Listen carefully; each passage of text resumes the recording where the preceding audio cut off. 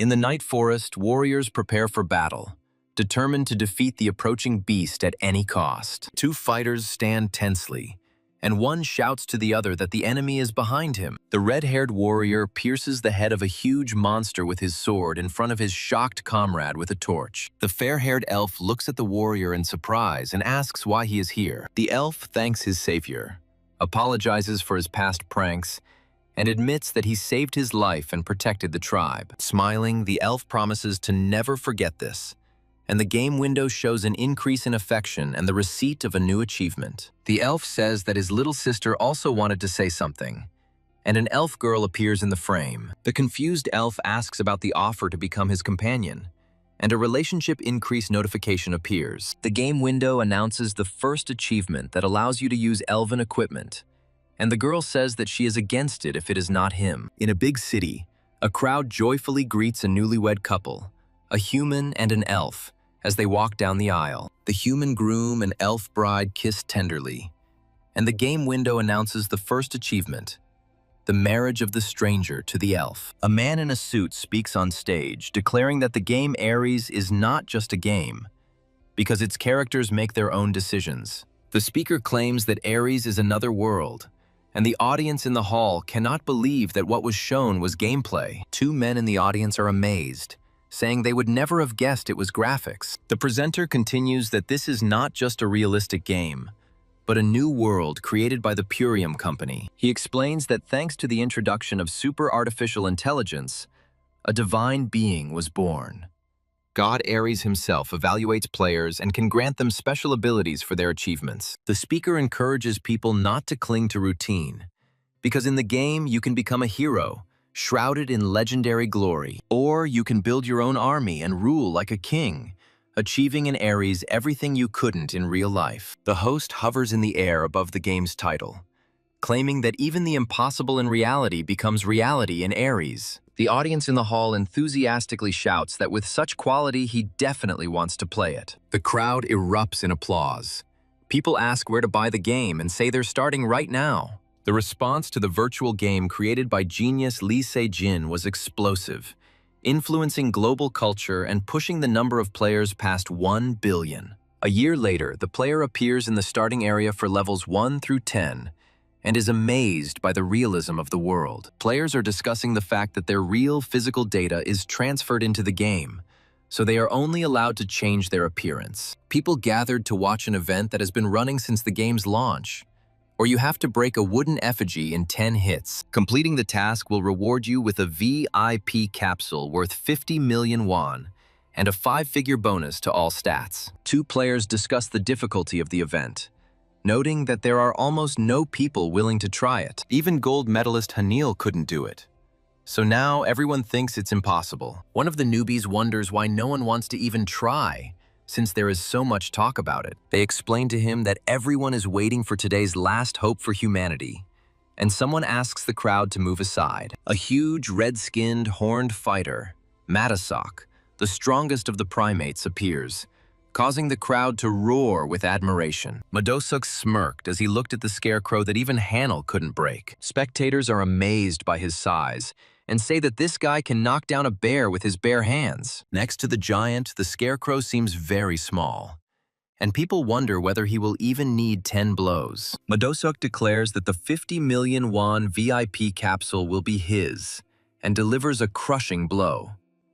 The blow sends the effigy flying a meter, and the crowd waits with hope to see if they can break it this time. Two observers in the lab monitor the proceedings, hoping for success to avoid angry phone calls. The female developer is worried that if this guy doesn't cope after Hanil, there will be a big scandal. Watching Madosiok on screen, they worry that tomorrow all the headlines will be trumpeting that Ares is cheating players for money. The developer speculates that if Madosiok fails, they will have to tamper with the system for the first time. The female developer is screaming in panic that if nothing works out, she will quit. Madosok realizes with horror that he has failed the task, and the system suggests that he try again next time. The team leader, in despair, says that they are finished, and his colleague suggests running away and having dinner. He offers to pay for dinner if she doesn't quit, but she decides to look at the menu first. Suddenly, their colleague informs them that a new challenger has appeared in the game. The developers see a new player in a standard beginner's kit and doubt that he will cope. They notice that his weapon is purchased and remember that donations have never helped anyone. The colleague apologizes for giving him false hope, but the team leader reassures him and gets ready to leave for dinner. Suddenly, there is a crash, and the team leader's eye lights up red. The player slashes the effigy with one blow, and a congratulatory message appears in the world. The system announces that he has become the first player to destroy the wooden effigy. The player receives a +5 to all stats and 200 fame points as a reward, leaving spectators in shock. They can't believe that someone could do this, because they thought Madosyuk was the last strong player. Looking at the tired player, they come to the conclusion that he seems to be an ordinary person. The team leader suddenly realizes something and urgently asks a colleague to check the player's sword rank. The girl reports that the test result is strange, to which the team leader shouts that it would be stranger if it were normal. It turns out that the sword is of epic rank, and there are no restrictions on its use for its creator. Seeing the epic rank, everyone wonders who this mysterious player really is. A memory begins in which the ringing of metal from a hammer striking an anvil can be heard. The bright flame in the forge burns through everything around. A little boy sees his father working hard in the forge and calls out to him. The father notices his son and says warmly that he has returned. The boy hugs his father with tears in his eyes and vows to protect him. But in the memory, the father says that it is still burning. The father's figure is completely engulfed in flames, and he screams that he is hot. The grown-up son desperately tries to save his father from the fire, begging him to get out. The boy wakes up in tears, realizing that it was just the same recurring nightmare. The action shifts to the lobby of a hospital in Seoul, where a disgruntled young man sits. He gloats that the players are still trying to break the effigy by force, even though he said it was useless. He angrily explains to someone on the phone that he couldn't do anything because he wasn't allowed into his father's room. A guy in a hoodie and mask approaches him, and his interlocutor asks him in surprise if he is too hot to dress like that. The hooded man takes off his mask, revealing scars, and menacingly asks him if he's tired of living. His friend quickly changes the subject and asks if he has heard of the game Ares.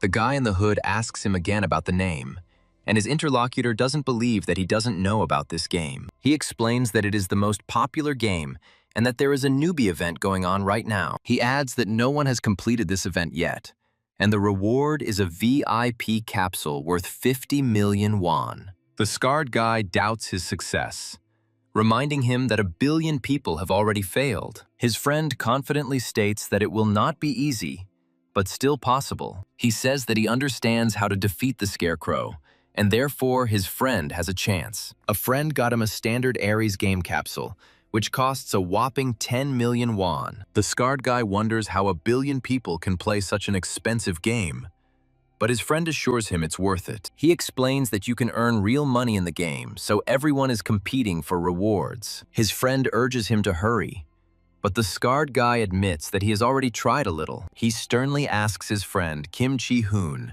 where he got the capsule. Chi-hong avoids answering and urges them to think about how much they can earn from this. Hyun-soo doubts its success and calls his friend's idea a crazy one. Chi-hong counters, calling it an investment, and insists that his friend has a chance. Hyun-soo doesn't understand what chance he's talking about, and Chi-hoon begins his story about the Ares game. This game has a blacksmith class that looks incredibly powerful. Chi-hong reminds his friend that he is the only son of a world-famous master blacksmith. He says that with such skills, defeating that scarecrow will be easy, and Hyun-soo finally understands his plan. Hyun-soo takes off his cap and says that he did not show the aftermath of that incident. He shows his scars and admits that he is not in a condition to try anything right now. A terrible memory of the fire comes to his mind, in which he screamed for his father. He remembers with despair how that day took absolutely everything from him. He himself barely survived, and his father has never regained consciousness since. His family did not have the money to pay for expensive treatment, so he had to take a hard job on a construction site. For 10 years, he followed in his father's footsteps,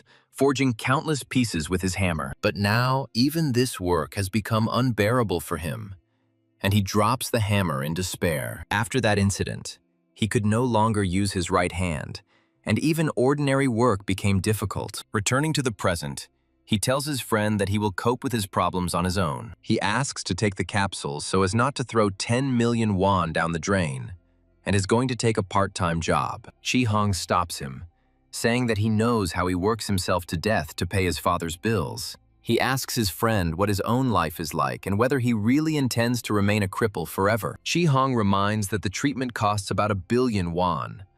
But this is not a reason to give up. He angrily says that the Hyun-soo he knew before was not like this. He shouts that Hyun-soo always dreamed of being a blacksmith and can become one in the Aries game. Chi-hong says that he will take on the expenses of 10 million and asks you to just listen to him at least once. He begs Hyun-soo to try at least once, promising not to insist anymore. Hyun-soo looks silently at his crippled, trembling hand. His thoughts return to the construction site, where he tries to focus on work, pushing Chi-hoon's words aside. He desperately reminds himself that he needs to quickly earn money for his father's treatment. Work is in full swing around him, and the loud sounds of metal hitting the building site echo throughout the entire site. The loud ringing of metal echoes in his heart, and he understands that he has finally reached the capsule. The ringing of metal brought him here, and his friend's words about his dream of becoming a blacksmith echoed in his head again. The familiar ringing of metal and the memory of flames burning through everything around him haunt him. He puts on the virtual reality glasses, promising himself that he will hear that sound again.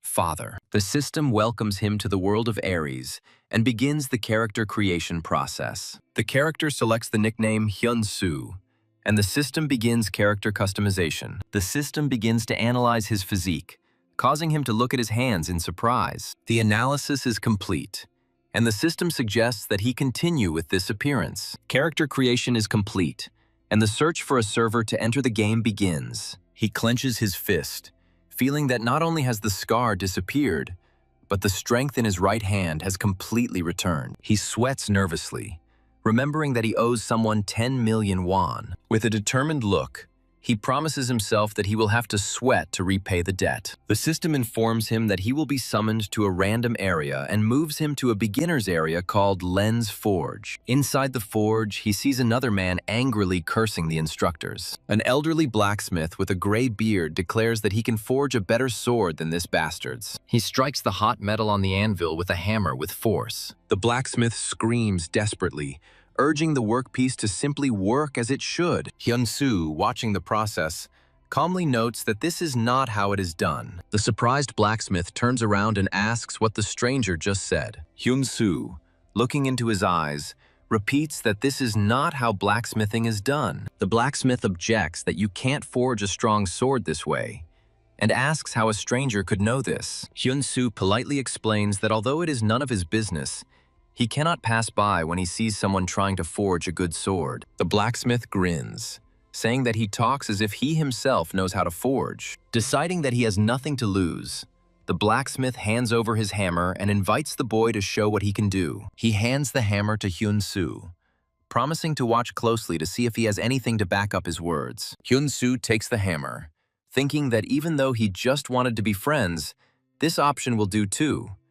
But he has one condition. The blacksmith asks what the condition is, and Hyun-soo replies that if he proves his skill, he will take the forged sword and show him something worthwhile in exchange. The blacksmith laughs loudly at such self-confidence, declaring that he likes it. He steps aside, hoping that the newcomer's confidence will not disappear. However, he sits down and warns that if the guy loses, he will pay for his insolence. Hyun-soo stands at the anvil, thinking that 3 years have passed, and he is not sure if he still has the grip after making such loud statements. He starts working and feels that he will succeed. He concentrates completely on the blows, thinking that he needs to wait a little longer. All the forgotten sensations return to him. The familiar ringing of steel and the scorching heat on his skin. He smiles, because it's so good to be back doing what he loves, and his body remembers everything. The blacksmith watches from afar, thinking that at first this stranger was simply clumsily copying someone. He admits that the guy is pretty good and seems to understand a thing or two. However, he decides that this must be his limit. The blacksmith looks at the smiling Hyun-soo and doesn't understand why he's so happy. He decides that it doesn't matter whether he enjoys it, because only the result is important here. The blacksmith decides not to interfere, since he's not just a master blacksmith in the starting area, and hopes the guy won't get hurt. Suddenly, he looks in surprise as Hyun-soo continues forging. He is amazed by the amazing skill and cannot believe that it was actually possible to increase strength like this. He is angry with himself for not having thought of such a basic technique, but he understands that everything could end in an instant. He assumes the guy is just trying to impress him, but then remembers that he has the skill to determine the rank of an item. A young blacksmith strikes a red-hot workpiece with his hammer, and a system message appears, upgrading the steel from D grade to C grade. The old blacksmith watches the process in amazement, not believing that steel can be improved so quickly. The old man thinks that the boy was not lying about his abilities, but assumes that this is his limit. He is sure that the guy will not be able to raise his rank any higher, and mentally suggests that he continue to hammer. The old man is convinced that without special skills, the guy is no better than him, and cheap tricks will not change anything. Morning came, and the old blacksmith woke up, realizing that he had dozed off while watching the boy work. He looks into the forge and is surprised to see that the young man is still working. The young man is completely focused on his work, striking the hot metal with a hammer again and again. The old man can't believe that the guy worked all night without rest and doesn't look tired at all. Suddenly, the blank bursts into flames and the system window shows that the steel has reached rank B, shocking the old man. He realizes that it is indeed possible to reach B rank without any special skills. Watching the young man's determined face, the old man understands that he is not going to stop and wants to raise his rank even higher. Suddenly, the young man stops, feeling tired, and mutters that he seems to have overexerted himself. An old blacksmith approaches him and offers his help, asking what he needs to do. The guy smiles gratefully and simply says thank you. They begin to work together, and soon the young man is holding a perfectly polished and shining ingot in his hands. The old man shouts in delight that this is incredible, because they have created A-rank steel, from which a rare sword can be forged. He explains that his skill determines the rank of items, and he has never seen anything even magical, let alone rare, in the starting village. The blacksmith happily says that now he can forge a unique sword, and asks why the guy is not happy. The young man replies that it is too early to rejoice, because the handle still needs to be finished and the blade hardened. He adds that they need to try to make the handle stronger, and the old man realizes that the blade is far from ideal. The old man laughs and says that he has never met anyone like him, after which he asks if he really plans to complete the magic item. The blacksmith takes out a glowing green stone and offers to use it, which surprises the young man. The boy recognizes the mithril ore, and the old man explains that it is their family heirloom. When the old man hands him the ore, the young man asks in bewilderment why he is doing this. The old man explains that thanks to the boy he learned a lot, but this ore is still beyond his capabilities. The young man looks at the mithril ore and thinks that such things don't exist in the real world. He doubts he can forge an item from the legendary mithril, but decides to take the risk. The boy agrees, saying that he cannot refuse, and the old man happily offers to learn from him. The old blacksmith asks if he can call the young man master and address him as you. A month later, the young man, surrounded by a bright light, delivers the final blow to the sword. A window appears with the characteristics of the epic sword Daylight, and the guy named Yeon-soo looks tired but happy. In the control center, two employees discuss Yeon-soo's incredible achievements. The man says he decided to take a break because there is no more information about the guy. His colleague finds personal information. His name is Kim Hyun-soo.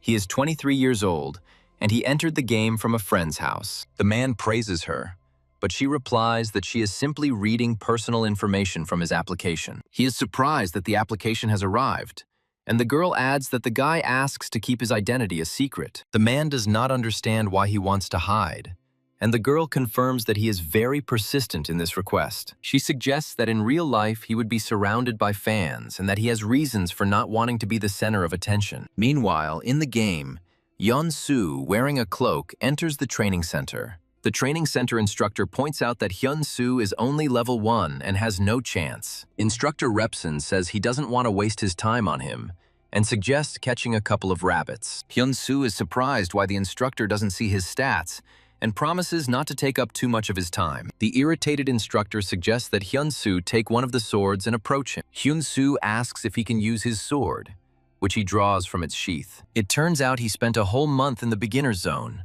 so his base stats are incredibly high. He also has the only epic sword that can be looted in the zone, but it's still level 1 and has no class. The man in the office thinks he has managed many masters over the years, but what is happening now is absurd. He is unsure whether they should interfere or trust the super AI called Ares. A video call appears on his computer screen asking him if he is also worried. The man in glasses is sure that Hyun-soo has no idea that an offer from the legendary class awaits him. Instructor Repson thinks with disdain that this boy with a blacksmith's blade imagines himself to be someone special. He considers Hyun-soo a pathetic fool for choosing the worthless profession of a blacksmith. Repson warns that this place is teeming with monsters on 3 sides. He adds with a grin that one good swordsman is more valuable than any weapon. He doesn't understand why the blacksmith needs to undergo this test, and his sympathy for Hyun-soo drops by 10 points. Hyun-soo recalls that he has encountered something similar in real life,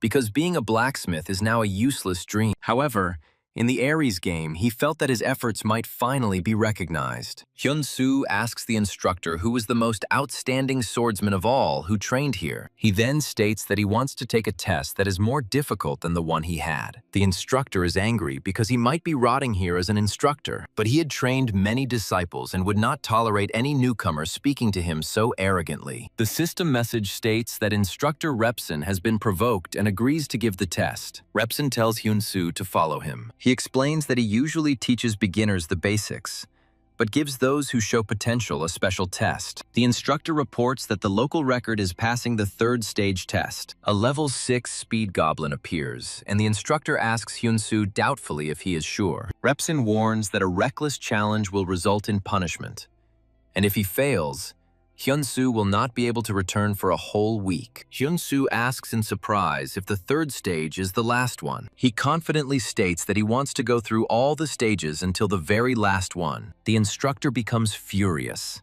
believing that this boy is taking the training lightly and testing his patience. He yanks the chain with a scream, wanting to see how the newbie can handle it. The gates rise and the system announces the final 4th stage of the test.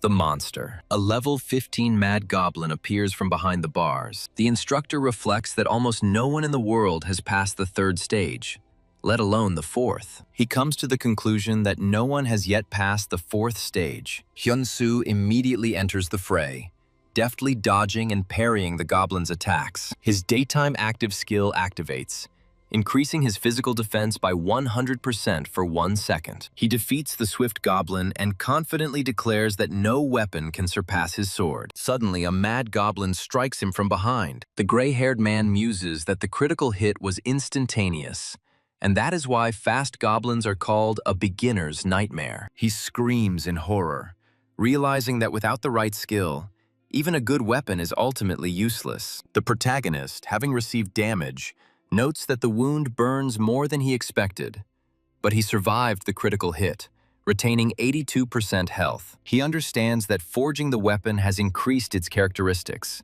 such as strength and survivability, but it still lacks dexterity. The gray-haired man shouts that this is not the end, and the real danger is just beginning. Suddenly, a mad goblin appears and attacks the hero with thorns of madness. The attack inflicts status anomalies on the hero, causing dizziness and decreased vision. The observer is impressed by the boy, but is sure that this is his limit. Goblins rush at the hero from all sides, and he thinks that this is where it all ends. He orders himself to concentrate, to trust in the weapon he has created, and to simply do the best he can. Activates the epic rank passive skill, Swift Blade's Wrathful Light, increasing attack speed by 17 times for 1 second. The onlookers, including the gray-haired man, stare open-mouthed in shock at what is happening. The hero stands among the defeated enemies, and the system reports victory over the mad and fast goblins. The gray-haired man laughs with delight, shouting that this boy has done what no one else has ever managed. He approaches the hero and says that although his blows looked crude,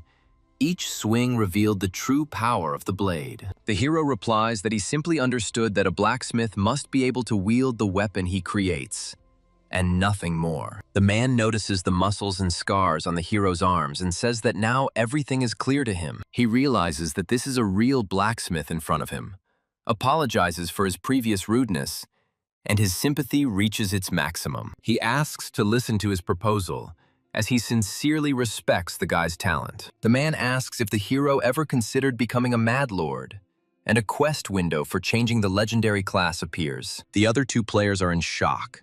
They can't believe their eyes and scream that something impossible is happening. They discuss how the offer to change his class to Mad Lord, which is above the epic Mad Knight, makes him a special player. One of the observers with long hair smiles contentedly and says that this is very good. However, he adds grimly that accepting the class change quest means cutting off his way back. An image of a knight in shining armor appears, and a voice asks if he will become the guardian of this world, commanding hundreds of mad knights. The man convinces the hero that with his talent he could become a king among knights, but the hero politely refuses, explaining that he is a blacksmith, not a knight. The gray-haired man pauses for a moment, then bursts into happy laughter, calling the guy magnificent. The hero recalls that he thought he would never pick up a hammer again. But here, in this game, looking at the majestic castle, he felt that his life as a blacksmith was beginning anew. The man gives him a letter of recommendation for a hidden quest to meet the Lord, and sends him to the castle. As a reward for the challenge, he also gives the armor once worn by the Mad Lord, though it is broken. He emotionally encourages the hero, believing that he will succeed, and he promises to give it his all. Meanwhile, in another location, two people in white coats are watching the events, noting that user Hyun-soo has outdone himself. The hero reflects on the pinnacle of blacksmithing and his path to becoming a blacksmith god. System messages announce that the training grounds have been cleared, the main mission has been completed, and the training is finally over. Before logging out, the hero thinks he needs to do something, and a large scar is visible on his real face. He remembers that he still needs to pay for gas, and realizes that he has plenty of things to do in real life too. He looks at his phone, where the account balance is 0, and thinks about paying for his father's hospital bills and calculating living expenses. Someone asks if he completed the training grounds, but he dejectedly replies that he simply took the assignment and came to the village. The voice on the phone informs him that the auction is now available to him,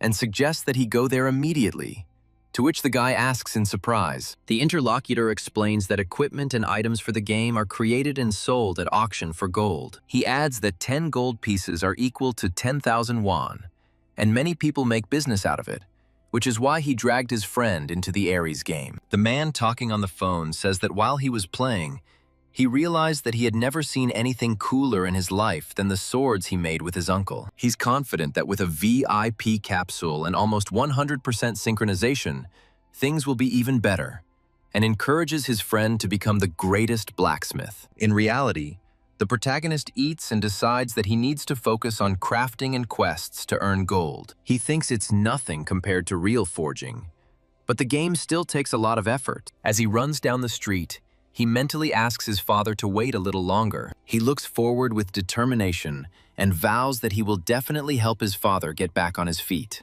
Returning to the game, he sees system windows in front of him, offering to enter the world of Ares, the village territory, or gain access to the auction. The character decides to create his own establishment and calls it Hyun's Forge. His avatar quickly moves to a new location he created. He finds himself on an island floating in the clouds with enormous scales, and the system confirms the creation of the Hyun's Forge shop. The new notice states that from now on he can use the option anytime and anywhere. He wonders what to put out first, and remembers the only prototype he forged in the forge besides Kwangmyong. After studying the characteristics of the rare first sword of Hyun, he estimates that the average price for such swords is around 100 gold. He remembers Chi Hong's advice not to set the price too low, and decides to list the sword for 100 gold pieces. Having put the lot up for sale, he decides that while he waits, he will find out more about the village. Meanwhile, other players at the auction notice the sword and wonder why its price is rising.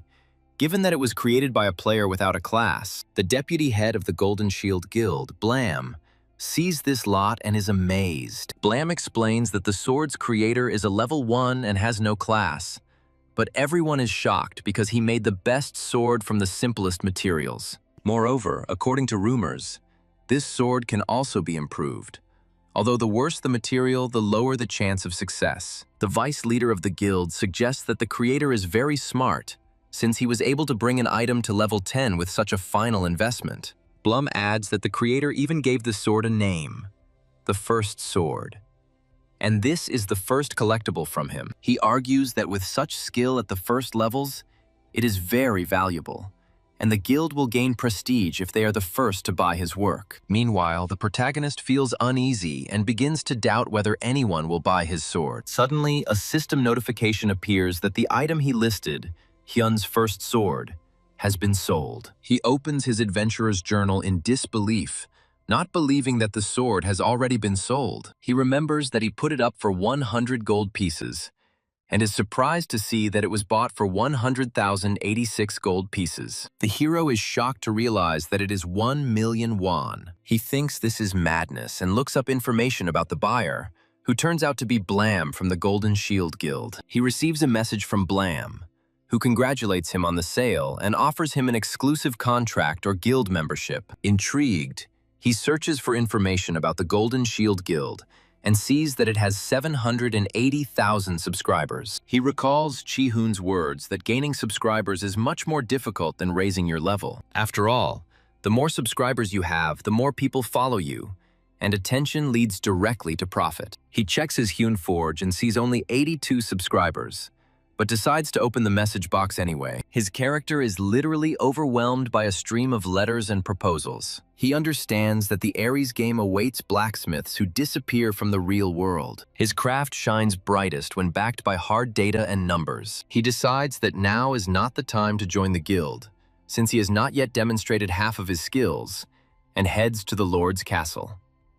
The protagonist is confident that his true value will only be revealed now. The Lord doubts whether this is possible, but his assistant confidently confirms that it is impossible. The assistant explains that restoration is risky, so they need the best craftsman on the continent. This master is in the capital, but he refuses to meet with anyone and cannot be lured to the lands of Barden. The Lord sighs, realizing that he cannot abandon his lands and go himself. He looks at the broken bow, the only relic left from his father, and realizes he has no choice. The assistant, whose name is Bell, turns out to be a level 100 rogue disguised as a blacksmith, and he spent a week ingratiating himself with Lord Vance. Lord Vance says the price for the restoration will be 300 gold pieces. Bell offers to take the bow to the capital, but suddenly someone announces that he has already restored it. The main character says with a smile that the bow can be restored right here. Bell is furious because this guy who suddenly appeared is ruining everything for him.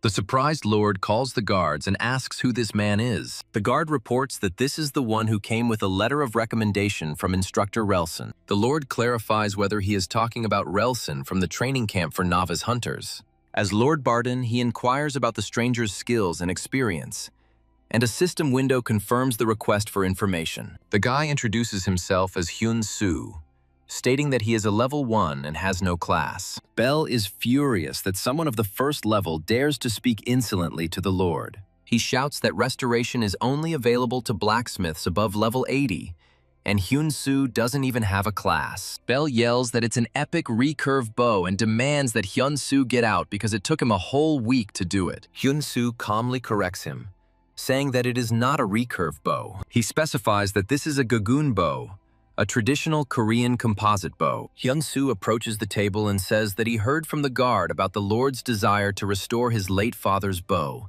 which was given to him by a foreigner. The Lord replies that he is usually generous to foreigners, but is tired of false tales about family heirlooms. He sternly warns Hyun Soo to only speak about things he can vouch for. Hyun Soo asks permission to clarify something, noting that although the bow was given to him by a foreigner, there is one detail. He recalls seeing a painting of water buffalo-like animals on his way to the hall and being struck by the curve of the bow. Inspecting the bowstring, he notices that whalebone is used instead of bull sinew and wonders how to explain this. The Lord admits that Hyun Soo is right, saying that the stranger was his father's friend, a blacksmith. He says that the painting depicts monsters from the Barda swamps and their horns and whale sinews are a great rarity, from which the bow was made. Hyun-soo calls the bow the best of everything made in Barden, because he noticed something that even a level 100 blacksmith did not notice. The Lord admits that he could not allow his father's relic to decay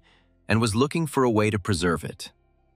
The Lord asks Hyun-soo to restore the relic, and he receives a related A-rank quest with a reward of 50 gold. The Lord then turns to Belle and says that he can go and will be called when he is needed. Belle bows obediently and replies that he understands. As Belle leaves, he is angry and doesn't understand what's wrong with this guy. He swears that he will make Hyun-soo answer for this sooner or later. Left alone, the Lord asks Hyun-soo what is needed to restore the bow. Hyun-soo lists the materials needed, including water buffalo horn, whalebone, oak, mulberry, and bamboo. The system window informs that he has named all the materials from which the bow is made. He gains a Gagun restoration method that requires level 60 and has a failure rate below 70%. In a touching flashback, little Hyun-soo calls out to his father, showing him how he bends a bow. The father strokes his son's head tenderly, noting his calloused hands and love of making bows. The boy happily replies that he simply enjoys doing this with his dad and promises to work hard. His father, smiling, advises him to get used to the material and feel it with his hands. The memory ends, and a grown-up Hyun-soo thanks his father with tears in his eyes, reflecting on the intersection of their destinies. Surrounded by materials, he decides to do everything exactly as his father taught him. A lord enters the forge and offers his help with the work. Hyun-soo and the lord work together on the bow, diligently processing the wood. The lord complains of fatigue after a whole day of work, saying that the strength in his arms is running out. However, Hyun-soo, on the contrary, feels a surge of strength because the sight of the happy lord inspires him. A week later, the exhausted lord asks to be released, but Hyun-soo insists that he needs help with the frame. Hyun-soo guesses that the Lord comes every day because he wants to restore his father's relic with his own hands. The Lord confirms his words, saying that this bow is the only thing that keeps the memory of his father. He then asks Hyun-soo why he seems to be enjoying working on the bow so much. Hyun-soo replies with a warm smile that he also has many good memories associated with this bow. The Lord sympathetically helps him up, agreeing that thinking about the past takes time and effort. Finally, the bow is ready. It glows with energy, and the system window shows its epic rank and high stats. The Lord stands before the statue of his father and says that a mysterious stranger gave him this bow. Hyun-soo invites the Lord to try out the bow to see if it feels the same as in the memories. The Lord draws his bowstring, a powerful aura enveloping him as he takes aim. He releases the arrow, and after the shot he states that the bow is not the same as it was. The Lord laughs enthusiastically, saying that the bow has become much better, and the system announces the phenomenal success of the task. He thanks Hyun-soo, saying that he can now perform his duty with a clear conscience. Considering the promised reward too small, the Lord decides to give something in addition to 2,000 gold. He gives Hyun-soo the right to use the forge for free, which, together with 2,000 gold pieces, shocks the young man. Hyun-soo clenches his fist, calculating that 2 million won will more than cover all expenses until the next outing. Suddenly, the Lord takes out his sword and asks Hyun-soo if he has ever thought about learning swordsmanship. He says that before he became Lord Barden, he was a swordsman who mastered the highest art of swordsmanship. In a short flashback, he is shown in battle, where his secret art of the Prime Kingdom pacifies monsters and brings peace to the lands. The Lord says that although Hyun-soo is a natural-born blacksmith, he saw something more in him. Having seen it in person and remembering the recommendation of Instructor Relson, he was finally convinced of his decision. He praises Hyun-soo's physical fitness, reflexes, and deep knowledge of weapons, offering to share his essence as a swordsman. The Lord warns that time is short, and if Hyun-soo works as hard as he did in the workshop, it will be enough. Hyun-soo realizes that he has received an unexpected gift, and so a tense month flies by. During this time, he manages to create his own bow, Gagun, and restore the Mad Lord's armor. He also trains diligently in fencing every day, sparring with the Lord. The training ends as the system window announces, while Hyun-soo and the Lord exchange their final blows. Fully prepared and wearing his new armor, Hyun-soo is about to leave, and the Lord asks about his future plans. Hyun-soo replies with confidence in his eyes that now it's time for him to get a real profession. The Lord says goodbye and tells him that he can always come back for help, after which Hyun-soo leaves to pack his things. Hyun-soo reflects on the new equipment he has forged and restored during this time. To cover his living expenses, he made several rare-grade bows and put them up for auction. Meanwhile, some are surprised that even the #1 player in Korea didn't create such a bow at level 10. Unlike Hyun, he remembers the words of Smith, the best blacksmith in the world, that Ares rules everything in this game. If Ares is touched by the player's actions, he will grant them a suitable profession, skill, or title. This man comes to the conclusion that the Forge Master Hyuna is already capable of creating artifacts of this level. He compares the unknown master to Smith, a legendary class title holder. Hyun-soo is surprised to see that the final price at the auction was 2,050 gold pieces. He notices that he already has 3,200 subscribers, and invitations to guilds and work orders are pouring in non-stop. He slammed the book shut and decided to move forward. He heads to the holy land of blacksmiths, to the blacksmith's tower. In front of him rises the majestic blacksmith's tower, reaching high into the sky. Having finally reached his destination, he admires the fact that the tower looks even more majestic in real life. Approaching the entrance, he sees a door sealed with chains and wonders how to get inside. A system message appears stating that to enter you need to break the seal with a sword from the magic forge. He touches the seal and realizes that it looks like stone, perhaps basalt. He turns to another door, guessing that this is the magic forge. Upon entering, he receives a notification that he can practice blacksmithing here for the test. The system reports that materials and tools are infinite, and production time is reduced. He realizes that the test is to break the stone seal, meaning that only his blacksmithing skills are being tested. He needs a sword that can cut stone, and he resolutely takes up the hammer. Meanwhile, in another place, a sullen blacksmith sits and mutters that all newbies are useless idiots. He remembers that everyone is only interested in earning gold and how to get it as quickly as possible. He complains that everyone only thinks about how to churn out junk using skills, and no one cares about the real craft. The owner of the blacksmith's tower, Deng, bitterly concludes that the blacksmith's way is dead. Deng thinks that if a person only wants the title of blacksmith, then he can get it however he wants. If someone just wants to cobble together a sword, that's exactly what they'll get, and Deng's role will be over. He is confident that no one will ever cut the sealing stone, and at best, will only scratch it. Suddenly, Deng feels something incredible while Hyun-soo announces that he will forge a Damascus blade. The system warns that Damascus steel can only be forged by masters, and recommends starting with a simple dagger. But Hyun-soo is confident that with an unlimited supply of materials and knowledge of the method, it is at least possible to try. He recalls the words of his mentor, who promised to pass on to him a special forging method capable of cutting even stone. He inspects the perfect smelters, the unlimited supply of ore, and everything needed to forge Damascus. Excited by the opportunities presented, Hyun-soo thinks this game is simply crazy. A dozing Deng is suddenly awakened by a loud bang, causing him to open his eyes sharply. He feels a strong shaking and wonders what it is. The entire tower begins to tremble from an unknown force. Deng rises to his feet in confusion and tries to understand what is going on. Hyun-soo emerges from the light-filled passage, and Deng realizes that someone has cut the sealing stone. Deng falls to his knees and says with trepidation that the god of blacksmiths has finally appeared. Hyun-soo asks if he passed the test, but Deng replies that because the stone was destroyed, they couldn't measure anything. Suddenly, a huge golden magic circle flares up beneath their feet. Hyun-soo is surprised to realize that this is not just a magic circle, but a summoning circle.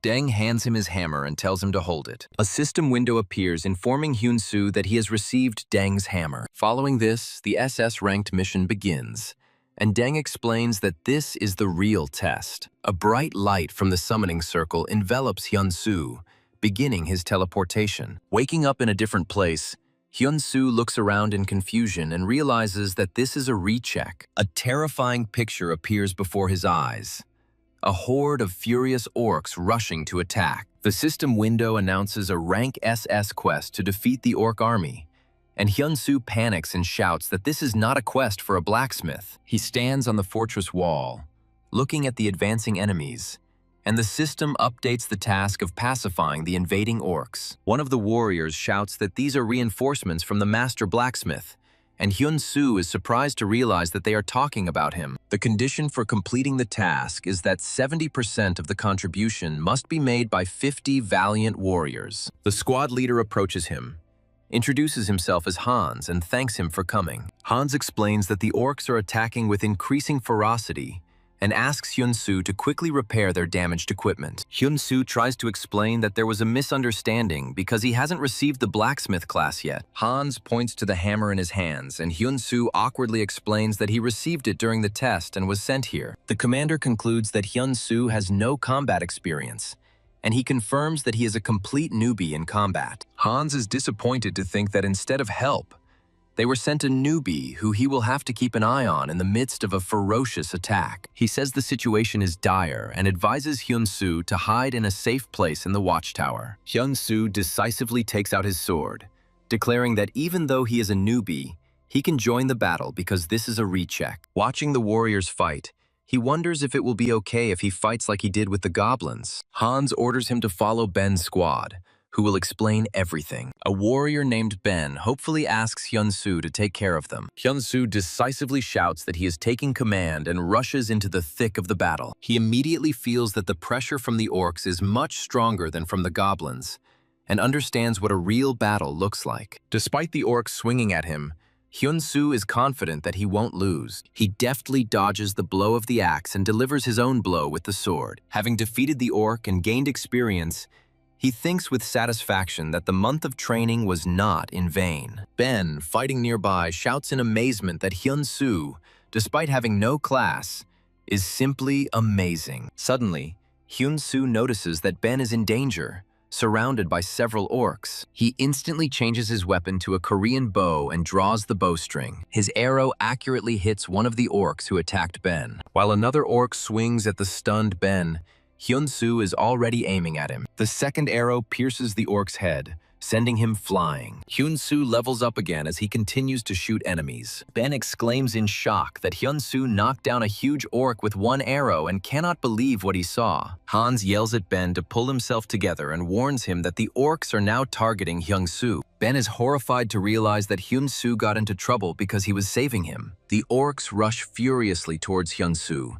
who prepares to meet their attack. Hyun-soo activates his weapon swap skill, Daylight, and utters the word Fury. He bursts into the crowd of orcs, cutting them down with his sword in a whirlwind of purple energy. The system reports that Fury will indiscriminately attack all enemies within a 10-meter radius. After a devastating attack, Hyun-soo receives 2 level-up notifications. The soldier laughs joyfully, realizing that the old master sent Hyun-soo to them for a reason. He clenches his fist confidently, because now they will be able to do what they could not do before. Captain Hans encourages the soldiers, shouting that today, together with Hyun-soo, they will crush the orc army. The system notifies that Hyun-soo's actions have raised the squad's morale, and he feels like a part of it. Hyun-soo continues to fight, but notices that his contribution is not growing as quickly as he thought. The system explains that he pacifies the orcs faster than anyone else, and suddenly a hidden quest appears. A new episode begins, and a huge level 51 orc warrior appears in front of the squad. Captain Hans, in a panic, shouts to his men to stop immediately. He recognizes with horror their sworn enemy, whom they were never able to defeat. One of the soldiers shouts to the captain that they are surrounded by orcs. Hans realizes that this is his mistake, because they got too carried away by the battle and went too far. Despite the danger, the soldiers are determined and ready to finally finish off their enemies. Captain Hans, clenching his teeth in rage, gives the order to attack. Hyun-soo sees that the soldiers have lost their heads and rushed into battle. He decides to cover them with a bow and hits an orc warrior right in the helmet with an arrow. Hyun-soo is shocked to realize that his arrows are not penetrating the enemy's armor. He thinks about the properties of his bow, but sees how the orc easily kills one of the soldiers. An orc warrior's skin is as tough as armor, and a bow alone won't cut it. Captain Hans despairs that they will have to retreat again. He shouts that they can't retreat any longer and rushes towards the huge orc himself. The orc warrior knocks the captain back with one blow, leaving a trail of blood behind him. Hyun-soo screams Captain Hans's name in horror. He understands that if things go on like this, they will all be killed. Hyun-soo shouts loudly to the soldiers that they need to immediately regroup and go into deep defense. He orders them to quickly retreat into the forest, promising to catch up with them soon. One of the soldiers urges the others to listen to Hyun-soo and carry the wounded captain to safety. Hyun-soo commands to retreat into the forest and maintain a defensive formation. The soldier warns him that they will also slow down in the forest, and this will only give them a short respite. Hyun-soo asks them to hold out for just 5 minutes. The soldier resolutely replies that they will hold out no matter what the cost. Hyun-soo muses that even though arrows can't penetrate armor, he has another plan. He takes out the epic Hyun-dang's hammer with special characteristics. Meanwhile, the soldiers continue to desperately hold back the onslaught of the orcs. One of the warriors, breathing heavily, leans on his sword and says that they must hold out. He keeps telling himself that it's only 5 minutes before the orcs are bearing down on them. With fury on his face, he shouts that they will not retreat. They will never retreat. A massive orc warrior brings his weapon down on a soldier in blue armor. The orc continues his circular attack, and the soldier dodges the blade. The orc's blow hits someone else, spraying blood everywhere. The stunned soldier, covered in blood, asks in confusion what is happening. An archer emerges from the forest shadows, aiming a bow with a glowing arrow. The orc in the red helmet lets out a loud cry of pain. An arrow pierces the head of another orc, who falls with a long roar. A system window appears with a description of the rare archer weapon, Hyun Pyongjong. The text explains that his equipment consists of a tonga made of split bamboo and aegisil arrows sharpened with a dang hammer. By combining them with the Gakun bow, it activates a set bonus that increases attack power and penetration. The commander orders the soldiers to fight back and give Mr. Hyun-soo an opportunity to attack. Hyun-soo thinks that the penetrating power of the Pyongjong is comparable to that of a matchlock. System messages announce the victory over the orc warrior and a multiple level increase. He gains the title Orc Slayer, increasing his damage against them by 15% and instilling fear in them.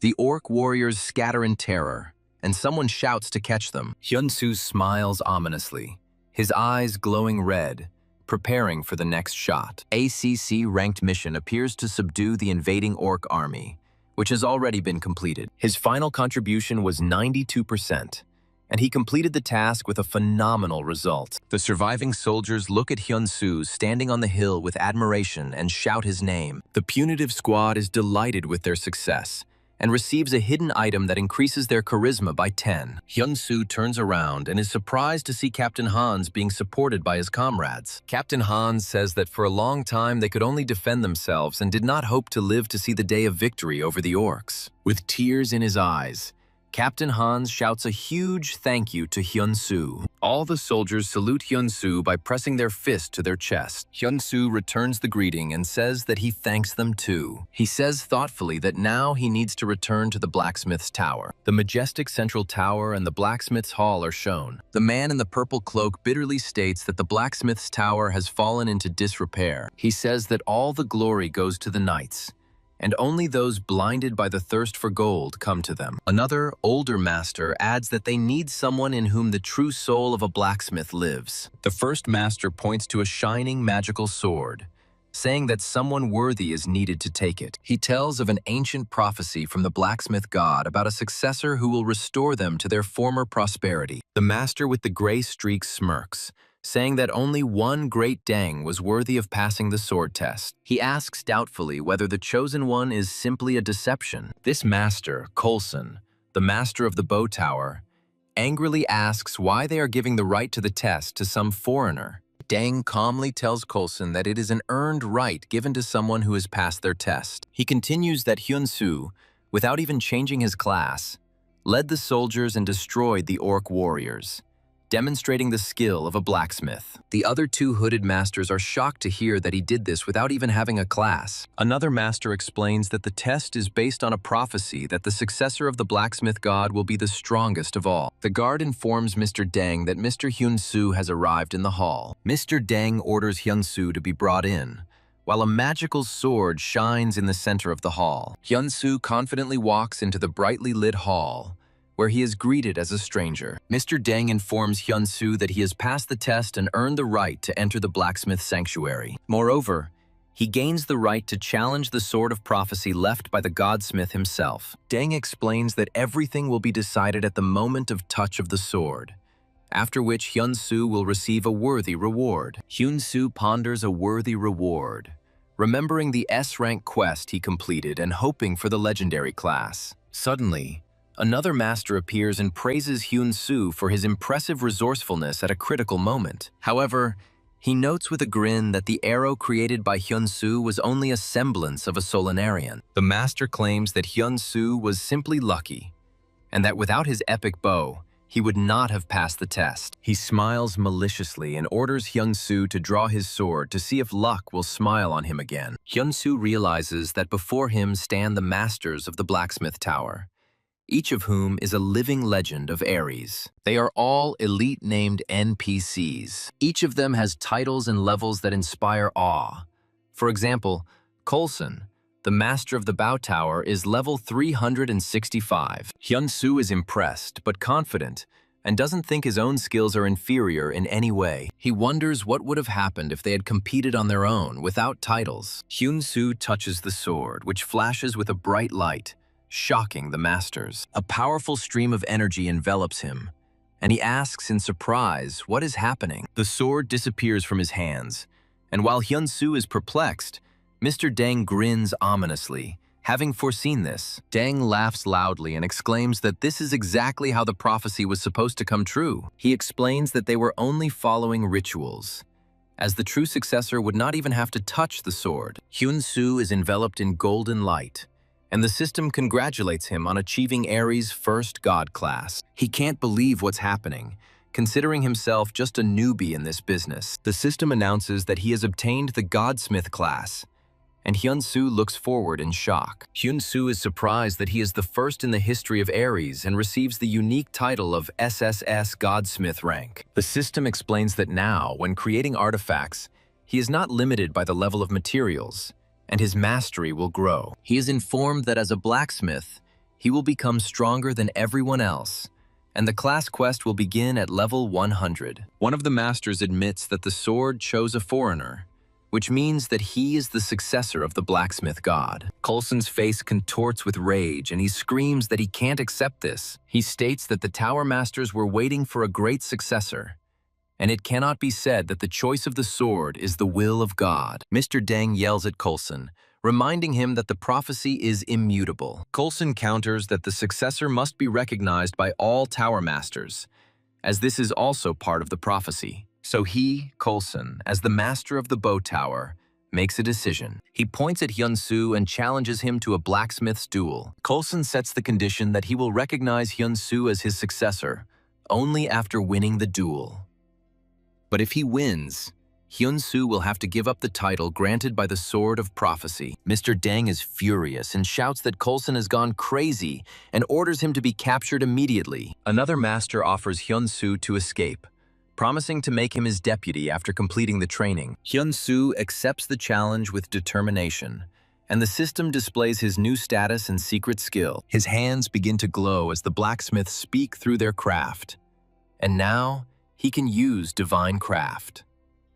The blacksmith duel begins, and the system creates an S-rank quest to defeat Coulson. Coulson grins and says that their duels are different from knights. He explains the rule that they must fight with swords of their own making, and the one whose sword breaks first will lose. Coulson points to the prepared forge and gives Hyun-soo 1 day to create a sword. He hesitantly challenges the blacksmith god, setting a meeting for tomorrow. The elderly master worriedly tells Hyun-soo that he agreed to the duel too hastily. He warns that Coulson is a highly skilled craftsman, and even with his divine powers, Hyun-soo lacks experience. Hyun-soo agrees, admitting that without his new profession, This battle would have been impossible for him. The narrative explains that in the arena world, skills and equipment depend on the level, titles, and unique abilities of the masters. However, after becoming a god, Hyun-soo erased these differences in levels and titles. He realizes that now the only real difference is pure skill. All of this was made possible by his new divine rank skill called Divine Creation. Hyun-soo enthusiastically begins forging his sword in the provided forge. At this time, Coulson remembers that he, too, was once a gunsmith and forged swords.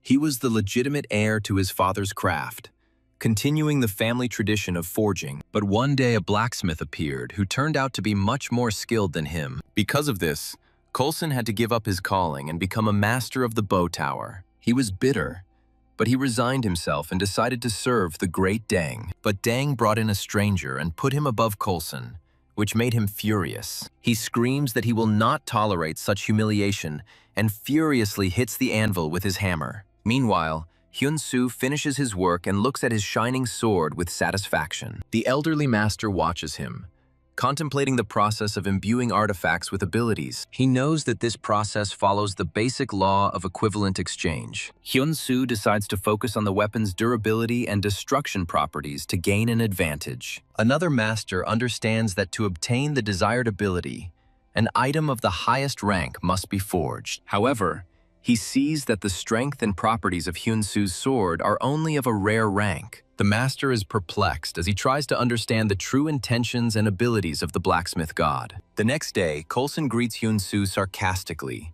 suggesting that he had forged something overnight after all. Hyun-soo calmly responds, offering to check whether Coulson's creation is worthy of the heir of the gods. Coulson proudly presents his sword, surrounded by a purple aura. The audience is amazed by the skill of Coulson, who managed to forge such a unique sword in just one night. He calls his sword a masterpiece of family techniques and demands that Hyun-soo show him his weapon. Hyun-soo shows his sword, and the system window informs him that it is only rare rank. The audience finds this ridiculous, and Coulson is furious. He prepares to attack, believing that Dang made a grave mistake by choosing Hyun-soo. Coulson rushes forward, annoyed at having to waste time on a boy with a pathetic toy. He swings for the finishing blow, shouting that this is where it will all end. Hyun-soo calmly and confidently raises his sword to parry the blow. His sword flashes with a turquoise light, and he says that a weapon is determined not only by rank, but also by a special skill. Coulson remembers his father's words about how one day a blacksmith god would come and change the world. His father said that everyone would have a chance to meet him,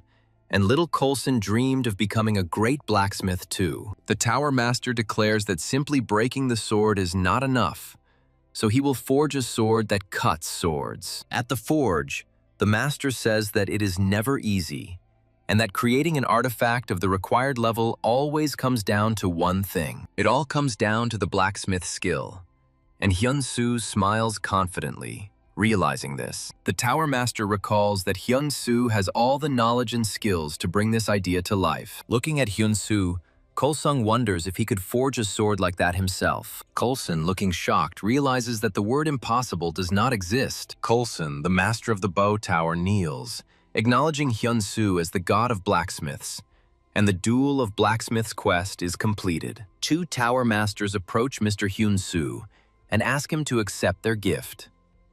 As a reward, they present him with a chest containing 500 gold coins. Hyun-soo looks at the gold with delight, asking in surprise if it is a reward for the quest. He is given a scroll with a drawing of the legendary bow, one of the 10 treasures of the blacksmith's tower. Coulson says he was unable to create this bow himself, and his purpose is to pass on the design to someone who will become great. The second master adds that with the appearance of the god of blacksmiths, they too will be able to start everything from scratch. That's why they ask Mr. Hyun-soo to ascend to the pinnacle of power. Hyun-soo says goodbye, and the system announces the beginning of the god's ascension. In the real world, his friend is delightedly drinking beer at Hyun-soo's expense, not believing that he has changed his class to divine. A friend says he recommended the game Ares so that Hyun-soo's talent wouldn't go to waste, but he didn't expect such success. Hyun-soo is interested in the differences of the divine class, but his friend doubts that they will appear right away. Hyun-soo's face darkens as he remembers that he has to pay his father's hospital bills,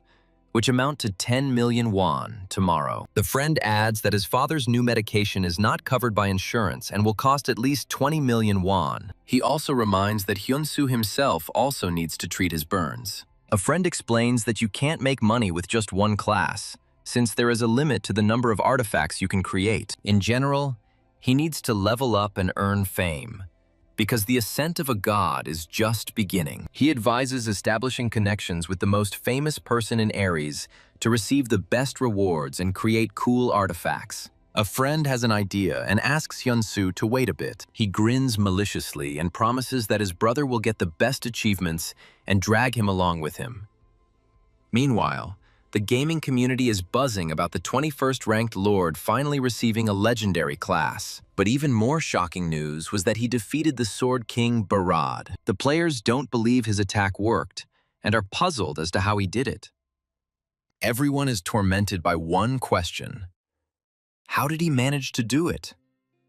Hyun-soo is at the hospital, looking at her phone, realizing that she needs to pay her overdue bills today. He understands that this is impossible even with the money from the game, but he cannot allow his father's treatment to stop. In a hurry, he runs to the reception desk at the hospital. He shouts that he wants to pay all the hospital bills that were due today. He firmly decides that he will never give up playing Aries. The message from the Lord said that thanks to Hyun-soo's sword, he passed the test, and that the 50 million won for it was a mere trifle. The sword was able to cut through the king's blade and pierce his defense, which surprised even Barad himself. A new message states that the king of the Goyard kingdom, the Sword King Barad, is waiting for Mr. Hyun-soo. Hyun-soo is surprised to read that the Sword King Barad wants him to forge a sword for him and asks for a meeting. He is relieved to know that he will now be able to pay for his father's hospital bills and the new medication. Hyun-soo decides that he must meet with Barad, but his thoughts are interrupted. At the same time, an elderly man named Deng looks at his forge with a sigh. He thinks about Hyun-soo, reminding himself that there is only 1 month left until their agreement ends. Hyun-soo is horrified to learn on the phone that he cannot meet with King Barad. The interlocutor scolds him, saying that a 10th level newcomer cannot ask for a meeting with the king. They explain to him that to meet Barad, he needs at least level 200 and high fame. However, the interlocutor suggests that there is still a way, and this is the Goyard Martial Arts Tournament. This is an annual event in the Goyard Kingdom with a level limit of 50 to 60. King Barad is always on the lookout for talent, so he holds this tournament for foreigners every year. The tournament will begin soon, and the winner will receive the reward personally from the hands of the king himself. After receiving advice, Hyun-soo, wearing his game armor, sets off for the lands of Castle. They explain to him that these are borderlands where the undead are raging, and his abilities as a blacksmith will come in handy. The lands of Castle become a war zone, where they constantly repel monster invasions. Hyun-soo understands that this is the best place to level up quickly.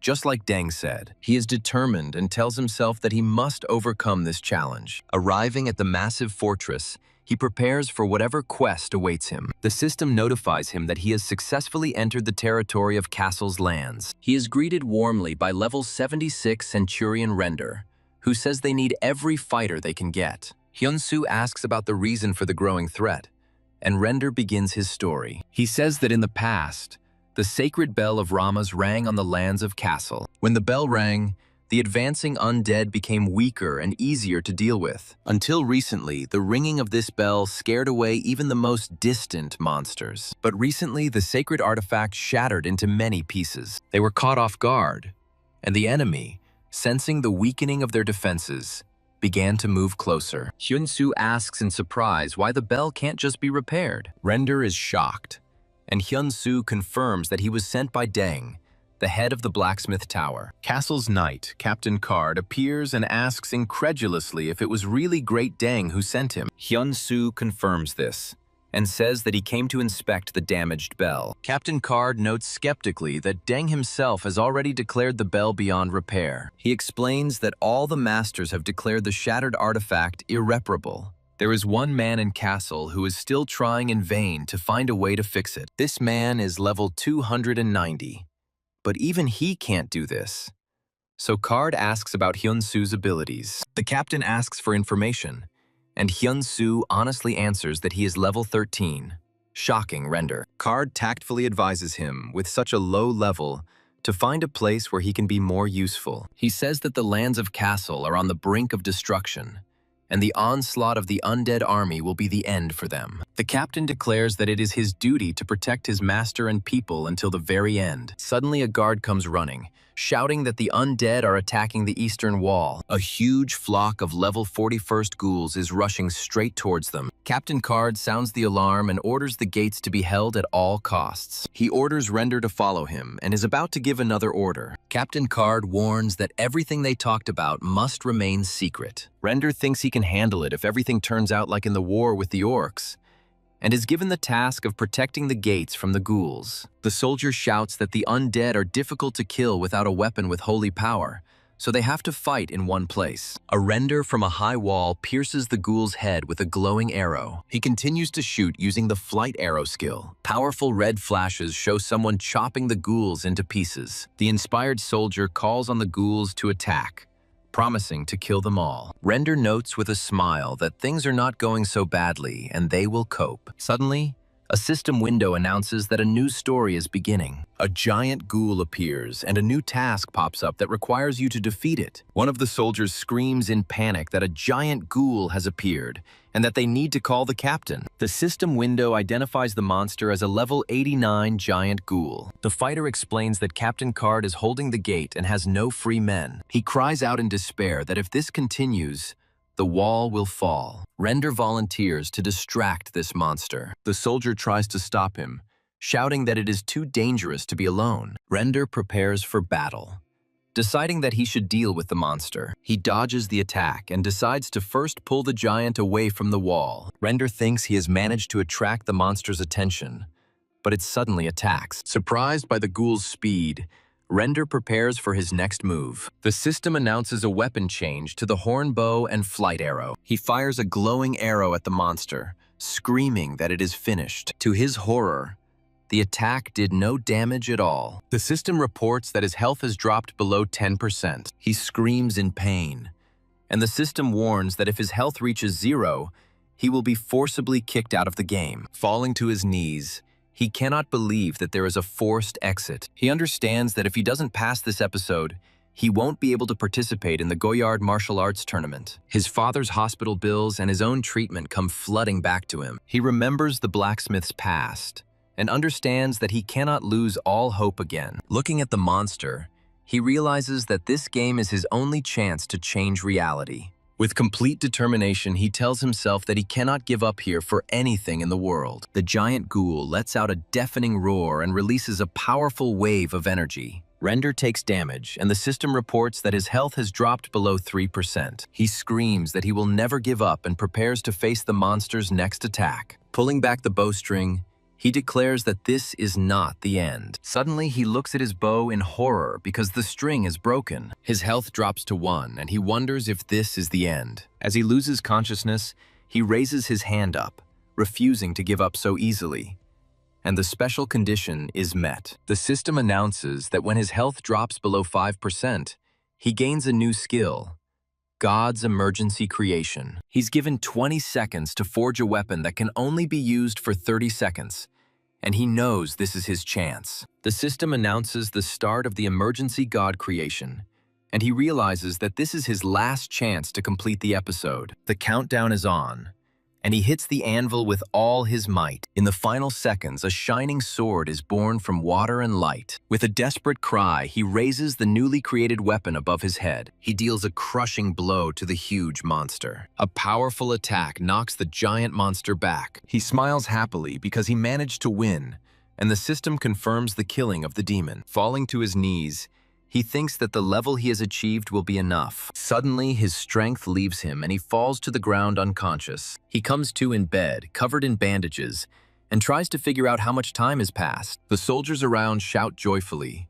greeting the awakened hero Hyun-soo. He asks confusedly what is going on, and one of the soldiers thanks him for saving him. The squad captain approaches him and asks how he managed to do such a thing. Hyun-soo awkwardly replies that he himself doesn't know how to explain it. He thinks the story about a weapon with divine power will sound unconvincing, but the captain calls him a hero of the battle. In his memories, ghouls, vulnerable to holy power, storm the tower. He recalls how he recreated the four symbols sword from his father's stories to drive out evil spirits. He is glad that his plan worked, even though the skill was temporary, and the captain decides to reward him. The captain hands him a bag with 2,000 gold coins, and he mentally rejoices at the 2 million won. The captain says thoughtfully that he was wrong to consider him an ordinary stranger. Suddenly, the captain bows deeply and asks to accept his apology, shocking Hyun-soo. Hyun-soo thanks the captain for believing in him, and the system reports maximum connection with the sword. The captain squeezes his hand tightly and says that he wants to ask him for one favor. He begs Hyun-soo to fix Rama's bell. The captain explains that he sensed holy power in his sword, and believes that it will cope with the task. Hyun-soo politely declines, saying that he needs to go to the Goyard Kingdom. Then the captain offers a legendary mineral that their lord has as a reward for the repair. Upon hearing about the legendary mineral, Hyun-soo immediately shows interest. The captain leads him into a large hall, and what he sees leaves Hyun-soo frozen in amazement. On the table lies a pile of gold shards, which, according to the captain, are Rama's bell. Hyun-soo is horrified to think that the bell is not just broken, but shattered into pieces. The captain asks with a grin if Hyun-soo really believes he can restore it. A fair-haired woman enters the room and addresses the captain. She states emphatically that it cannot be fixed. The woman approaches Hyun-soo and says that even she, at level 290, can't do this. This situation reminds him of an encounter with another woman who called him a fraud. In that memory, she, Timid Kim, announces that she is leaving the guild. The leader of the Golden Shield Guild asks her in confusion about the reason for such a sudden decision. He doesn't understand why she's giving up everything she's achieved, and she replies that she's just tired. In anger, she shouts that the problem is his decision to offer 500 million a year to some unknown player. The guild leader reminds that the blacksmith Jason sold his first sword for 500 million won. The girl in response recalls how the blacksmith they hired was only trying to make some extra money. She continues to list her failures, mentioning the bail bondsman and the lottery winner, before screaming in despair at him to shut up. Tired, she asks if he now understands how hard it was for her to clean up all this mess. The man gives in and agrees with her decision, and she promises that she has no intention of joining another guild. He shouts after her that there will always be a place for her if she decides to return. The camera shows the majestic castle. The girl stands in the middle of the ruins and firmly decides that this village should not simply disappear. In her memories, she sees how the locals treated her as a real person, not just an NPC. She thinks that if Rama's bell is fixed, then perhaps all this can be stopped. With renewed determination, she heads to the bell to examine it again. The young man aggressively asks who she is to say such a thing, to which she replies that she is a blacksmith of a higher rank. A man with an eye patch interrupts their quarrel and introduces them to each other, Bella and Hyun-soo. Belle is skeptical about how a level 38 player helped with the dead and is now going to fix the bell. The man with the bandage tells Hyun-soo that the bell cannot be repaired and asks him not to profit from Cassell's fall, but he does not listen to him. Belle is angry that Hyun-soo ignored her and walked past. She wonders doubtfully if anything could have changed. The system window confirms that Rama's bell is completely destroyed and cannot be repaired, which convinces Belle that the situation is hopeless. Suddenly, Hyun-soo swings his hammer at the bell fragment. Belle screams at him in horror, demanding that he stop. He calmly says that it is possible, and she incredulously asks him again what he said. Hyun-soo smiles and repeats that recovery is possible. She screams in rage, asking if he even understands the significance of the irreplaceable artifact. Suddenly, an alarm sounds, signaling that the undead are breaking through. Everyone is in shock, and the system message announces that this is not a task. An update notification appears stating that the castle area is turning into the lands of the undead. Belle despairs and says that this is the end, but Hyun-soo counters that if they forge the bell, they can stop it. She thinks that it is impossible to forge a bell, but he confidently replies that it is possible. Hyun-soo turns to her and asks if she wasn't the one who wanted to protect the castle territory. She agrees and asks how to do it, after which he tells her to follow him and picks up the bell fragment. Hyun-soo firmly declares that they will protect this place. The man with the armband says that he is counting on Hyun-soo to hold off the enemies, to which Hyun-soo asks him to trust him. With a sword in his hand, the man calls on everyone not to lose hope and to fight until the very end. He shouts to his men to hold out a little longer because they must protect Castle. Bell asks Hyun-soo what exactly he is going to do. He explains that the holy power did not disappear during destruction, meaning it is contained within the material itself. Hyun-soo says that he will melt down the material and forge a new, solid bell to make the holy power even more powerful. She is surprised as she has never seen such a skill.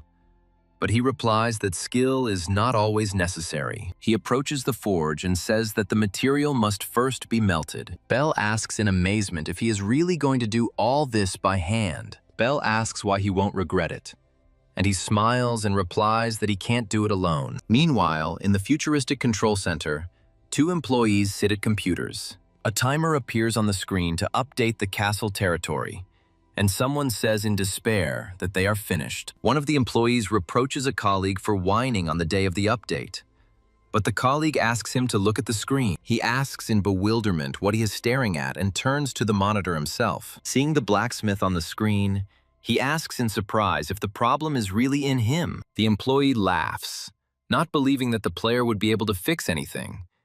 But his colleague points out that this is not just a player. The renewal of the castle territory begins, and the city is attacked by hordes of undead. The knights scream desperately, ordering them to stop the undead and not let them inside. The fighters use their last strength to hold back the onslaught of the monsters, shouting battle cries. One of the monsters knocks the soldier off his feet with a powerful blow. A captain with an eye patch runs up to the fallen soldier and asks if he is okay. He encourages the soldiers to hold out a little longer while the battle continues around them. The captain gives a rousing speech about how they must defend Castle, their home. One of the warriors tensely blocks the blow of a huge sword. The huge monster raises his hands for the killing blow, and the captain thinks with horror that this is the end. Suddenly, the monster grabs its head and lets out a deafening cry of pain. All the undead around burst into holy flame and begin to writhe in agony. The captain is relieved to realize that it is the Rama bell and that it has finally been repaired. In the control center, an employee looks at the screen in shock and cannot believe his eyes, asking if this is a joke. The screen shows a blacksmith striking a bell, and someone off-camera asks in surprise if he really succeeded. He yells at his colleague, pointing at the monitor and asking if this means the update has failed. His colleague rubs his forehead tiredly and explains that this guy hasn't slept since the countdown began. The story goes back 5 days, when the blacksmith immediately went to the forge in the castle area. He gathered all the workers and explained to Bell that in order to repair the bell, holy power had to be extracted from it. Bell recalls that while she was drawing up plans, he was supervising workers and supplying the battlefield. Once the blueprints were ready, a system notification appeared informing the creation of the divine item had begun. He decides to use his skill to enhance the item against the undead and add a direct damage property. The blacksmith shouts for the fire to be turned up, and everyone unites with the common goal of defending Castle. He said that the metal had to be melted properly, and everyone had to work as one. He orders everyone to concentrate and not allow any impurities, because they must protect their home. Thanks to their combined efforts, the metal should become filled with even greater holy power. On the 4th day, he continued to work the metal under Bell's supervision. On the 3rd day, all the workers were already asleep from fatigue, but he did not stop working. On the 2nd day, even Bell looked exhausted, and the work continued until the last day. Bell comes to, sitting on the floor, and is surprised to realize that she fell asleep from exhaustion. She sees that he is still working and is amazed that he has worked for several days without sleep. He delivers the final blow, and the system announces that his title of apprentice shines through. Bell receives a notification that she has witnessed a master blacksmith at work, and her blacksmithing skill has increased by 22%. He notices that she's awake and jokes that she slept like a log despite the noise. As Heng-soo says they're almost done, Bell timidly asks if she can ask him something. She excitedly asks if he is really the famous blacksmith Heng. In response, Heng-soo touches the bell, causing it to flash with a blinding golden light. A stunned Belle looks at the glow in awe, whispering, "Wow." She mentally admits that it is not just beautiful, but magnificent. The system announces the creation of the second Belle of Han, a unique item with special abilities against the undead. Belle wonders if the Belle has become stronger since being recreated, and Heng-Su smiles smugly. Suddenly, Belle grabs him by the chin and emotionally asks him to be with her from this day on. A puzzled Heng-Su asks if this is a declaration of love, to which an embarrassed Belle shouts that it is. Day X arrives, and Heng-Su delivers the final blow to the Belle with his hammer. A powerful sound wave from the impact spreads across the area, and the undead burn in a bright flame. The soldier watches in horror as the monsters are exterminated,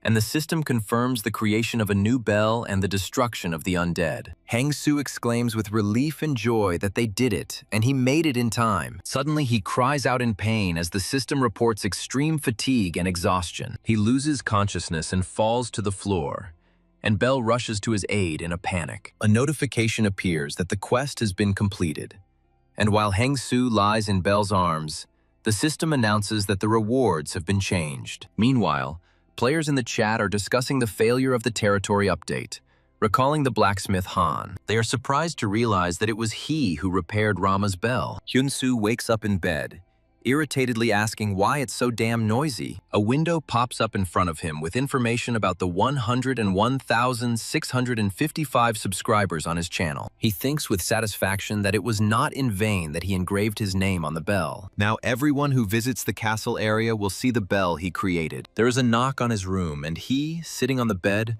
allows them to enter. A wounded warrior enters and joyfully greets the savior of the territory, who has finally come to his senses. He says that he has come at the Lord's command to present a reward of 330,000 gold. Heng-Su is delighted to realize that with this kind of money, he can finally contact that person. Then another knight brings a chest, declaring that the savior is worthy of such a reward. It turns out to be a personal gift from the Lord himself. Opening the chest, he sees the legendary mineral orichalcum. Heng-Su sincerely thanks him for the gift, but the warrior replies that they are grateful to him. The warrior, with his hand on his heart, says that unlike others, Heng-Su protected their land. The warrior bows low in gratitude. Heng-Su feels his sincerity, thinking that the despair of the people in the game is no different from the despair in the real world. He informs the warrior that he needs to return home for a short while. With the thought of reclaiming his forge, he exits the system, disappearing in a stream of blue particles. The remaining warriors look at each other and notice how strange the strangers can be. The next day, he sees a notification on his phone about a transfer of 330 million won. The man with the scar on his face says with a warm smile that Heng-Su really did it. Property investor Kang Hyuk-soo raves that it's absolutely stunning. The action moves back a year, where two men are sitting at a table with a photograph of a building on it. Investor Kang Hyuk-soo confirms that there was a major fire at the forge, and the total transaction amount is 330 million won. He hands over the documents and says that this money should be enough to cover the hospital bills, after which he is about to leave. Heng-Su, in desperation, asks if there is any way he can buy the forge back. He begs to sell him the forge later if he can somehow raise the necessary money. Kang Hyuk-soo considers this a waste of money and advises buying a new forge to replace the burned-out one. But Heng-Su insistently replies that he needs their old family forge. Crying, he explains that this place holds dear memories of his father. Touched by his words, Kang Hyuk-soo agrees to wait exactly 1 year before selling the forge. Heng-Su bows and warmly thanks the investor, promising to wait for his call. Returning to the present, Heng-Su admits that he knew then that he was asking for the impossible. He says the property could have been sold at any time and thanks Kang Hyuk-soo for keeping his promise. Kang Hyuk-soo replies with a smile that Heng-Su was the first person to ever ask him for a ransom like this. The investor says that he should thank Heng-Su for keeping his word as well. Hyun-Soo suddenly asks if Kang Hyuk-soo knows a game called Ares. Kang Hyuk-soo laughs and replies that of course he has heard of this popular game. Heng-Soo admits that he is a blacksmith in Ares, and as a thank you, he wants to forge an artifact for the investor. Kang Hyuk-soo enthusiastically asks if he can order something specific, regardless of the difficulty. Heng-Soo smiles confidently and promises that she will do whatever he wants for him. In the game, Heng-soo meets a blonde woman who reminds him that they haven't seen each other since the battle with the undead. She jokingly reproaches him for being difficult to find, which makes him feel embarrassed. The girl officially introduces herself as the chief strategist who made the Golden Shield Guild so successful. She says she was confident from the very beginning that he would one day become one of the best players. She extends her hand and asks to become the first member of his future guild. He teases her, reminding her that just recently she called him a cheater. She justifies herself by saying that anyone would have made a mistake in that situation. But he says that he is just teasing her. They shake hands and he says he would be happy to work with her. The girl is shocked to learn that he is going to meet the Sword King Barad, one of the 10 legends. He calmly confirms that he is participating in the Goyard tournament, since the winner will be awarded by Barad himself. She clutches her head, reminding herself that the strongest players from all over the world come to this tournament. He calmly declares that this is precisely why he must win, which angers his interlocutor. He confidently says that he will simply strive for the top, using his strengths. On the day of the Goyard tournament, a rider on a red wyvern flies over a huge city. Tournament chairman Beckel, riding a wyvern, welcomes the participants into the arena. He announces that the tournament will begin as soon as he leaves the stage, and the crowd of warriors cheers. Beckel warns them that His Highness is watching them and urges them to behave with dignity. A bright flash of light in the sky marks the official start of the Goyard tournament. A huge golem appears in the center of the arena, and the participants are given the task of surviving its attack. The two smug participants waited for the golem to appear as their first opponent. An announcement appears about the first test, in which the reward will be given to the one who can defeat the stone golem. A level 109th stone golem receives a powerful blow, causing its head to crack. One of the warriors asks in horror if the golem has always had such a high level, while the second smugly notes that the first round should be easy. The warrior is thrown aside by an unexpected blow. A massive stone golem looms over the arena, and the system reports a forced shutdown of a player whose health has reached 0. The monster's stone hand falls upon another participant, and another system message announces its disconnection. The young magician screams in panic that they were told something completely different and does not understand how to defeat this creature. The tournament organizer realizes that the stone golem from the high-level tournament was brought here by mistake. Lord Beckel runs to the guards, demanding to be allowed to see His Highness immediately. He desperately shouts that they must stop the tournament immediately, but His Highness has not yet given permission. The armored ruler, seated on the throne, coldly declines the request. His Highness looks at the glowing sphere and asks if the Lord still hasn't figured out what's going on. He smirks and orders everyone to look closely at that warrior in the arena. The warrior catches his arrow, and a system window appears with the caption, Hyun-Soo's Third Creation.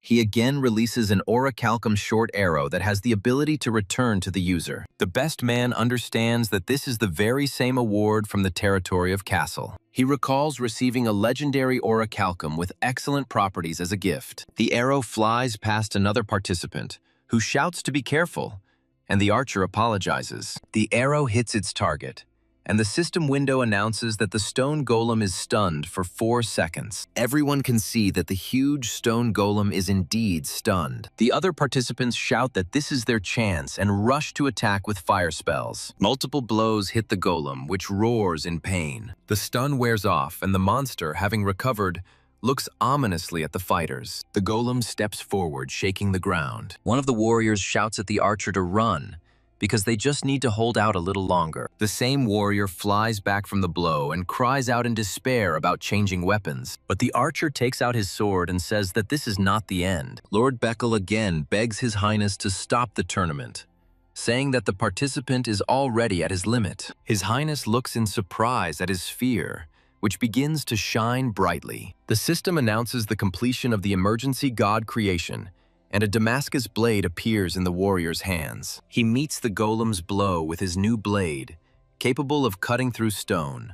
The golem's hand shatters into pieces, and the system declares victory over it. The blade disappears, and the system reports that the god's emergency creation and the Damascus blade are missing. The winner will see a multitude of level-up messages appear before his eyes. He says with amazement that he raised 14 levels at once. The other participants approach him and ask if they were supposed to beat him, since they were told to survive. He explains that due to a bug with the golem, the balance of the trial was disrupted. Suddenly, the warrior feels like he is getting sick. He loses consciousness and falls to the ground to the surprised cries of those around him. Participants discuss how he turned out to be a master of weapons, and not just a trickster. The tournament organizer addresses all participants loudly. He announces that due to an error, the martial arts tournament is suspended. Stream viewers are shocked that the guy single-handedly took down a stone golem. Someone finds an arrow the boy dropped and notices an inscription on it. The audience recognizes him as the blacksmith who created the bell and is amazed at its power. Game support employee Ares apologizes,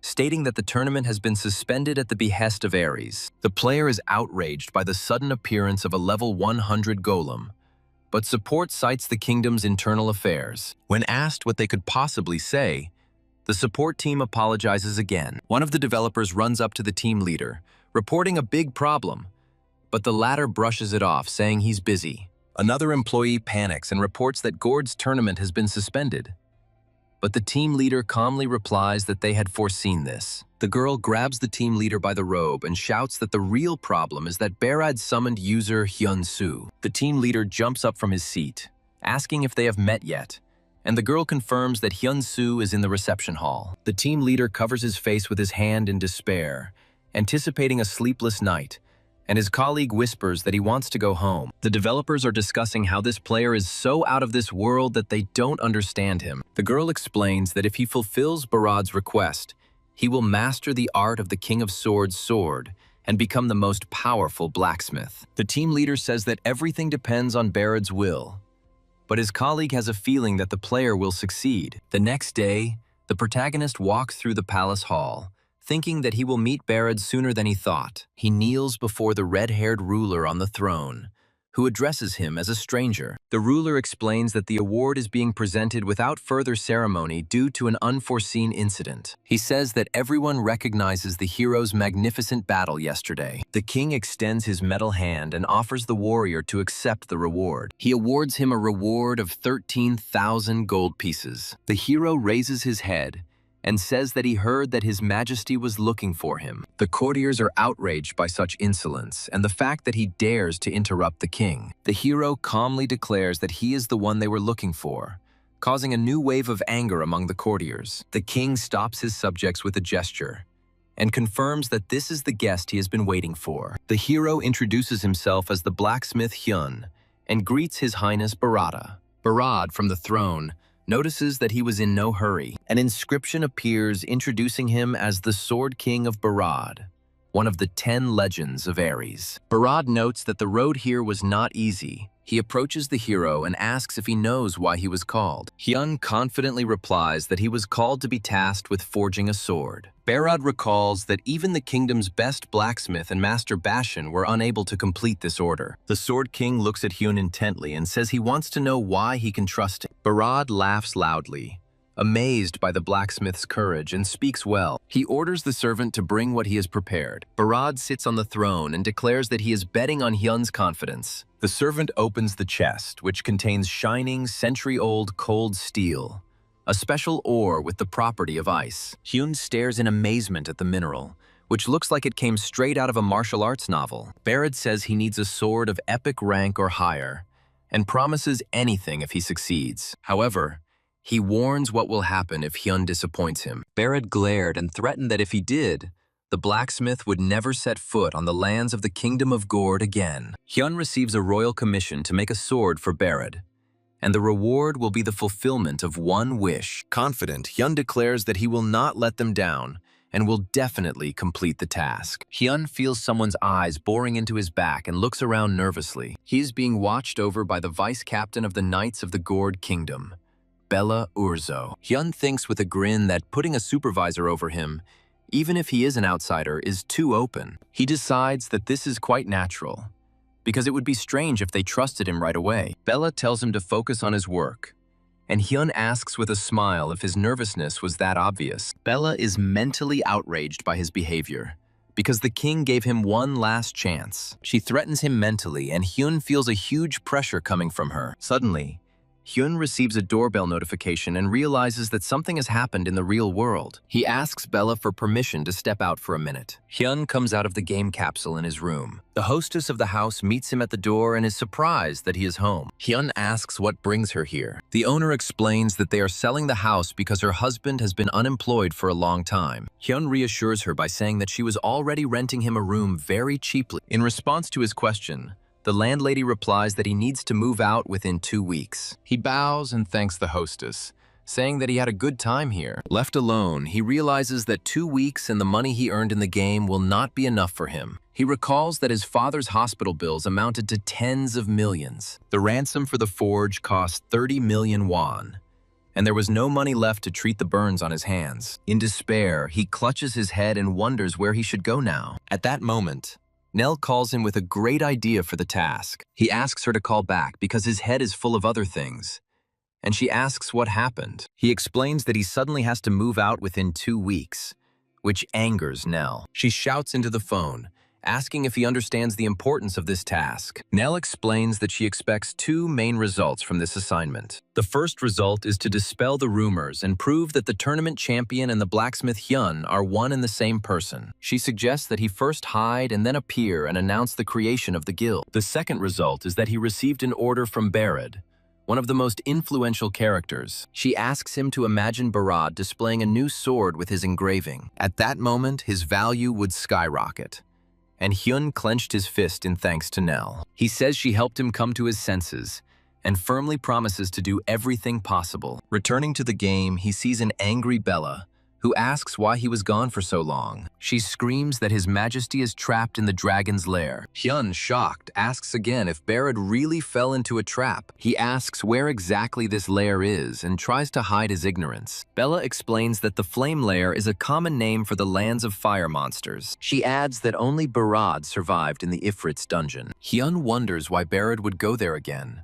especially without picking up the sword he ordered. Bella explains that the target of Barad's revenge is in the Lair of Flame. Hyun asks in surprise what this purpose is. The action moves to a fiery dungeon called the Lair of Flame. Barad fights his way through the flames, thinking he's almost there. Exhausted, he sits down to rest, realizing that he only has to pass through the last gate. He looks at his melting sword and realizes that even this weapon is not enough. Barad recalls covering his men's retreat, glad they were able to escape. He understands that reinforcements will not arrive for at least 3 days. With a bitter smile, he regrets that he did not wait for the foreign blacksmith to finish the new sword. His thoughts turn to Ban's dead son, and he remembers a young man named Hyun Soo. Barad thinks that his son would now be the same age as this young man. In his memories, he finds his seriously wounded son Ban, and in despair asks why he came. The dying Ban replies that he wanted to protect the dungeon so that his father would be proud of him. He admits that he was too weak and asks for forgiveness. Barad, in tears,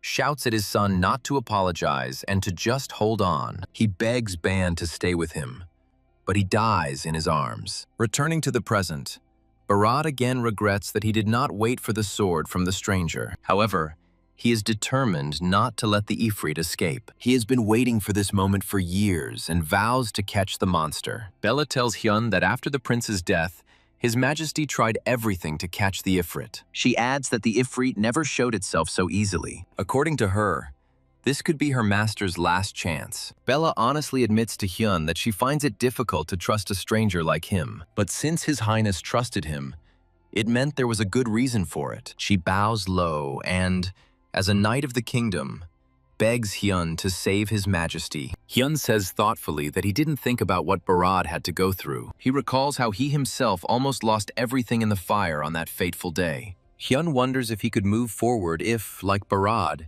he lost his family. He firmly promises Bella to do everything in his power. Hyun immediately sets to work, furiously striking the hot metal with his hammer. He then dips the red-hot blade into a vat of water to quench it. As he examines the sword, he reflects that the heat of the Ifrit melts even unique weapons. He comes to the conclusion that he needs to forge a weapon of a class higher than unique. Hyun places his hand on the blade, pouring energy into it and focusing on protecting himself from the flames. A system message informs him that his understanding of the century-old cold iron has deepened. During the forging process, his soul of the blacksmith skill is activated. He delves deeper into the forging process than ever before. His passion and determination allow him to focus completely on the task at hand. The final blow completes the work, and the system window announces the creation of Hyun's first legendary sword. Bella watches the flash of light in amazement and asks if the sword is ready. Hyun, who created the sword, decides to go and save His Majesty Barad. Meanwhile, King Barad rushes into battle with a furious cry. He looks forward with determination and declares that today it will all be over. His opponent turns out to be the boss of the Flame Lair,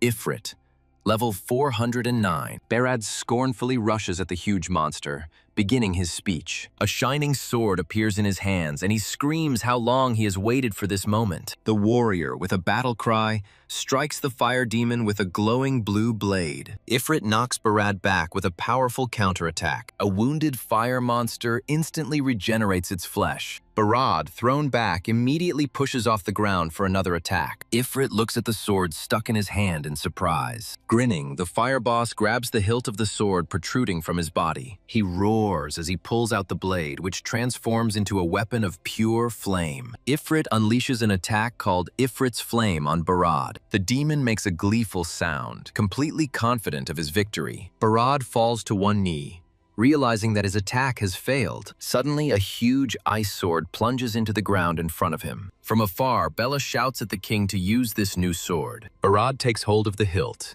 and a description of the legendary sword created by Hyun especially for him appears. Hyun smiles and invites the king to try his creation. Barad soars into the air, activating his sword skill, Ice Flower.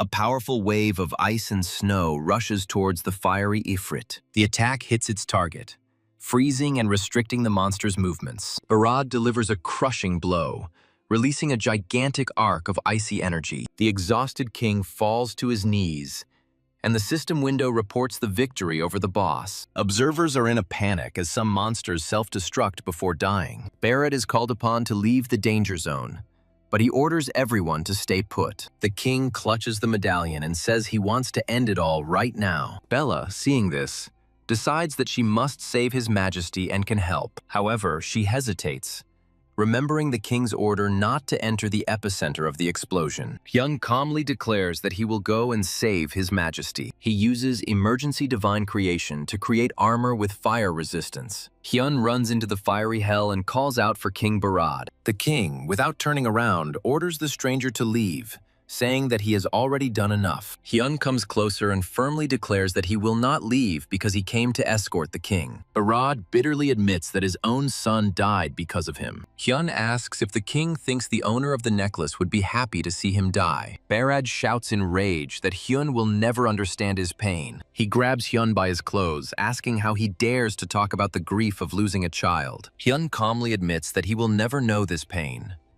but he can say something else. Hyun says that he, too, almost lost someone close to him. He remembers praying every day for him to open his eyes, and now, he's just glad he's alive. Hyun guesses that Barad's son would feel the same way. He asks the king to let his son go. Hugging the ghostly silhouette of his son, Barad tearfully admits that his foolish father was wrong. Hyun convinces Barad to move on with his life, so he can become a father his son can be proud of. Barad agrees that he shouldn't be a father to be ashamed of. He smiles resolutely and says it's time to go. Suddenly there is an explosion and someone shouts that His Majesty is in danger.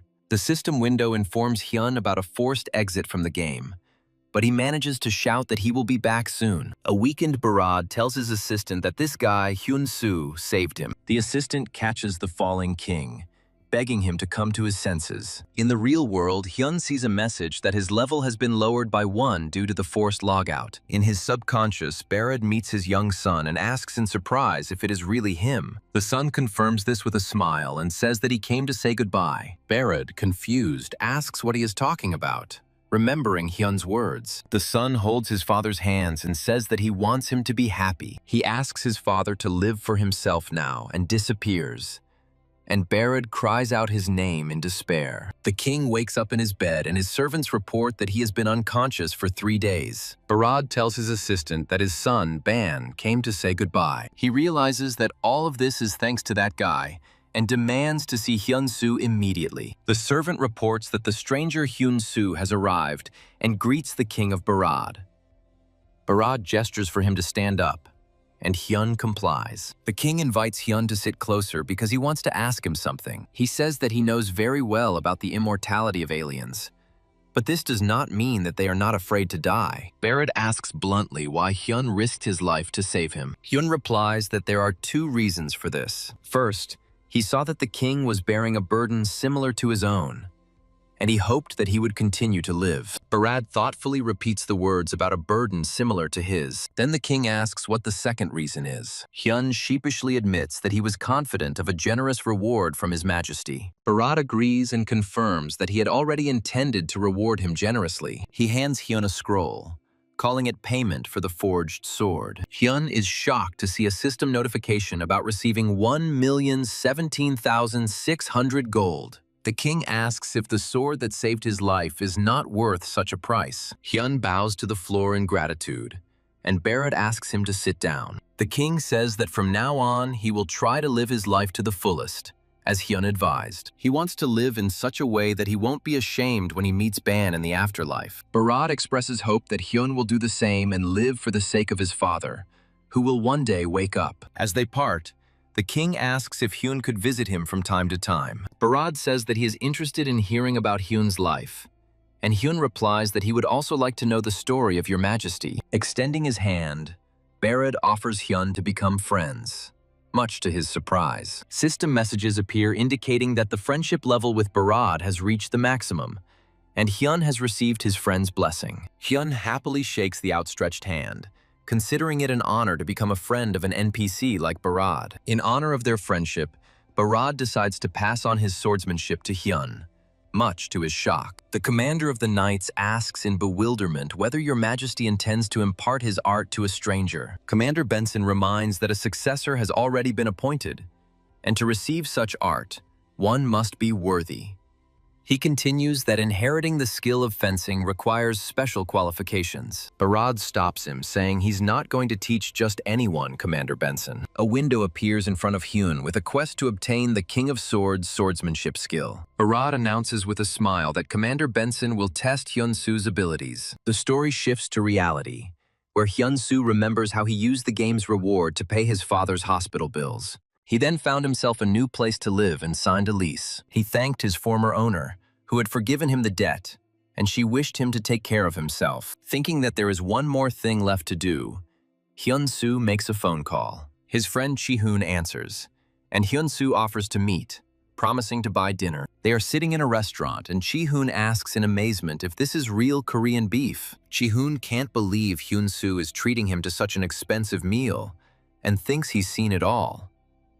Hyun-soo explains that he simply wanted to thank his friend with something decent, since he had done a lot for him. Chi-hoon notices the bag Hyun-soo places on the table and asks what it is. He looks into the package with curiosity and sees a branded box inside. Upon opening it, Chi-hoon is shocked to see expensive shoes from Hermes. He shakes Hyun-soo in a panic, asking where he got the money and if it was really a gift for him. Hyun-soo calmly replies that his friend has wanted these shoes for a long time, and adds that he has already returned his money for the game capsule. Chi-hoon, with tears in his eyes, thanks the scoundrel and says that his life is finally starting to change. Hyun-soo replies that he should be the one thanking him, and jokingly feeds the surprised Chi-hoon with chopsticks. The action returns to the game, where Commander Benson calls for the duel to begin and asks Hyun-soo to draw his weapon. Benson draws his sword and warns that he will not give in just because of Hyun-soo's friendship with the king. Hyun-soo replies with a smile that the feeling is mutual and says that he is looking forward to the fight. He takes out his sword, which is enveloped in a bright blue glow. Benson is surprised because he expected to see an incredible weapon, but in front of him was just an ordinary sword. He charges in, asking if Hyun-soo thinks he can match the knight's skill. Benson throws Hyun-soo back, dismissively calling his weapon a piece of iron. He presses Hyun-soo's sword to the ground and asks what he was thinking when he created such a flimsy weapon. Suddenly, Hyun-soo's sword begins to vibrate and strike Benson with bolts of energy. Hyun-soo calmly says that he only had to throw punches and counts their total number. System windows appear showing that the total number of hits was 59. Hyun-soo points out that there were no rules against it, and Benson can't believe he lost like that. A shocked Benson seriously asks Hyun-soo who he really is. Hyun-soo replies with a grin that he is the god of blacksmithing. Benson and his assistant bow down to Hyun-soo, calling him a god, which leaves him extremely embarrassed. He recalls how hard he prepared for this fight. Thanks to the victory, he mastered the enemy's art and improved his own skill. But now he wonders what to do next. Due to his low level, he was only able to learn 3 chapters of the King of Swords art. He remembers the promise that he would be trained by the other chapters once he reached the required level of skill. Arriving at the palace, Hyun-soo is met by servants who greet him. In the throne room, he is greeted by King Barad, who addresses him as Hyun-soo. Hyun-soo explains that he has come to discuss an important matter and asks the king for advice. He asks to give him the 100-year-old cold iron that the king used for his sword. King Barad says with regret that he would gladly give up the metal. But there is a catch. He reveals that the ingot was the last one, leaving Hyun-soo shocked. A frustrated Hyun-soo realizes that searching for new material will take a week and a lot of effort. However, the king reassures him, saying that cold iron can be mined in the frost mine. Barad suggests that he go get the resource himself, and Hyun-soo asks in surprise if he can really do it. The king calls his knight Bella and orders her to escort Hyun-soo to the frost mine. He adds that it will be a good experience for her, and Bella reluctantly agrees. Suddenly, a broadcast is shown where Barad, with a new sword, announces the conquest of the first tomb. Spectators notice his unusual sword, which even from a distance emits an icy aura. The news is abuzz with the fact that the blacksmith Hyun-soo's name is now linked to the kingdom of Gord, but neither his age nor gender has been revealed. Rumors are spreading that the mysterious blacksmith is over 40 years old and fat, which makes some people laugh. Meanwhile, thousands of new users are subscribing to Hyun-soo's page on the Blacksmith's forum. Hyun-soo, sitting in his room, sees that thanks to the sword of Barad, the number of his subscribers has grown to 30,000. He watches Barad's broadcast and realizes that everyone is now very interested in his personality. Hyun-soo wonders what will happen if he reveals that he is the winner of the tournament. He squeezes his bandaged hand, reminding himself to be careful, as he still has a lot of things to do. He picks up the phone, deciding that he needs to call or text someone. He recalls that he still hasn't thanked one person who was important to him.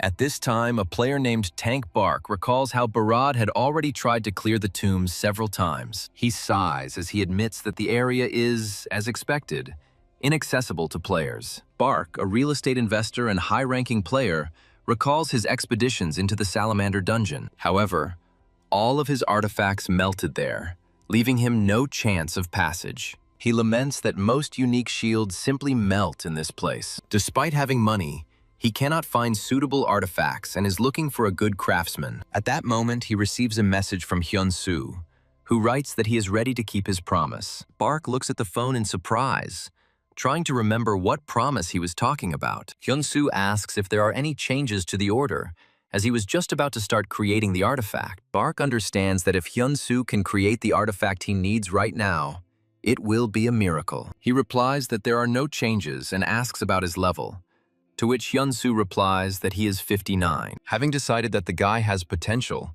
Bark asks to make an artifact for him, if it won't be too difficult. But then he remembers the rumors that Hyun-soo doesn't even take on high-ranking orders, much less accept them from a player like him. Bark reflects on his looming deadline for the class change quest. Hyun-soo and Bella arrive at the ice mine, and he looks around it in admiration. A system window appears informing him that he is the first one to log in, and his experience will be doubled for a week. Hyun-soo is pleased with the Pioneer bonus and the ability to earn double experience. He asks Bella if she has been here before, but she replies that this is her first time here too. They are stopped by a miner who sternly asks how they got here, since entry without permission is prohibited. Bella introduces herself as the vice captain of the Royal Knights and shows official permission from the royal family. The miner looks at the royal seal, which he sees for the first time with delight and surprise. The miner introduces himself as Vanya, and Hyun-soo responds that he is a blacksmith. Vanya explains that although he is glad to have guests,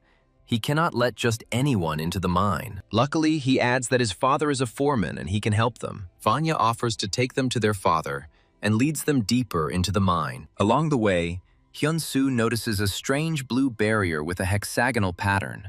Behind the barrier, he sees glowing crystal monsters and asks in surprise what is there. Vanya says with a smile that this place looks like a dungeon. He tells a legend about how 100 years ago a wizard sealed monsters in this mine. Hyun-soo begins to suspect that the growths on these monsters may be what he is looking for. He sees a monster covered in crystals and realizes that this is the 100-year-old cold steel he is looking for. Vanya confirms his guess, but warns that greed can lead to trouble. He explains that behind the barrier there is a territory of monsters, and it is very difficult to get out of there alive. Vanya admits that the miners are upset because the sealed part of the mine contains the most ore. However, he adds that they can work in peace knowing that the monsters are safely locked away. Finally, they arrive, and Vanya points to his father, who is standing in front. Hyun-soo thanks Vanya for his help, and he, having shown the way, leaves. The foreman notices them and wonders with suspicion why the strangers have come so far. Hyun-soo politely approaches the foreman and apologizes for disturbing him. Chief Miner Lek,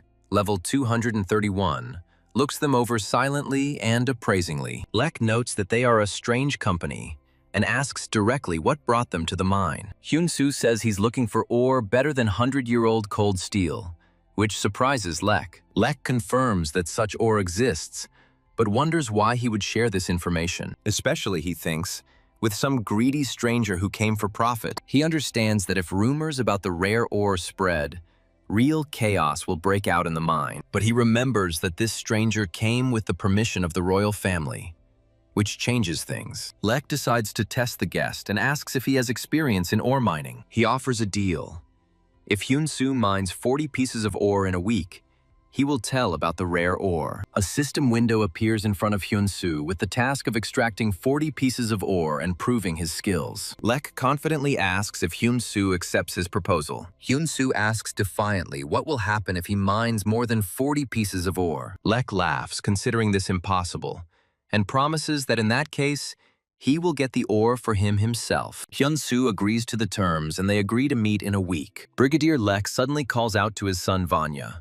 Realizing that he is eavesdropping on their conversation, he roughly grabs his son by the clothes, angrily scolding him for eavesdropping and idleness. The white-haired girl asks Hyun-soo in confusion why he made such a promise to the foreman. Hyun-soo explains that he knew about going into the mine, and his hand begins to emit a magical glow. He says that he is prepared in advance and materializes a magic pickaxe from light. Hyun-soo firmly declares that he will extract the best ore, and his companion doubtfully thinks that he is a strange person. A week later, Foreman Lek sits deep in thought near the entrance to the mine. He remembers how the stranger promised not to leave the mine for a whole week and doubts his words.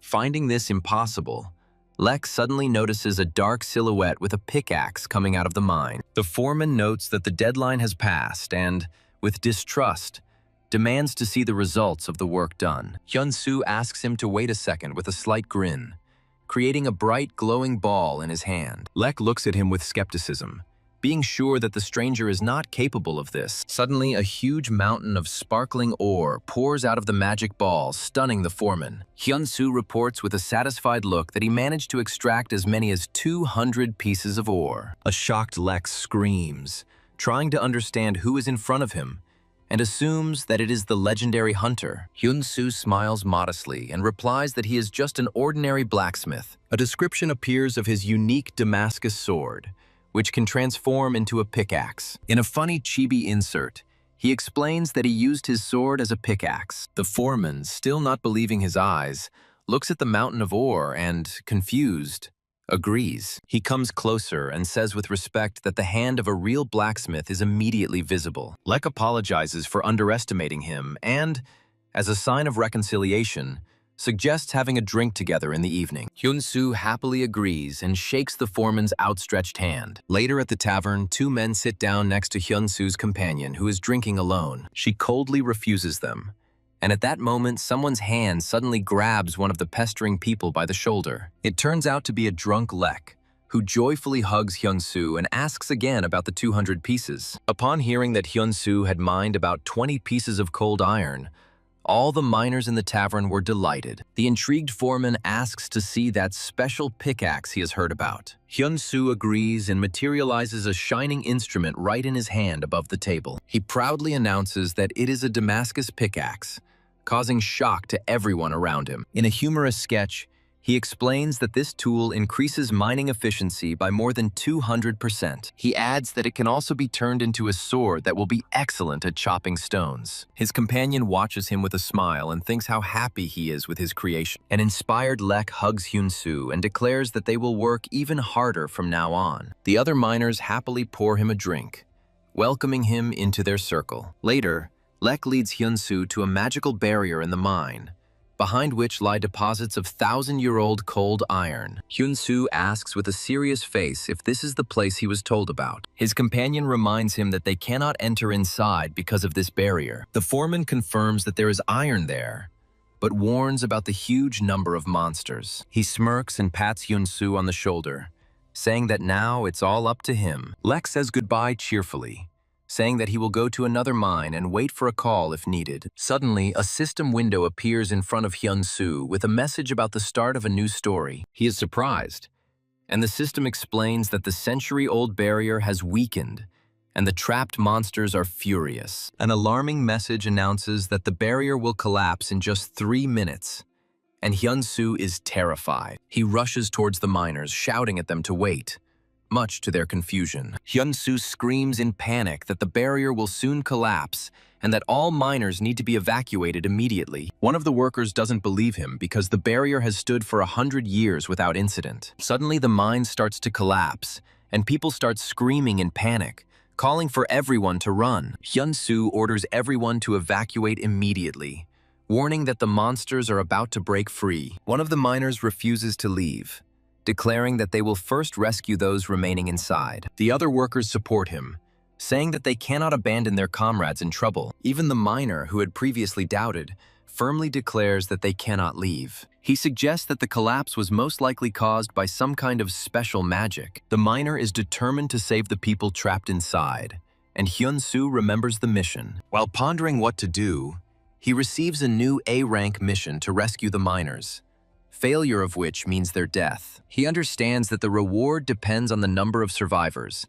and decides to act more decisively for the sake of these people. Hyun-soo draws his sword and asks Lady Vela to cover him if he misses even one monster. Vela asks anxiously if he is not at all afraid to take on such an overwhelming task. He smiles confidently and, reminding them that aliens don't die, announces his intention to detain the monsters. He prepares for battle, but doubts creep into his thoughts about whether he has enough strength. He understands that a Damascus sword alone will not be enough to achieve victory. This thought makes him realize that such a battle requires something more. He decides to create a completely new weapon, which will require a huge amount of ore. Using the emergency creation, he intends to obtain a weapon for one powerful blow. Hyun-soo uses the Divine Emergency Measure skill, concentrating energy in his hands. In his hands, a great sword of cold steel materializes, glowing with blue light. The first monsters emerge from the mine, including a stone troll, an orc, and a wolf. The system reports that the 30-second sword usage limit is being ignored. However, the new condition states that the sword will disappear immediately after one hit. He swings his sword with a furious cry, promising that no monster will break through. Hyun-soo unleashes a powerful attack called Ice Storm on his enemies. The blow hits the stone wolf, who howls in pain and surprise. Immediately after the impact, the cold iron blade shatters into pieces. He thinks that if the sword were recreated from the right materials, the effect would be much stronger. Hyun-soo realizes that the dungeon is still full of monsters and begins to worry about the miners. Meanwhile, in the collapsed mine, workers are desperately trying to save the wounded and dig a way out. The system reminds him that the reward depends on the number of survivors and begs him to save them. Looking at their dedication, he realizes that these people are no longer just NPCs to him. He remembers how he himself saved his father, and sees in the miners the same willingness to protect their loved ones. Determined, He vows to protect them all from the next wave of monsters. His plan is to first lure the monsters into a part of the dungeon where there are no people. Hyun-soo faces off against a huge blue monster swinging a club at him alone. He deftly cuts through another wolf-headed monster with his sword. A huge crystalline club descends onto the spot where he had just stood. Dodging, he slips past the jaws of another armored monster. His shining blade clashes with the weapon of a crystal-encased enemy. Soon, he finds himself surrounded by dozens of enraged monsters. He smiles confidently, thinking how good it is that he has learned a new technique. Taking a fighting stance, he prepares to use the art of the King of Swords. He unleashes a powerful attack called the Raging Wave Sword. A whirlwind of blue energy from his blade rushes through the crowd of monsters, cutting them apart. He stands among the fallen enemies, and the system window reports 100% additional damage from the blow. Looking at the result, he admits that this technique is much more amazing than he thought. Completely exhausted, he falls to the ground as the system announces the mine's defense and the mission's completion. Lying on the ground, he smiles with relief because everything is safe, and the system offers him a special reward for the circumstances. He reflects on the circumstances and decides that since they are offering a better reward, he cannot refuse. He gets a great idea and looks at his sword with a sly smile. Meanwhile, Foreman Lek informs the rescued miners that they can now rest assured that everyone is safe and sound. The miners hug each other and cry with joy, not believing that they were able to survive. Lady Bella tells Lek that it looks like Mr. Hyun-soo has taken all the monsters deeper into the dungeon. Lek loudly announces to everyone that the blacksmith single-handedly distracted the monsters to protect them. The miners are shocked to realize that he went there alone, and that is why they did not meet anyone. The foreman feels ashamed, because they haven't saved all of their comrades yet. Armed with torches, a group of miners goes deeper into the cave in search of the stranger. They run through the dark corridors, shouting Mr. Hyun-soo's name. One of the miners screams desperately, addressing the newcomer. Finally, they see his lonely figure sitting on the ground ahead. Seeing him fall, they rush to him, shouting that he is seriously wounded. Lady Bella runs up first and, hugging him, calls him a fool. She checks his pulse and is surprised to see that it is steady despite the wounds. Lek arrives and asks everyone to calm down while Lady Bella holds Hyun-soo's hand. Hyun-soo suddenly sits up, startling her, and says that he is okay and was able to defeat all the monsters. Lek kneels before him and asks if everything is really safe now. He tearfully grabs Hyun-soo's hands, thanking him and apologizing for them forgetting him. Hyun-soo smiles softly and replies that he and Lady Bella felt like family around them. He says that after seeing their devotion to each other, he simply couldn't stay away. He is genuinely glad that everyone is safe. But suddenly, his face is distorted by a grimace of pain. He cries out, and Lek, in a burst of emotion, hugs him, promising to never forget his kindness. Lady Bella watches the scene in bewilderment, because just now he was completely fine. Lek orders that their savior be brought inside immediately, saying that now is not the time for talking. The foreman helps carry Hyun-soo, who has lost consciousness, and the system window confirms that Lek and 95 other people will never forget him. Hyun-soo thinks with a satisfied grin that playing out the drama was a good idea. Bella is furious when she realizes that he was pretending after all. Waking up in bed, Hyun-soo mutters that he slept soundly. Suddenly, Foreman Lek appears in the room and shouts his name, and Hyun-soo asks in fear how long he has been here. Lek excitedly asks how Hyun-soo is feeling, and if he has gotten better. Hyun-soo replies that he is fine and asks if everyone else is okay. Lek assures them that everything is fine, and the miners peeking out from behind the door advise him to take care of himself. Hyun-soo reminds Lek that he had things to do, being a blacksmith, and the foreman sadly agrees. Lek interrupts him, saying that he wants to say something. Hyun-soo allows him to speak, and Lek calls the others to come in. A crowd of miners bursts into the room, announcing that they will go into the mine today for him. They explain that they want to thank him for the risk and promise to obtain the very 1,000-year-old cold iron that he was looking for. Hyun-soo asks in surprise if they will really get it for him. He thanks them, although he believes that he simply did what he had to. And Lek says that he now understands him. The foreman adds sheepishly that there is actually something else. He decides it would be better if his son said it himself. A young man steps forward and calls Hyun-soo their savior. He drops to one knee and says he wants to follow him. A system window appears informing you that the character has pledged eternal loyalty, has the potential to become a legendary miner, and can be accepted as a follower. Hyun-soo looks at the notification in shock, not understanding what the followers mean. Meanwhile, in the special users department, an exhausted employee laments that this happened in the absence of the team leader. She jumps up, shouting that player Hyun-soo is at it again, even though he's not even the guild leader. She panics, clutching her head, not believing that a legendary rank NPC wants to become a player's follower, and screams about the upcoming rework. Meanwhile, Hyun-soo asks the guy to stand up, saying that he does not deserve such honors. But he insists on the opposite. The guy says he saw everything with his own eyes. Remembering how Hyun-soo wielded a pickaxe, he continues that he saw him rush to save them, and it was incredible and very touching. But most of all, he said, it inspired deep respect in him. He swears that he will put his all into the business and mine ore for it. The boy begs Hyun-soo to take him with her. Hyun-soo senses his sincerity and understands that there is no pretense in his devotion. The boy anxiously asks if he is unsuitable due to his lack of adequate skills.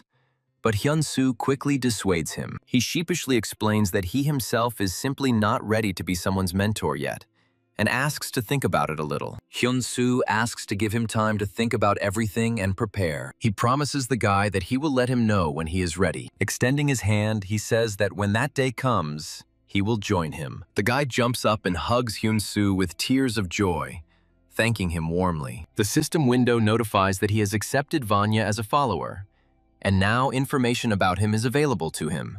Hyun-soo thinks that he has found a strong ally, and from now on, they will become stronger together. Vanya pulls away and, not wanting to rush, asks when they will see each other again. Hyun-soo replies that it will be very soon, and Vanya decides to mine ore with the rest of the miners for now. Hyun-soo receives a mining notice for 415 units of iron ore and 51 units of cold iron.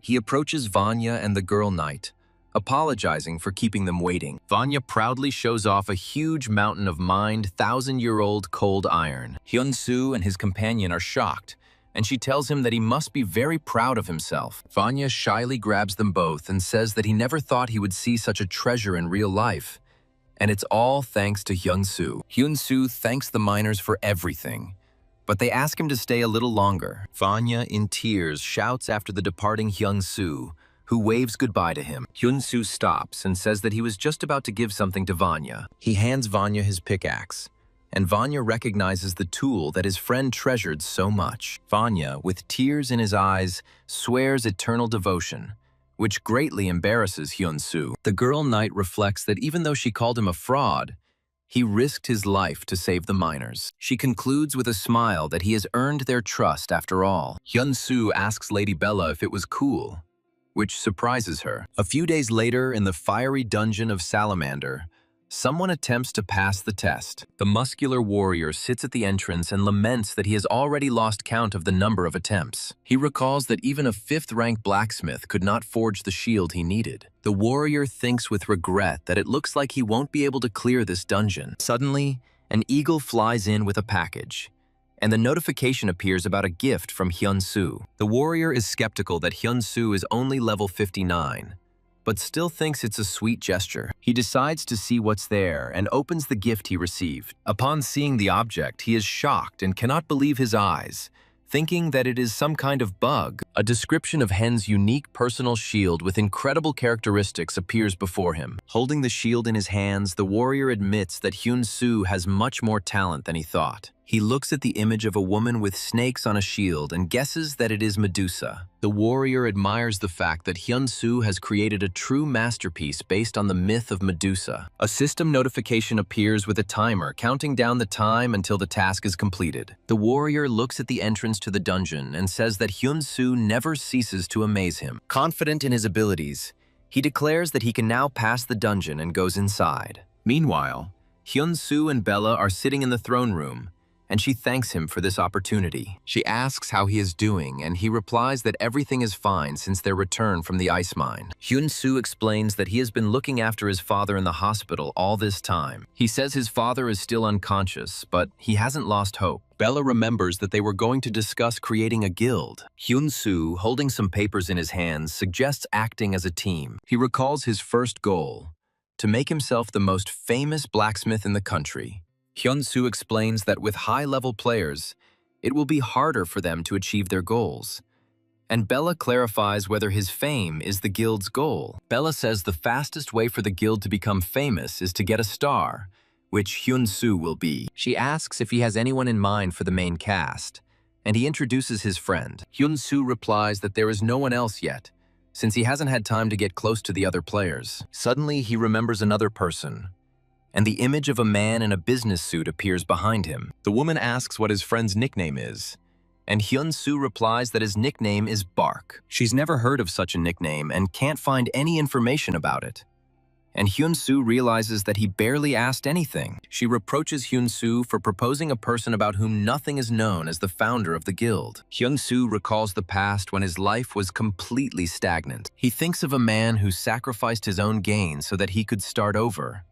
And now he is deeply in debt. Hyun-soo asks if the man is a businessman, and the woman confirms this with surprise. She says he may not realize it, but his value in the Aries game is very high. The woman warns that this businessman may try to use him to start his own business or even take over the guild. Hyun-soo confidently replies that this man would never deceive or use him. The woman says the decision is his, but suddenly slams the table and shouts his name. She demands that he let her meet this man too, and Hyun-soo agrees. She asks him to hide for now that he is the famous blacksmith Hyun. Hyun-soo remembers with horror that the gift he gave Bark had his name written on it, and the woman screams in rage. Meanwhile, Bark fights the fire monster, repelling the attack with magic. He stands in the middle of the battlefield and thinks that everything worked out exactly as he wanted. Bark is amazed by Hyun-soo's abilities and wonders what else he can surprise him with. He is pondering how to thank Hyun-soo when a monster attacks from behind. The firepaw hits him and he cries out in pain. Bark manages to block the blow with his new glowing shield. The hooded monster's owner asks how he blocked the attack and demands to know the name of the shield's creator. He threatens that if Bark does not answer,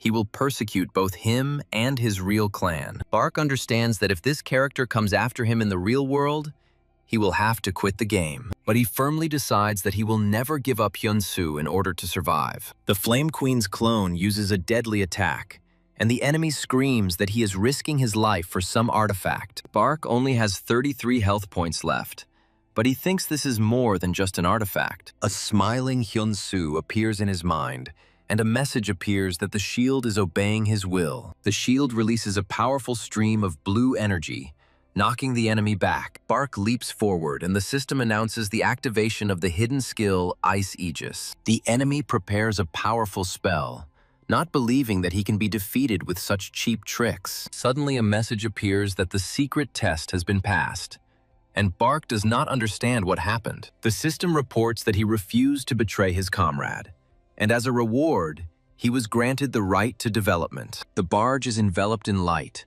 and he assumes it is a hidden class change. He is assigned the epic class Growing, because as a tank he is already ideal. This class can even reach legendary rank and is designed to protect something precious. Bark realizes that this entire dungeon was a class quest from the start. The system notifies him that he is not yet in a guild and recommends that he join. Bark happily decides that he has a lot to talk about with Hyun-soo. At the tavern, Hyun-soo notices Bark and waves at him, beckoning him to his table. Bark walks through the hall in impressive new armor, and the patrons whisper that he must be a ranker. The woman sitting with Hyun-soo looks at Bark and thinks that this guy looks absolutely amazing. The woman sitting with Hyun-soo thinks that Bark is a difficult guy and it is better to be careful with him. Bark happily thanks Hyun-soo, saying that he was only able to complete the quest thanks to him. Hyun-soo is surprised because he had no idea who Bark really was, and Nell is shocked and tries to stop him. Bark suggests moving to a secluded place for conversation,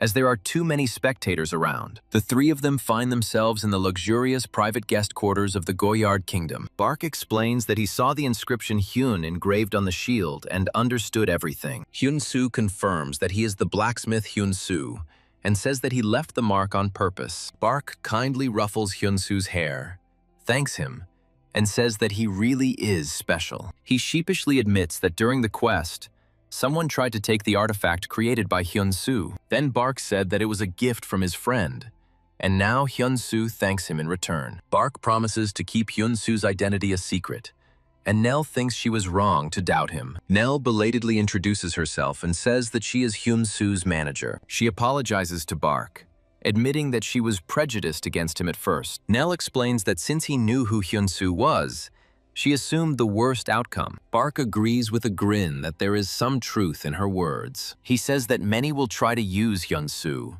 and even he himself was thinking about creating a guild. However, Bark is calm, seeing that Hyun-soo is surrounded by good people.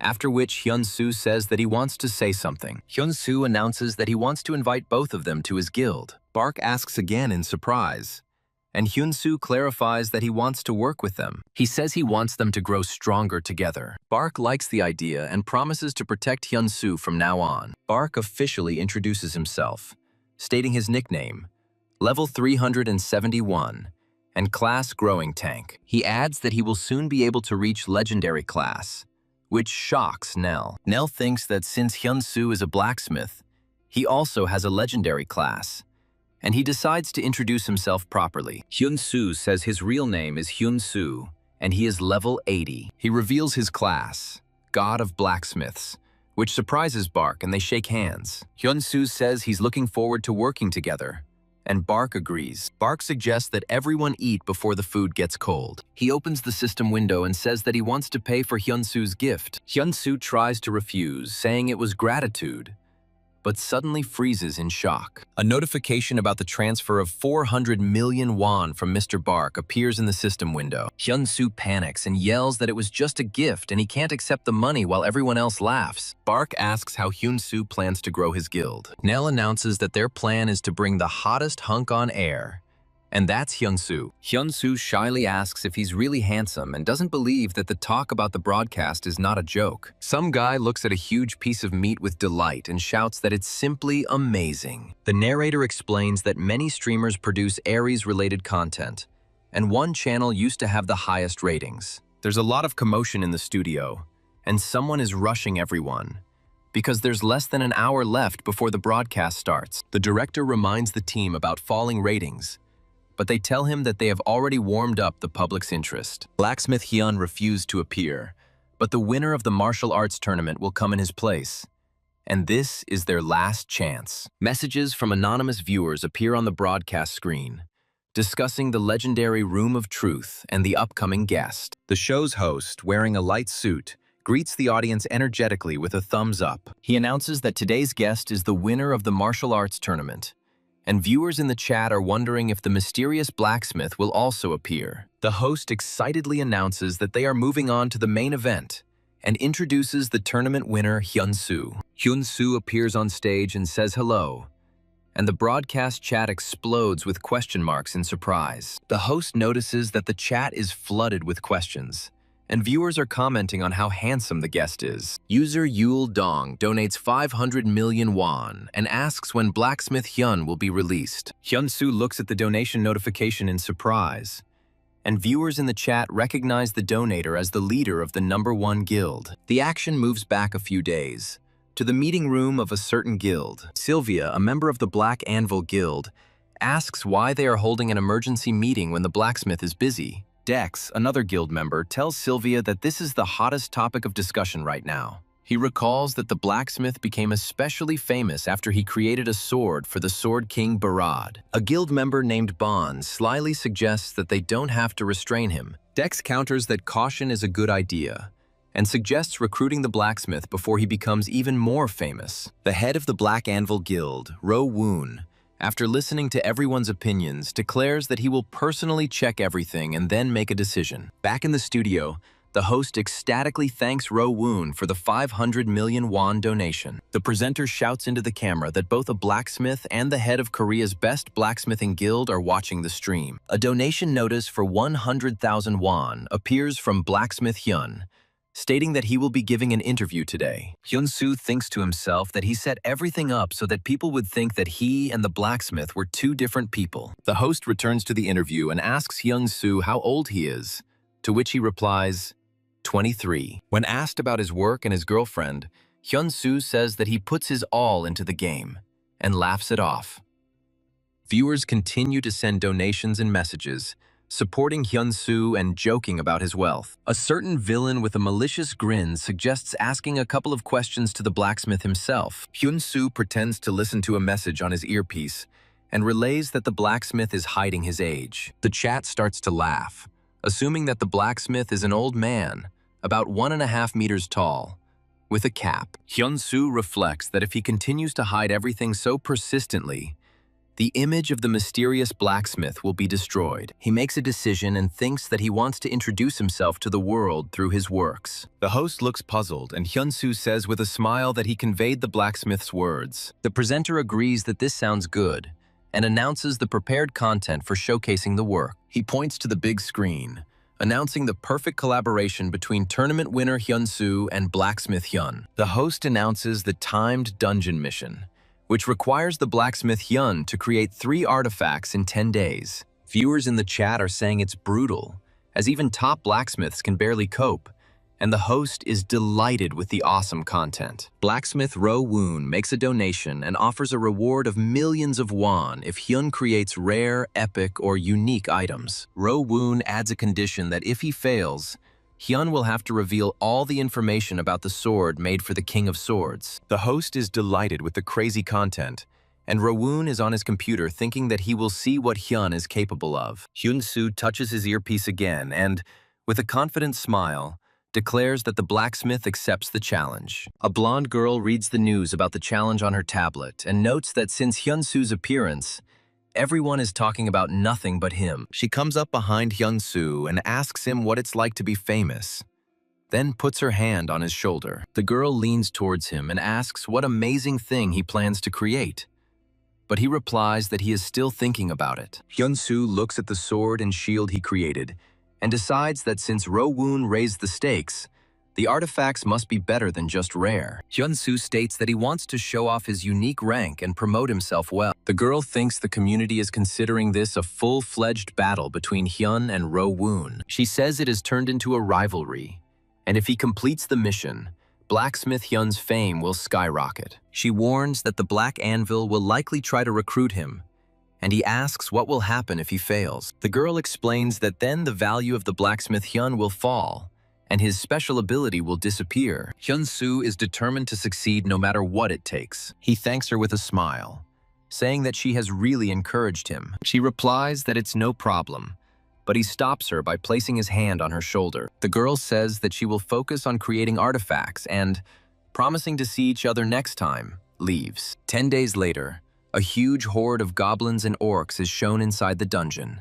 In the broadcast studio, the director is panicking and shouting that they have over 80,000 viewers and begging for the content to take off. Hyun-soo appears in the dungeon wearing archer armor, and the system window announces the start of the broadcast. He looks around from the ledge and notes that the first stage is easy, as there are about 40 monsters below. A mission window appears telling you to break a red rock on a hill 400 meters away, breaking through the monsters. The broadcast host explains that the record for completing the course belongs to Pro U, is 1 minute 23 seconds, and has not yet been broken. He announces that there will be a prize of 10 million won for setting a new record. Hyun-soo thinks about the 10 million won as the countdown to the start begins. The sign START appears, and Hyun-soo stands at the ready with a bow in his hands. He tells the audience that the artifact he will show today is not a bow and arrow. He shows off the glove, and viewers in the chat joke about whether he will crush monsters with it. Hyun-soo draws his bowstring, preparing to shoot. His glove begins to glow,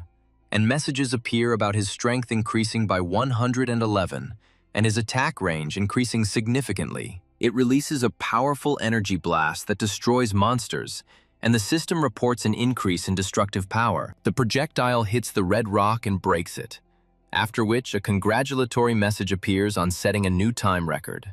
The system announces his new record, 41 seconds, and the host congratulates him on winning 10 million won. Hyun-soo thanks him for the prize money, but adds with a grin that the reward he will receive will be 20 million won. The host is shocked, and at this time, Ro-woon and his people are watching the broadcast, and one of them reminds him of their argument. Hyun-soo shows off his glove and says it is ranked unique. Ro-woon asks him to retrieve information about the artifact, and Hyun-soo agrees. A window appears with detailed specifications for Hyun's unique custom glove. Hyun-soo asks if this is a unique rank, and Ro-woon immediately gives him a 10 million won donation. He loudly thanks Ro-woon for the huge donation, and viewers in the chat write that his eyes lit up. Hyun-soo approaches Ro-woon and says that Blacksmith Hyun has made an interesting proposal. He says he's selling the artifact at auction right now. Ro-woon, watching the broadcast, tells his men to stay tuned,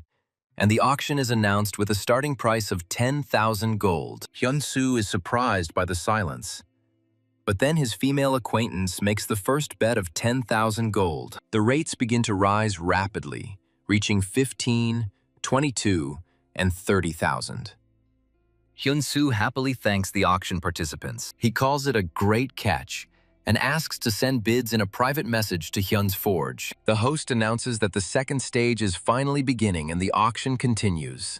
The character is wondering about the next artifact when suddenly a level 121 Cyclops appears. The hero, dressed in black and green, quickly rushes to attack the monster. He delivers a powerful punch straight into the giant Cyclops. With a sword in his hand, the hero looks determined, and viewers in the chat express their utter surprise. A powerful purple slash cuts the Cyclops in half, spraying blood everywhere. Spectators in the chat are amazed that the Cyclops was defeated in one blow, and speculate about the weapon's strength. The protagonist Hyun-soo looks up at the sky and says that the second item left him a little disappointed. He impatiently demands to see the next item, while viewers in the chat discuss his secret preparation. Two men are watching the broadcast on a computer, and one of them grins and asks Hyun-soo to show him the next item. The stats of a regular sword with low stats appear on the screen, and the audience is shocked by the huge difference with the first artifact. Hyun-soo chuckled as he spoke about the disappointing rank,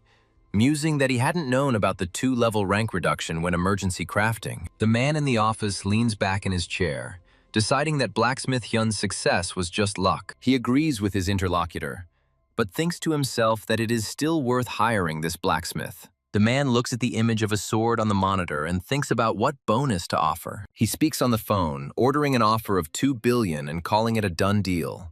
After hanging up, he wonders if this is too much money. He decides it's better to hire an experienced blacksmith and not worry. Suddenly, something alarms him, and he leans towards the screen with the words, "Wait a minute." The host, with 2 thumbs up, excitedly announces that champion Hyun-soo has flawlessly passed the second stage. The presenter crosses his arms over his chest and warns that the last stage will not be easy. He states that there will be a ton of bosses there, and behind him in the darkness, countless red eyes light up. The host explains the task. Hyun-soo must reach the hill with the flag, but the monsters will not stand still. He specifies that you need to reach the flag without getting kicked out of the game. The host suggests that viewers might ask if this is the final stage, and Hyun-soo thinks that he himself was already getting ready to go out. The presenter introduces the monster of this stage, a level 138 werewolf. He says that the werewolf's hide is so thick that the chance of success is less than 20%. The host mentions that even the fastest record holder barely made it through this stage and wishes Hyun-soo good luck. Hyun-soo stands alone, deciding that there is nothing he can do about the weapon. He decides to focus on the final step while viewers in the chat rush him and discuss the chicken he ordered. Hyun-soo declares that he is not going to run from monsters, causing confusion in the chat. He says that with this weapon he can, and blue energy concentrates in his hand. The hero confidently declares that he will kill them all. Hyun-soo draws the bowstring and a shining golden arrow appears on it. The arrow hits the werewolf right in the eye and he roars in pain. After the arrow hits, there is a powerful explosion, and Hyun-soo says that this time everything is right. Spectators in the chat are shocked by the arrow's effect and demand to see its stats immediately. Hyun-soo, holding a bow in his hands, says that he will allow himself to introduce a third item. He says this bow is inspired by the myths of Jeju Island. An ancient drawing shows how a great king shot down the sun and the moon with this bow. Hyun-soo solemnly announces the name of this item, the Chongyalin bow. When Hyun was little, his father told him a legend about Jeju Island. Long ago, in the world of the living, there were 2 suns and 2 moons, which brought chaos. The king of the living world asked for help from his brother, the king of the underworld. The king of the underworld used a bow weighing 1,000 jins to shoot down the extra luminaries. Little Hyun was most interested in the bow itself in this story, and he asked his father to make one like it. Now, using his knowledge, he thinks he can create a real bow weighing 1,000 gins. Instead of creating a heavy bow, he came up with a way to increase the weight of an enemy hit by an arrow. He decides to try and picks up ebony, a material for imbuing objects with abilities. The system announces that he is creating a new type of bow, the 1,000 gin. In the forest, he strings his new bow, preparing for battle. One by one, he successfully kills 10 werewolves. The observer in the white suit is amazed at how easily Hyun deals with the werewolves. He's dealt with the werewolves, but he feels something is wrong. The ominous atmosphere in the forest becomes increasingly oppressive. He takes aim confidently, intending to end the new threat with one shot. Suddenly, a huge, growling wolf appears in front of him. His body reacts to the roar of a powerful predator. The instinct of self-preservation is triggered. The monster turns out to be a level 178 Fenrir fragment, for which a reward is promised. The observer screams in panic, because Fenrir is a legendary monster. Out of fear, his movements slow down, and the monster attacks him with Blood Claw. He is injured, and the system reports a bleeding effect. His stats are lowered due to fear and bleeding, and he lacks strength. To compensate for his lack of strength, he uses items, increasing his strength by 111. Fenrir attacks again, using Claws of Destruction. The observer cannot believe his eyes, because Hyun should have died from such an attack. Hyun jumps to dodge the attack and aims straight for the monster's mouth. His arrow hits its target, causing Fenrir to roar in pain. But that's not the end, because he's about to use the true power of his bow. The affected area gains a weight of 1,000 jins, restricting the monster's movements. He stands victoriously on the head of the defeated Fenrir. The observer is shocked.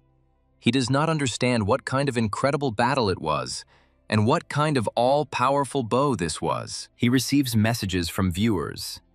Even the #1 archer offers to buy this bow for 500,000. Hyun apologizes to everyone and sends a message. He announces that he will never sell his bow, despite the entreaties of the audience. The broadcast host apologizes again and confirms that Hyun has firmly decided not to sell the onions. But instead of selling, he announces that he will accept one order to create weapons only for archers. He offers to hold a sort of auction among the archers, sending bids to his forge. After the broadcast, he returns to his rented forge. He is pleased with the results, as the effect of the broadcast was amazing. On top of that, he received legendary rank materials and a wealth of experience. Upon reaching level 100, the hero receives a system message informing him that he can now found a guild. He remembers his comrades and the man he promised to take in, rejoicing that he can now be with them. The system prompts him to enter a guild name, and he ponders which name to choose. He decides to choose a name with the meaning of a bright future, and the system confirms the choice of the name Kwanmin. The system declares him the guild leader and grants him the title of Lord's Grace. His chibi friends like the name, and the hero proudly adjusts his cape. A girl named Belle immediately declares that since the guild has been created, she will begin searching for a base. Belle asks Hyun-soo about his future plans, and he replies that he plans to keep his promise to Barad. She asks what promise he's talking about, and Hyun-soo remembers Barad's words to find him after the guild was created. To keep this promise, the hero announces that he is going to the kingdom of Goyard. Meanwhile, in the throne room, the king's advisors object to how he could grant land to a stranger. King Barad, surrounded by wolves, replies that he knows about this, and to obtain the land, one must perform worthy deeds. He pets the wolf and asks if the advisors really think he makes such decisions frivolously. In the real world, Hyun-soo answers the phone in a hoodie. A TV studio employee calls him and thanks him for the excellent broadcast, hoping for further cooperation. The employee reports that the total amount of donations was 37 million won, of which 25 million will be transferred to him, as well as 10 million as a bonus. When the topic of sending money to the blacksmith Heng comes up, Hyun-soo offers to transfer the entire amount to his account so that he can split it himself. After finishing the call, Hyun-soo looks at his phone, surprised that the donations alone amounted to 25 million won. He sees a system notification that Han's designer glove was sold for 65,000 gold. After calculating all the income, He was shocked to realize that he had received about 100 million won. After receiving a message from Belle, he logs into the game and appears in the village square. Belle runs up to him, excitedly calling out his name. Hyun-soo! She excitedly tells him that he has become incredibly popular. And this is no joke. Belle lists that he was invited by the Black Anvil Guild, and his channel, Hang's Forge, has gained 400,000 subscribers and is ranked 49th among Korean forges. She apologizes for getting carried away and asks about his plans to go to the Goyard Kingdom. Belle asks if he has prepared everything, and Hyun-soo confidently replies that he has prepared thoroughly. He explains that he repaired the damaged equipment from the quest reward using his own method. Hyun-soo plans to show the equipment to Barad to build trust, and Belle approves of the idea. She excitedly says that this time he should also get a hidden quest. The hero thanks Belle for always looking out for him, which makes the girl embarrassed. He asks if he has something on his face, but Belle quickly denies it. She quickly changes the subject, saying that she is still looking for what they talked about, but so far without success. Hyun-soo asks her not to rush the search and thanks her for her help. In the kingdom of Goyard, an advisor asks Barad about his new hobby, wolves. Barad explains that it was a congratulatory gift from the last dungeon lord. Lord of the kingdom of Goyard, Marquis Yahello, asks His Highness if the rumors about the land being given to a stranger are true. Barad asks why the Marquis is interested, and he carefully remarks that giving land to a simple novice blacksmith is excessive. The king reminds him that Hyun-soo saved his life and asks if the Marquis intends to continue to object. Suddenly, the wolves become nervous, and the guard reports Hyun-soo's arrival. Hyun-soo enters the hall in full armor, and Marquis Yahello wonders in surprise if this is really the aura of a blacksmith. Hyun-soo, in armor, greets His Highness Barada and announces his return. Sitting at the table, Hyun-soo notes how much the atmosphere has changed in such a short time. Barad asks if these changes were due to Hyun-soo's new equipment. Hyun-soo confirms with a smile that His Highness is, as expected, very insightful. He explains that this is Fenrir's helmet and cloak, which grant the wolf's greatness.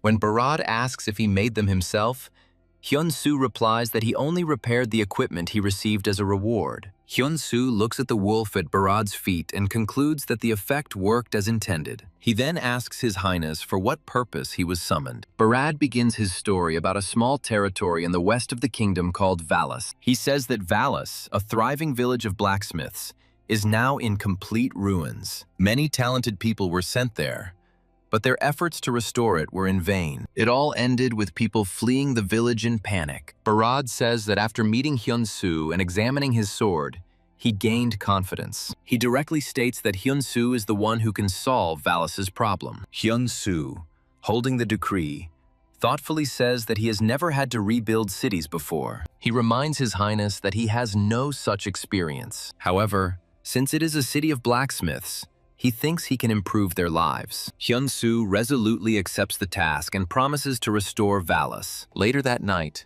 3 travelers, including Hyun-soo, arrive in the Vallis territory. His companion notes that there are surprisingly many closed shops in the blacksmith's village. The second companion suggests that there is a serious problem here and suggests taking a look around. Hyun-soo agrees that the situation here is worse than he expected. One of them notices a light in the building and suggests checking what's there. The group enters the house and asks if there is anyone inside. The girl sees a web and hopefully assumes that someone does live here. Hyun-soo apologizes for the intrusion and calls out loudly for the owners again. They look around the room and notice a door ajar at the far end of the room. An emaciated old man with a lantern appears from behind the door and fearfully asks who they are. He demands an answer to who they are and why they broke in here. Hyun-soo explains that they have come on the orders of His Highness Barad to inspect the village. The old man asks with relief whether they are from the Edrol Merchants Guild. To confirm his words, Hyun-soo unfolds and shows the decree with the seal. He leaves the scroll on the floor, inviting the old man to examine it. The old man approaches, recognizes His Highness's seal, and mutters that he hasn't seen strangers for a long time. He comes out to them and introduces himself as Para Hao, the former personal blacksmith of my lady. Hyun-soo asks why all the forges are closed, and Para replies that it all started a year ago with the arrival of the Edrol Guild. Hyun-soo's companion asks if this is the guild they have already heard about. Para says it's a long story and asks him to listen. He says that the Edrol Guild, having heard about the blacksmiths, came with gifts and offered a deal. Milady wanted to glorify the weapons of local craftsmen, so she happily agreed. Thus, the Edrol Guild infiltrated the village to seize the skills of the local blacksmiths. One day at dinner, the head of the guild suddenly proposed a bet to my lady. This proposal was naively taken as a joke, but the result was catastrophic. Having lost the bet, Milady lost all her power, and the tyranny of the Edrol Guild began in the village. Many blacksmiths, not wanting to obey, tried to escape, but those who failed to escape faced total slavery. The protagonist, listening to this story, clenches his fists and decides that he will not leave this injustice unanswered. He turns to the old man and asks if he also worked for the guild. The old man sadly replies that he did not work for them, but is just a fugitive. On the day my lady lost the bet, she sent him away with special instructions. He was trusted to take revenge, because if Milady entrusted it to him, it meant he had enough skill. Although he has a bad character, his talent as a blacksmith is undeniable. The old man sighs, realizing that he can't run forever, and that soon they will come for him too. He thanks the travelers for listening to him, and advises them to leave before they are drawn into his troubles. But the main character stops the old man,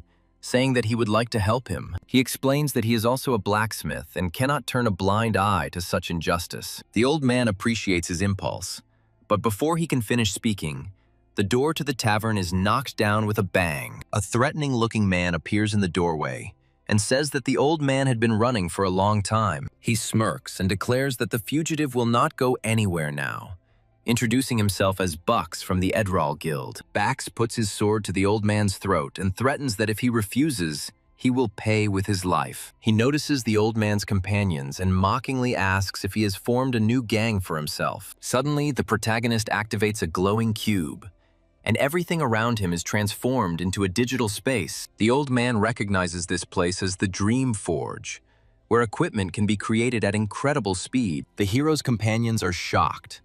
They understand that this is not a fair bet, but a direct threat. System windows appear, showing that the difference in levels between Para and Bucks is colossal. Bucks offers a deal under which the old man will spare his life if he wins, but will still be enslaved. A scroll appears with the conditions of the test, asking the old man to state his demands, as there is no turning back. The old man demands that, if he wins, he cancel the bet with Milady, free all the blacksmiths, and cancel their debt. Bucks shouts in rage about how much effort he spent searching, and orders the old man to immediately take up the hammer. The old man accepts a challenge, according to which the one who forges the best sword will win. The protagonist stops him for a moment to thank him, even though they had only known each other for a short time. The old man swings his hammer with determination, intending to forge the best sword of his life. He hits the hot metal with force, and sparks fly. As an experienced blacksmith, he knows in his gut that his opponent's sword will be something incredible. Bucks raises his shining blade, a true masterpiece, and the old man realizes that this is a complete rout. He despairs at the thought that he will soon be gone, and that these lands will be lost along with him. At this moment, the ghostly silhouette of the protagonist appears and shouts to the old man to pull himself together and think only about the blade. He continues to give instructions, shouting that the temperature is dropping and to watch the color of the flame. The protagonist insists that the old man raise the temperature because he still has a chance. At this point, the protagonist receives a system notification that he has acquired the teachings of the blacksmith mentor. In the control room, a man bangs on the console in despair, lamenting that he put so much effort into Bax, only to have him run into Hyun-soo. He jumps up and shouts that Bucks can't be a walk-on character because he is the 11th legend of the new continent. The man explains with annoyance that he planned to make him a new villain,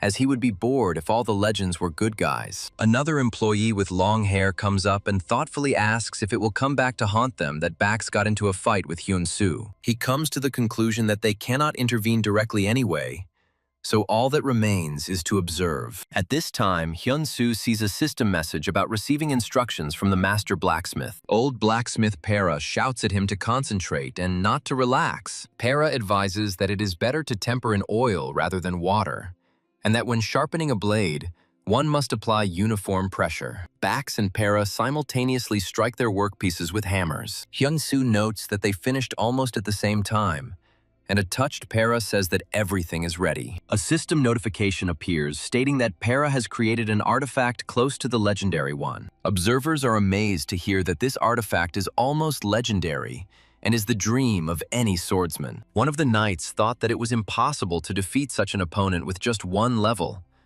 But thanks to Hyun-soo's instructions, the old man surpassed himself. A notification appears that they have surpassed the blacksmith expert pair, and Bucks is shocked and can't believe it. Para, with tears in his eyes, cannot believe that he was able to create such a sword before his death. A message appears above the angry Bucks, telling him that he has failed the test. The system announces that all blacksmiths in the territory of Valis are granted freedom. The contract is terminated, and the development of the territory has increased by 10%.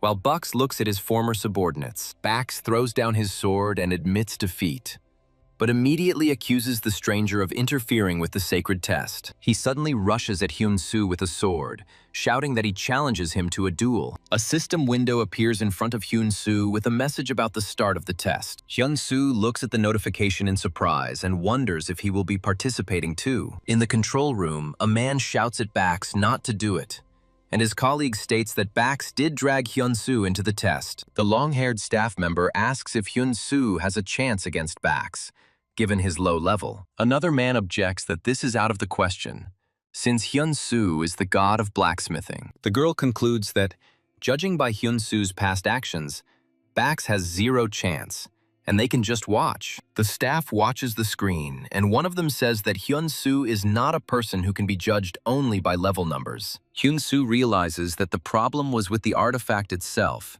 and makes a condition to Bax that if he fails the test, he will cut off his hand. Hyun-soo says that Bax forced people to obey. He states that such bastards should not exist at all, and his condition is the enemy's sword. Bucks agrees and announces that this will be a test of forging speed. He explains that the product needs to be created in just a few dozen seconds, and smugly adds that he has never met a blacksmith like him. Bax shouts that they're starting right now, and both blacksmiths burst into energy. He thinks that this stranger is at most a mid-level blacksmith who only has a talent for teaching. Bucks is confidently forging, believing that victory is in his pocket, and that he will achieve at least a unique rank. Suddenly he sees a bright flash and screams in shock that this can't be happening. Hyun-soo holds a shining sword in his hands, and the system announces the creation of a legendary rank sword. Bax is stunned as his sword is only unique rank, and he can't believe his opponent finished early. A system message appears stating that Bucks has failed the challenge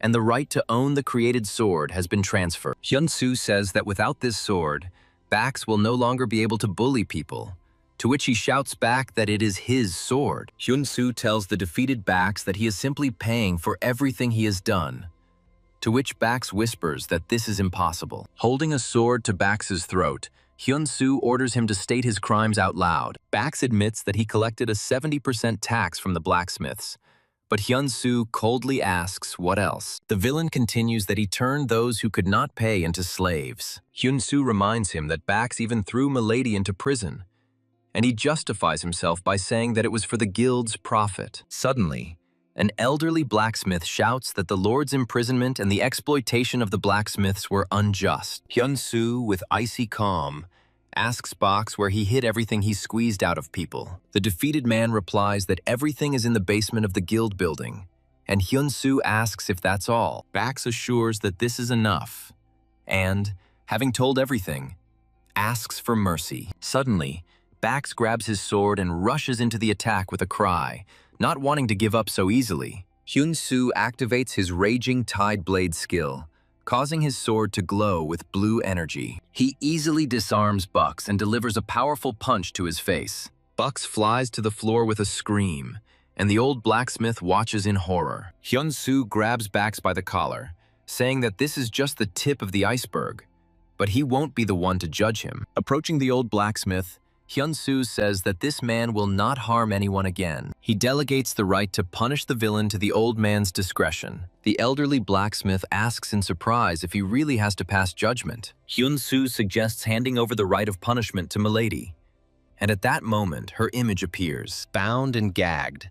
Bucks tries to scream out who they are to decide his fate. Hyun-soo asks the old man where Milady is now, and he replies that she is imprisoned in the castle. Then Hyun-soo asks to bring her here, leaving Bax's punishment to their discretion. The old man, with tears in his eyes, warmly thanks him and shakes his hand. Meanwhile, in the dungeon, the white-haired girl hears footsteps and is surprised, because no one should have come here. The cell door opens and the old man calls out to his lady, who looks at him in shock. She asks how he got here and asks him to run away. But the old man calms her down by opening the shackles. Having freed her, the old man says that she can now leave this place and asks her to go with him. Coming out of the cell, Milady asks what is happening, and the old man with the torch asks her not to be afraid. He explains that the strangers saved their lands by defeating the villain Bax. The girl can't believe it, but the old man assures her that he is telling the truth and that she only needs to severely punish Bucks. He adds that all this was done by one true blacksmith, which plunges Milady into even greater bewilderment. The old man begs Milady to trust him, promising that she will understand everything once she sees it with her own eyes. Approaching the building, the old man invites my lady, now dressed in a hooded cloak, to come inside. Looking inside, the girl freezes in amazement at what she sees. She removes her hood and introduces herself as Bellin, Lord of the Ballast Lands. Seeing Bax tied up, Bellin asks Hyun-soo if he really defeated him,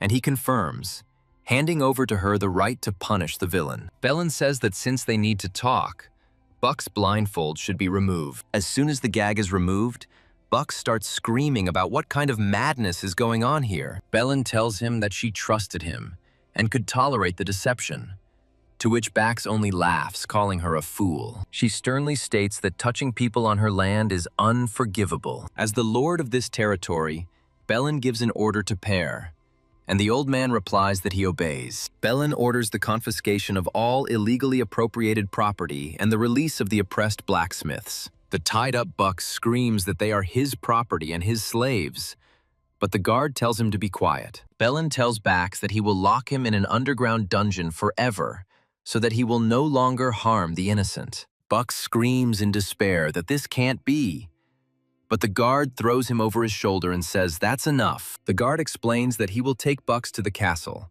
otherwise he will continue to talk nonsense, to which the prisoner only swears. As he is carried away, Bucks continues to scream that this is ridiculous, and how dare they do this to him.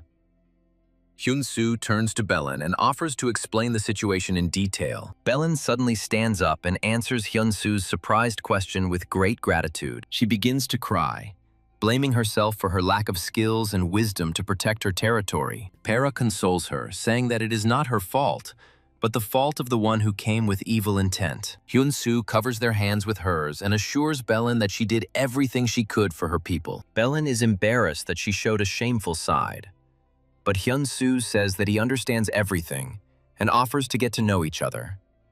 He introduces himself as the blacksmith Hyun-soo and his companion as the blacksmith Bell. Bellin and Para bow deeply, thanking them for saving the territory, and Hyun-soo sheepishly replies that they were only doing what they had to. Bellin blushes and apologizes for misunderstanding him. She admits that she didn't believe Parrot when he said that a stranger would help them. Since childhood, she had heard that foreigners were selfish and only trying to use their people. But today made her realize that there are good foreigners like him. Sitting at the table, Bellin once again sincerely thanks them for protecting her territory. Hyun-soo replies that although he came at Barada's request, he is very glad that he came. He is glad because they were able to save the two of them and the suffering blacksmiths too. Bellin stands up and offers half of what Dax confiscated as a reward, but Hyun-soo refuses. He says seeing the area restored to its former glory is more than enough for him. Suddenly, a system window appears in front of Hyun-soo, informing him that the unique title Lord's Grace has been activated. In another reality, a girl with glasses informs the leader about the system window and asks if it is the blacksmith Para. The leader replies that this is out of the question, since Para cannot become a vassal. He recalls how the miner Vanya became Hyun-soo's vassal, but emphasizes that Para's situation is different. The girl guesses what the difference is and understands that Para is already my lady's vassal. The leader explains that, having sworn allegiance to one master, To defect to another is a grave crime. His assistant objects that Milady is in the same position and can hardly swear allegiance herself. The leader says that this is not impossible, because the empire is split and power is divided. The girl is shocked to realize that this means that Milady will swear allegiance to Hyun-soo. At this moment, Bellin kneels before Hyun-soo and says that he wants to swear allegiance to his savior. Hyun-soo is stunned, as he thought that the skill was activated by Para, not Milady herself. He also drops to one knee and asks why all this is happening so suddenly. Bellin replies that she felt how sincerely he wanted to help her people. Hyun-soo asks her to stand up, but she takes his hand and says that she is confident in his future rise. So she made her decision and will be by his side. Mr. Hyun-soo. In a glow of golden light, Bellin vows that she wants to grow with him. Belle hugs the frozen Hyun-soo from behind and whispers to him to agree quickly. A surprised Hyun-soo agrees, saying that he is counting on them. Belle thanks him and asks what he plans to do next. Hyun-soo replies that he is going to train the local blacksmiths, since he is a blacksmith himself. He adds with a smile that this is also necessary to fulfill Barad's mission. Belle, with tears in her eyes, thanks him profusely, but he waves her off, saying it's nothing. The old man congratulates Mrs. Belle, who is delighted at the arrival of a new vassal. Hyun-soo reflects that with the help of Milady, he will develop the village and complete the task. His true thoughts are that Milady is now his vassal and will pay him taxes. He smiles ominously, looking forward to raising the skills of blacksmiths and earning a ton of money. Belle and her companion hear him muttering and suspiciously ask what he said. Meanwhile, the blacksmiths in the workshop are puzzled as to why they were assembled. Hyun-soo stands in front of them and says that it seems like everyone is here. He introduces himself as Hyun-soo and announces that from this day on, he will be teaching them. The blacksmiths whispered indignantly, not believing that some kid would teach them. One of them is skeptical about what the stranger can teach them. Hyun-soo confidently declares that he will first show them how to work. The blacksmiths continue to doubt, believing that he is just a boy and that they are wasting their time. They still decide to see what he is capable of since they have come. After some time, one of the blacksmiths asks in surprise how many hours have passed. Others are amazed that he keeps forging without stopping, and do not understand how he is not tired yet. Finally, Hyun-soo finishes the work, and a notification appears that an epic rank sword has been created. One of the blacksmiths reverently asks permission to touch the sword, and Hyun-soo allows it. Amazed by the skill, the blacksmith asks to tell how he did it. Hyun-soo begins to explain that it's important not just to shape it, but to hit it many times at the right angle. He continues the lesson by saying that if you cut corners during the forging stage after heating, the sword will quickly break. One of the blacksmiths, who had previously been hostile, apologizes for his words and asks to ask a question. 2 weeks pass.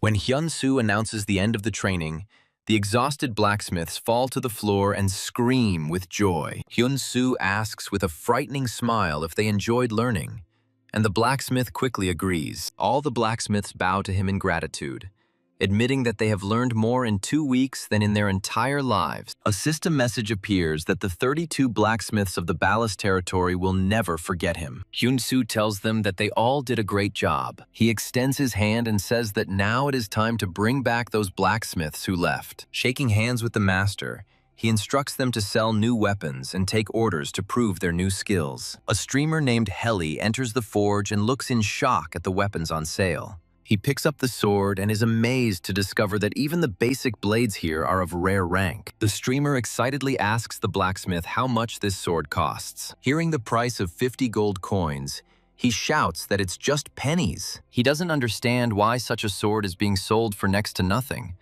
but the blacksmith replies that for them it is now an ordinary product.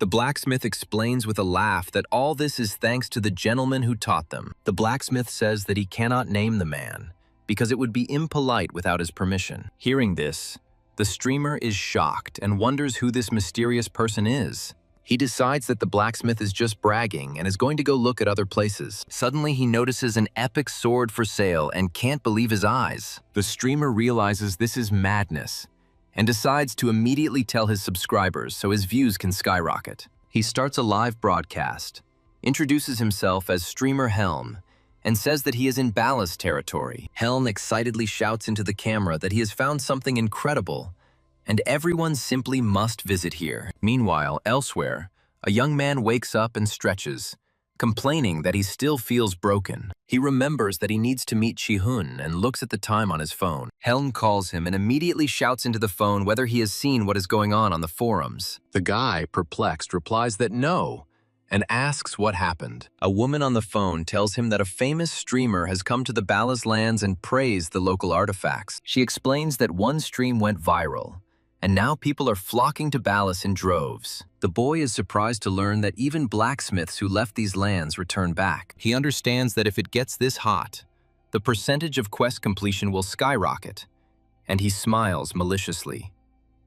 Later, he meets a friend at a restaurant and tells him that Friday night is made for brisket and soju. His friend, Kim Chi-hun, eats the meat with pleasure and exclaims that it is very tasty. The guy asks Chi-hun how he's doing at work and how he's doing in the Aries game. Chi-hun, with his mouth full, scolds him for being rude, and then says that everything is as usual at work. He adds that Aries has rolled out an update for his class, so he'll have to sweat it out. A friend asks if Chi-hun has joined the guild, to which he replies negatively. Then the guy in the hood invites Chi-hun to join his guild. Chi-hun says the guild sounds good, but he needs to think about it because he's a valuable asset. His friend is indignant, saying that he did not refuse, but simply postponed the decision. After the meeting, the guy comes to the hospital room to see his father, who is unconscious. He sits down by the bed and tells his father that everything will be fine for them now. He mentally lists that he has friends, comrades, and an adult mentor he can rely on. Holding his father's hand,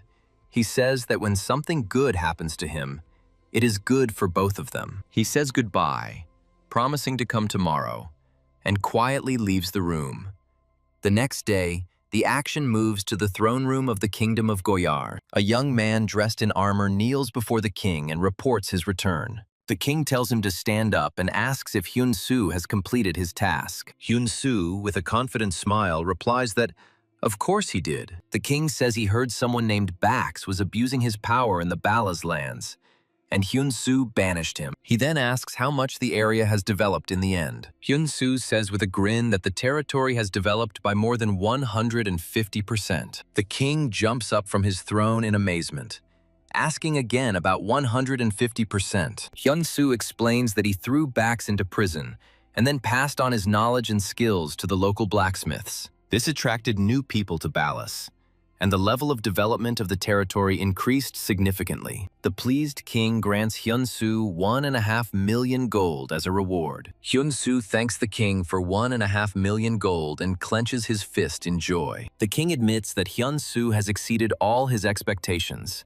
achieving more than he had hoped for. Therefore, the king decides to grant Hyun-soo another special reward. Hyun-soo asks in amazement if he will really receive a special reward. The king confirms this and gives permission to open his own forge in the kingdom. The system windows inform him that he can obtain a forge from Barad and settle in the territory. The king explains that this is a reasonable reward, since Hyun-soo has made a huge contribution to the development of the land. Noticing his silence, the king asks if these lands seem too small to him. Hyun-soo replies that it is not about that, because he wants the Bala's lands to prosper. He muses that if word gets around about the blacksmith Hyun, people will flock to Balas just for his forge. The king notes that Hyun-soo is forward-looking and sees in him the makings of a true ruler. The king offers Hyun-soo to choose any land he wishes, and the young man thanks him. The king asks about his future plans, and Hyun-soo replies that he will first visit Milady,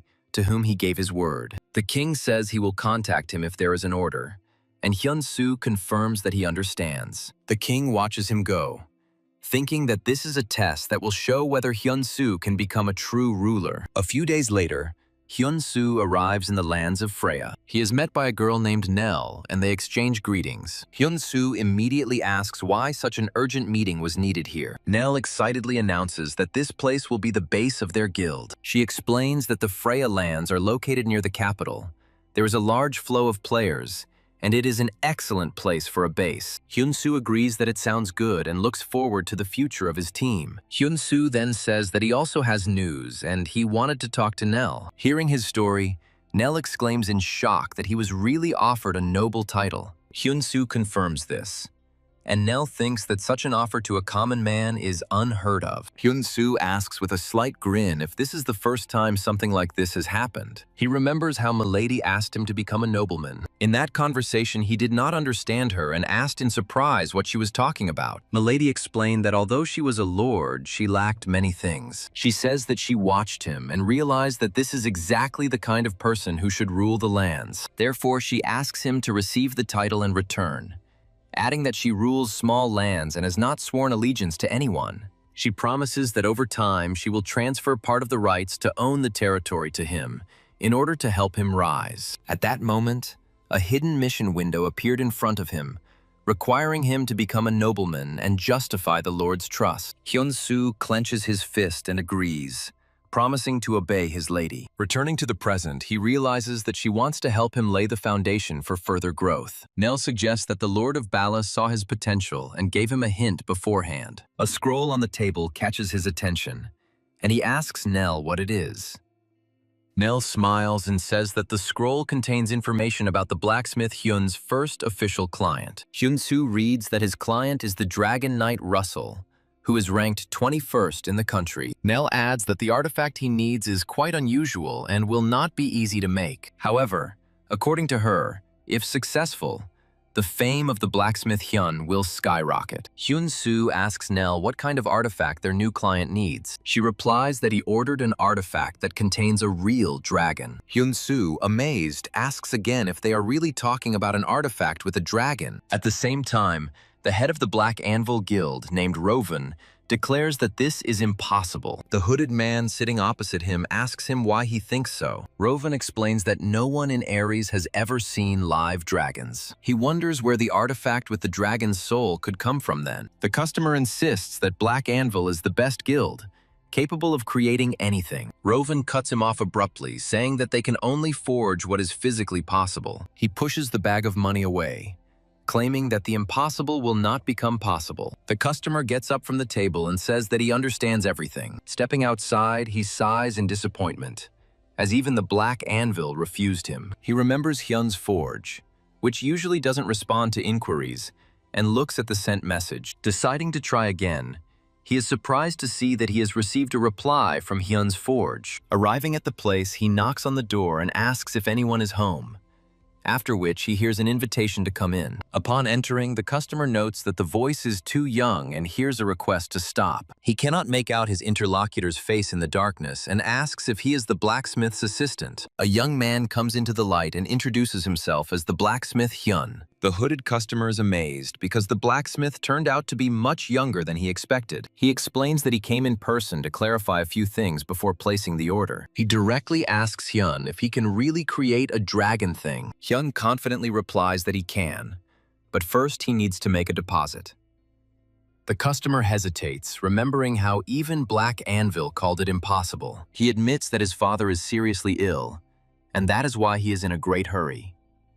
He came here clutching at the last straw because his father really wants to see the dragon. The client calls Hyun his last hope and asks him to first prove that it is possible. Hyun understands everything, agrees, and activates the divine emergency creation skill. A huge dragon head appears in front of the stunned customer. Hyun asks if he is convinced of his capabilities and suggests moving on to a serious conversation. The action moves back a few hours to the office where Hyun-soo and Nell are sitting. Hyun-soo studies the documents and asks why the client needed an item with a dragon on it. Nell suggests that he look at the first request from Mr. Russell first. Hyun-soo finds it strange that the order doesn't specify any properties, only a dragon. Nell reports that after the first request, Mr. Russell sent them hundreds more of the same letters. In addition, he contacted almost all the guild leaders, asking them to show him the dragon. Hyun-soo concludes that for someone who simply wants to see a dragon, he seems too desperate. Nell says they actually have another option for ordering. She reminds him that Hyun-soo promised to only accept orders from archers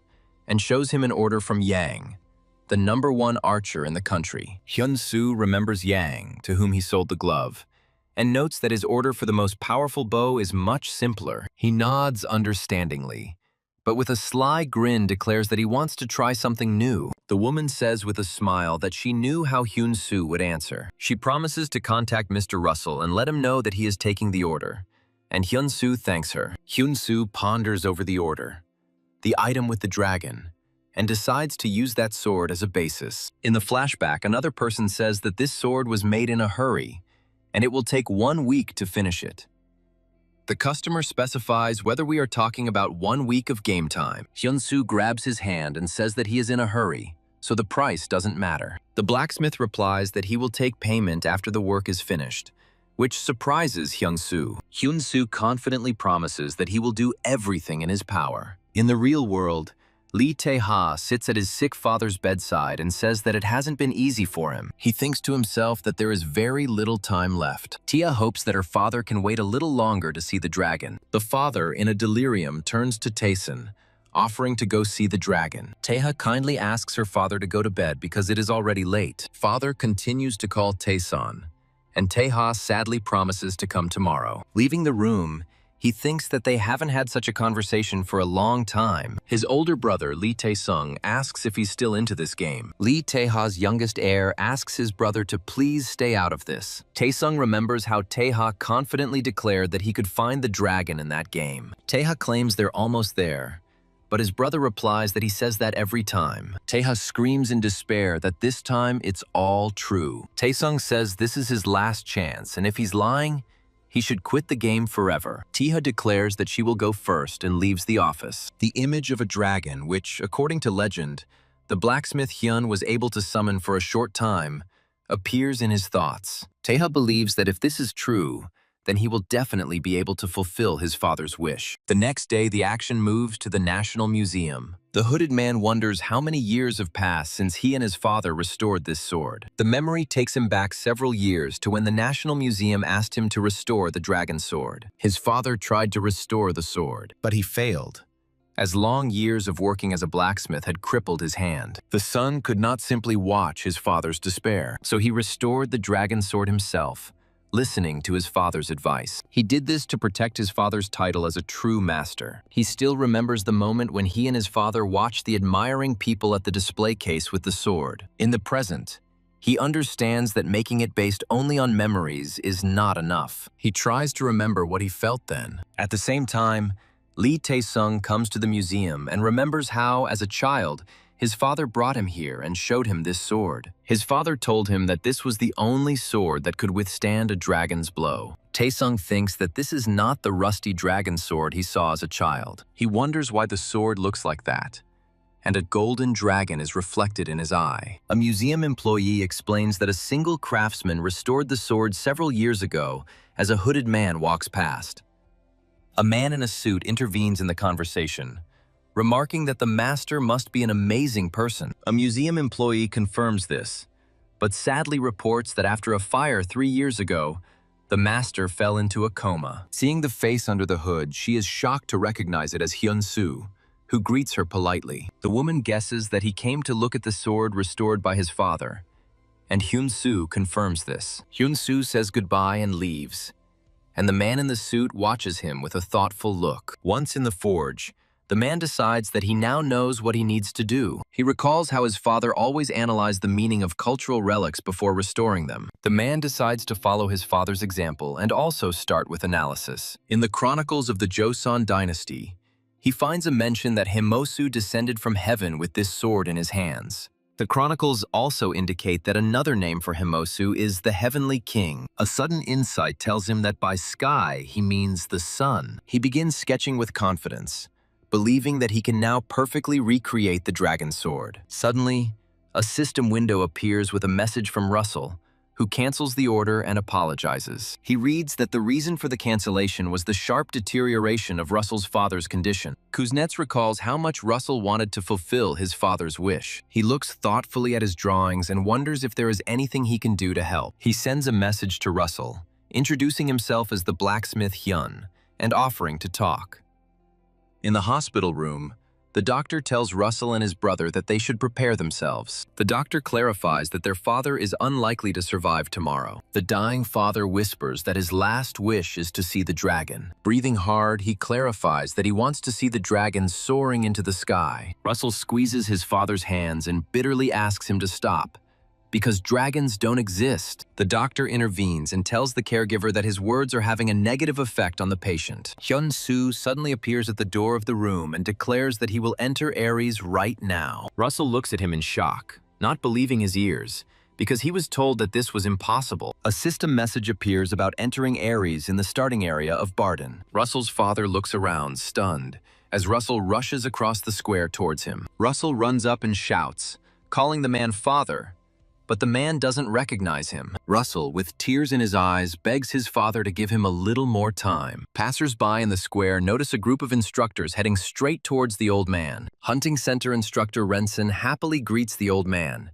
informing him that Hyun-soo has contacted him. Russell bows in gratitude, and the instructor motions for them to follow him. When his father asks where they are going, Russell replies that he will find out everything when he arrives. They are met by a man on horseback who introduces himself as the Lord of the Barden territory, named Vance. Lord Vance says he heard about them from Hyun-soo and urges them to mount their horse. Lord Vance urges his horse into a gallop, pulling them along with him. Russell's father admires how Hyun-soo makes him try new things, and Russell agrees. Russell ponders why the supporting characters are so kind and tries to figure out who Hyun-soo is. Suddenly, their journey is interrupted, and Russell screams in horror as he sees something ahead. Meanwhile, in the control center, an employee notices something unusual on the monitor and attracts the team leader's attention. The control center staff sees the newbie zone lord open the area to a level 1 old man. The two observers are shocked because the lord personally accompanies the player, something they have never seen before. The operators can't believe their eyes and ask if what's happening is a system bug. The department head suddenly appeared and calmly declared that this was not a bug. He explains that all of these characters have their relationship with the user Hyun-soo maxed out. According to him, they are moving only because Hyun-soo asked them to. The employee is horrified to see Lord Bunce leave the newcomers area, which seemed impossible. Her colleague confirms that according to the rules of the game, Lord Bands should not be able to leave his location. The manager smiles contentedly, because this is exactly the unpredictable development of events that he wanted. In the game world, Hyun-soo, along with a group of non-player characters, brings the world changed by users to reality. Suddenly, their path is blocked by a huge stone monster. One of the companions panics and says that they deliberately chose a path without monsters. Hyun-soo reassures them, promising to take them all the way to the border. But then, another monster appears in front of them, armed with a huge club. The other NPCs shout for their allies to hold off all the monsters for Hyun-soo's sake. Warriors from the castle territory arrive to help. Their captain announces that they have come at the request of their benefactor and urges everyone to move faster. The companion thanks the warriors, and the whole group hurries on. The travelers finally reach the main gates of the Goyard Kingdom. The guide says he can only take them so far, and Russell thanks him for his help. A squad of knights, led by a red-haired commander, emerges from the gate. The commander approaches them, asking if they know his friend Hyun-soo. Russell is shocked because Sword King Barad personally calls Hyun-soo his friend. The white-haired knight takes them under her protection, and Russell tries to figure out how Hyun-soo arranged all this. On the way, the old man asks Russell where they are going now. Russell replies with a smile that they are going to meet the dragon. The night girl confirms that Mr. Hyun-soo is already waiting for them there. They arrive at the place where Hyun-soo greets Mr. Russell. Hyun-soo hands him the artifact, imbued with the power of the dragon, and says that everything is ready. Russell raises the shining sword high into the sky. A ghostly image of a huge, toothy dragon emerges from the sword. A majestic golden dragon materializes in the sky, hovering in a sphere of light. The entire group looks up in amazement, realizing that in front of them is a real dragon. An old man with tears in his eyes screams with happiness as he sees a dragon flying in the sky. Hyun-soo asks the old man why he wanted to see the dragon so much. Suddenly, Russell sees his brother in armor and, shocked, asks how he got here. Hyun-soo explains that his brother said he wanted to see the dragon with him. Russell's brother is touched, understanding why he was so desperate to find the dragons. A flashback shows the older brother showing the younger one a toy dragon as a child. Little Russell excitedly asks his father if dragons really exist. The older brother, Hyun-soo, tells little Taeha that dragons are very big and promises to show him a real one day. Russell tells his newborn brother Tae-hee that they will go see the dragon together. In the present, Russell, his brother, and their father look at the summoned golden dragon, admiring its beauty. The father says with relief that he was glad to see this miracle with his sons before leaving. A female guild member admires Hyun-soo, who actually managed to summon a dragon. Hyun-soo modestly corrects her, saying that Mr. Russell is the one who has achieved real success.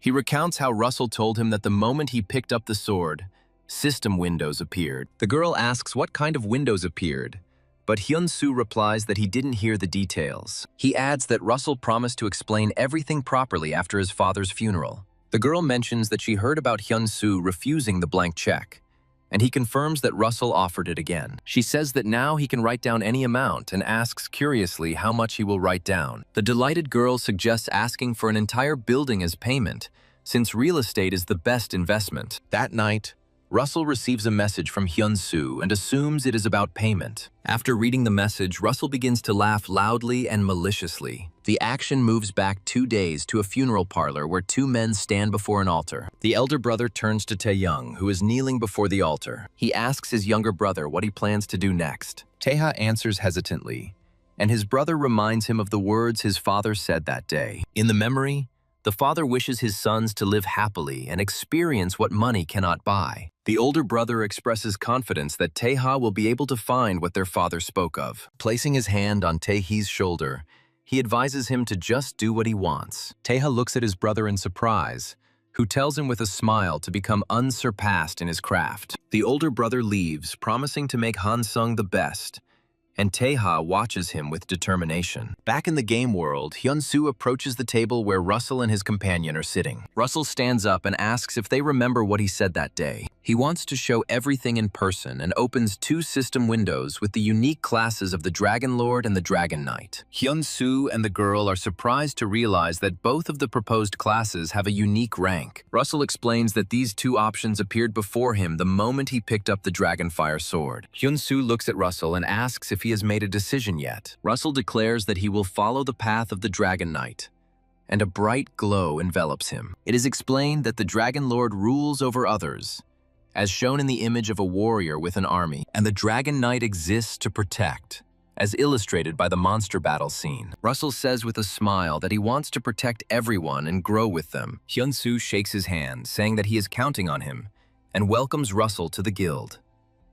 A system notification appears about Russell joining the Kwangmyeong Guild, and he is surprised to learn that he has become the 3rd member. The girl cheerfully explains that they have a tank named Bark, whom they will introduce him to later. Russell offers Hyun-soo an additional reward, but he refuses, assuring that what he has received is more than enough. Suddenly, Russell remembers the man he encountered at the museum. After thinking about it, Hyun-soo agrees that perhaps they can see each other. Russell immediately suggests contacting this person, which surprises Hyun-soo. The action takes place at a construction site in Gyeongju, Gyeongsangbuk-do Province. Hyun-soo looks at the construction site, thinking that he hasn't paid for the forge yet. Someone calls Hyun-soo by name, and he is surprised to recognize the man who approaches as Tae-ha's older brother. The man introduces himself as Lee Tae-sung, the chairman of Hansung Company, and Hyun-soo is shocked to realize that it is the country's top conglomerate. An embarrassed Hyun-soo also introduces himself and says that it is nice to meet you. He is surprised that they met right in front of his future forge. Tae-sung insists that it's just a small thank you, but Hyun-soo modestly replies that he didn't do anything special. Tae-sung counters by reminding him that in the game, Hyun-soo created a sword with the power of a dragon for his family. In reality, he restored the real Dragon Flame sword, although Hyun-soo clarifies that his father did this. Tae-sung recalls that when he and his brother were children, they loved dragons. He recounts how he was overcome with emotion when they saw the rusty Dragonfire sword in the National Museum. And when he saw the sword they had perfectly restored, it made a huge impression on him. Tae-sung says he felt like he was back in that very moment from his childhood. He shakes Hyun-soo's hand, calling what he and his father did simply incredible. Tae-sung thanks them for preserving a piece of the past and laments that they found themselves in such a difficult situation. He states that he wants to fix this and asks to be allowed to help. Tae-sung calls this his way of paying back and, handing over the envelope, asks Hyun-soo not to stop. He wants Hyun-soo to continue his blacksmithing career. Suddenly, an announcement appears in the game about the special class Dragon Knight and the unboxing of an item created by Hyun. Hyun-soo's in-game avatar is surprised that Russell would appear on air and even unbox his product. Belle, one of the party members, excitedly says that since this broadcast, they will raise the rating of Hyun's forge. Hyun-soo is dissatisfied with the fact that no one cares about his opinion, and his party members are asking about the current rating of his forge. He checks the information and reports that his forge is ranked 48th. Belle notes that the first 3 spots are firmly occupied, and Hyun-soo wonders if he should also sell weapons wholesale. But Belle says it's just the opposite, as he rocketed to 48th place without selling much. This proves that his works themselves have a colossal influence. She is confident that the live broadcast of her new work will cause a real sensation. Russell confirms he will support him on this broadcast. Belle says he's counting on him, and Russell promises not to let him down. Belle asks what he's going to show, but Hyun-soo replies that it won't be interesting beforehand. A streamer named 2 Thumbs Up appears on air and greets viewers. He says everyone has already seen the teaser, but viewers in the chat are rushing him, demanding to get to the point. The streamer announces the introduction of a new class and invites Dragon Knight Russell to the stage. Russell introduces himself, and the chat explodes with incredulous comments about the Dragon Knights. The host notes the enthusiastic reaction and asks if Russell will reveal the secret to getting a special class today. The streamer asks for confirmation that the Dragon Knight class even exists, and Russell answers in the affirmative. Russell reveals his class information, revealing a level of 323 and a place of 21st in the national rankings. He says that he was originally an ordinary knight, but the presenter counters that 21st place in the ranking is far from ordinary. The presenter eagerly asks how he got this class. Russell suddenly materializes a glowing sword in his hand, shocking the streamer. He swings his sword and a huge white dragon appears from the bright light. The presenter falls to the floor in amazement, and Russell asks with a smile if he is surprised. The presenter laughs as he shakes Russell's hand and says that something truly unexpected has happened. He excitedly announces to viewers that this is the first appearance of a dragon in Aries, which can only be seen on his stream. The presenter comes to his senses and asks Russell why he summoned the dragon. Russell replies with a grin that he will explain everything now. He says that seeing is believing and shows the characteristics of his legendary sword, Hyun's handcrafted sword.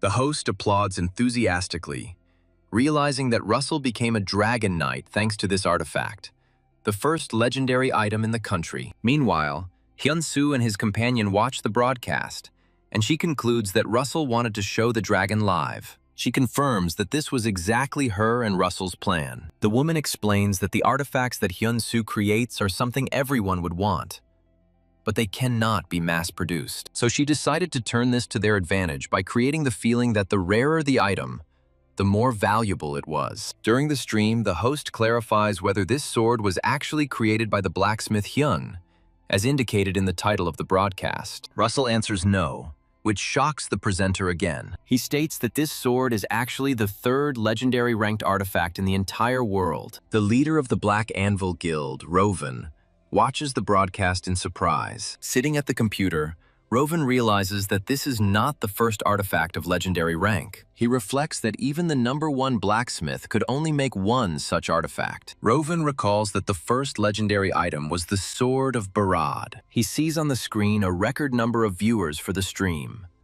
423,013 people. Crossing his arms over his chest, Rovan wonders who this blacksmith Hyun is. The next day, Hyun-soo's colleagues congratulate him on his successful performance on yesterday's broadcast. His companion reports that the streaming platform will send 10 million in donations and 10 million in royalties, but he has decided to refuse the royalties. She praises Russell, saying that he did much better than she expected. A girl shows Hyun-soo his forge ranking after yesterday's stream. Hyun's forge entered the top 20.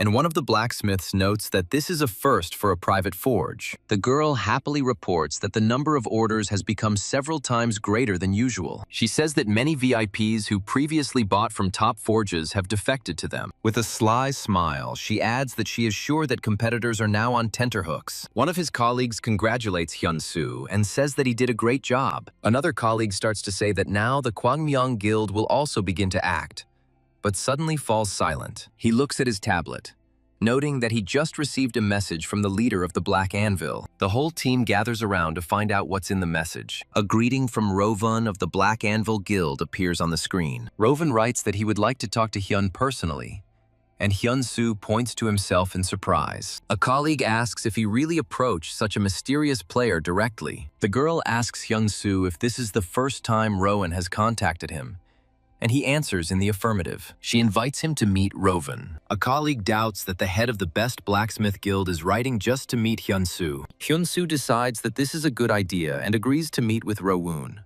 He jokingly asks his colleagues for all their artifacts so he can properly prepare for the meeting. Arriving at the appointed place, he walks down the corridor and quietly says, "Excuse me."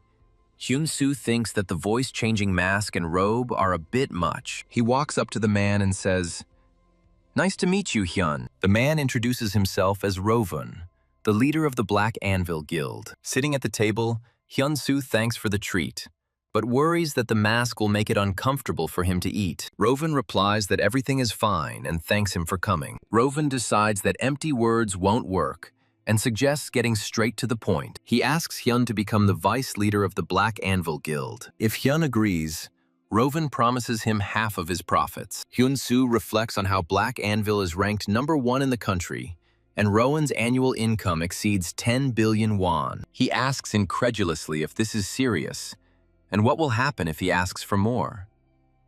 Rovan calmly replies that it doesn't matter. He says that Hyun created 2 legendary rank artifacts. Rovan is confident that with Hyun's help, he can compete for the #1 spot in the world. Hyun-soo thanks him for the generous offer, but politely declines. Rovan says he expected such an answer, so he prepared another proposal. Later, Hyun-soo comes to the hospital and is relieved to think that his father is much better. The nurse asks if he is Mr. Kang Hyun-tae's guardian. He sheepishly replies that he came to sign up. The reception staff are surprised because Mr. Kang Hyun-tae's bill has already been paid in full. Hyun-soo explains that he came to visit his father today, but he has another purpose. He takes off his medical mask and says he would like to begin rehabilitation for his leg and right arm. He adds with a smile that he now earns a good income. Hyun-soo believes that he should appear before his father healthy. The amazed nurse enthusiastically offers to help with the paperwork, and her colleagues are happy for him. After leaving the hospital, Hyun-soo notices that it is already dark outside. He takes out his phone and is surprised by the large number of messages from Nell. She writes that the internet is buzzing because of him and sends screenshots of news about his legendary artifacts. Hyun-soo remembers how Rowan gave him his business card, saying that he had confidence in his abilities. Rowan asked Hyun to take him in when he reached first place. Looking at the business card, Hyun-soo thinks that Rowan is an amazing person. He understands that he is not trying to buy him or restrain him, but simply wants to be on his side. Hyun-soo comes to the conclusion that Rowan seems to be a good person. He decides that he needs to move faster too and opens the system window. A notification appears in front of him about a quest that arose when he first received the class. This is an A-rank mission called The Sword Left by the God of Blacksmiths, with a level requirement of 100 to 130. He recalls that he hadn't really paid much attention to this quest before because he was busy with other things. Now he notices that there is a brutal penalty for failing the mission, but he still decides to take it on. The hooded and masked character thinks he hasn't seen a familiar face in a long time. At night, a pack of wolves moves towards a lonely high tower. The man in the purple cloak screams in shock that the swordsman of the blacksmith god has returned. The old man with the gray beard agrees that he lacked the necessary qualities from the very beginning and wonders what he did at all. A group of people despair and discuss that their tower no longer has a future, and they will be the last generation. The scarred man says that because of the current chaos, their place will soon be in danger, and they should not have acknowledged the stranger so easily. He shouts furiously that everyone else is talking nonsense. The man passionately declares that Mr. Hyun-soo is the god of blacksmiths, and they acknowledge him. Another, more muscular man supports him, saying that everyone has seen Hyun-soo's skill and should not doubt him over a small thing. The 2 hooded men say that doubt is necessary and they must fix everything immediately. Suddenly there is a crash, and the old man with a beard asks in surprise what it was. The walls of the tower collapse under the onslaught of monsters, and people scream for help in panic. The characters realize with horror that the monsters have reached here too, and they don't know what to do. The muscular man takes out a glowing sword and orders everyone to defend the tower first. A fierce battle between people and wolf monsters begins. One of the warriors struggles to contain the wolf, shouting that their numbers are not decreasing. The commander asks if they have requested assistance, but is told that it is difficult since all the mages are on the battlefield. The old man with the beard falls into despair, but he is urged to pull himself together and not think about giving up. The wolf knocks one of the defenders to the ground, and he screams a curse in horror. Another person wonders why monsters are suddenly acting like this. A knight in shining armor appears, and a system message states that Fenrir's equipment inflicts a fear effect on wolves. One huge wolf does not retreat, and the knight realizes that it must be the leader. The knight materializes a glowing bow in his hands and prepares to shoot. The alpha wolf is pinned to the ground by an invisible force, and the system reports that 1,000 pounds of weight is being applied. The knight, who turns out to be a young man, approaches the man with the scar and asks if he is okay. He is amazed to recognize Hyun-soo and asks how he ended up here. Hyun-soo is surprised because he sent out a carrier pigeon before leaving. It turns out that a pigeon with a message just flew to the muscular man. Later in the hall, Hyun-soo stands next to a ghostly blue sword, causing surprise among those present. Hyun-soo himself is confused because he thought that the sword was absorbed by him. The scarred man explains that this is the first time they have encountered something like this, and wanted to know if there were any reports. Hyun-soo ponders, assuming it's because he put off the class assignment. He begins to list his accomplishments, mentioning that he created a bow weighing 1,000 pounds and won a tournament. He then says that he saved the king, created the first legendary item, and then the second one by summoning a dragon. The others can't believe what they're hearing, until the system window confirms his qualifications as a descendant of the god of blacksmiths. The man with the scar joyfully exclaims that the god of blacksmiths has not abandoned them. He cries with relief, and the muscular man hugs him, sharing his joy. The scarred man laughs and turns to the others, asking if they saw what just happened. He announces that Lord Hyun-soo has been recognized as a divine swordsman, and the old man falls to his knees. The old man admits that they were fools, but Hyun-soo thanks them with a smile for believing in him all this time. The kneeling men vow to follow Mr. Hyun-soo, but he says there is no need. They insist that they will prove their loyalty, but he abruptly cuts them off, saying that everything is fine. At the same time, in the burning temple of Rias, masked mercenaries are searching for the saint, killing everyone else. Two women in cloaks hide in the ruins, and one tells the other, Velia, to go first. Velia is overcome with horror when the second woman, the saint, is seized, and the killer shouts that he has found them.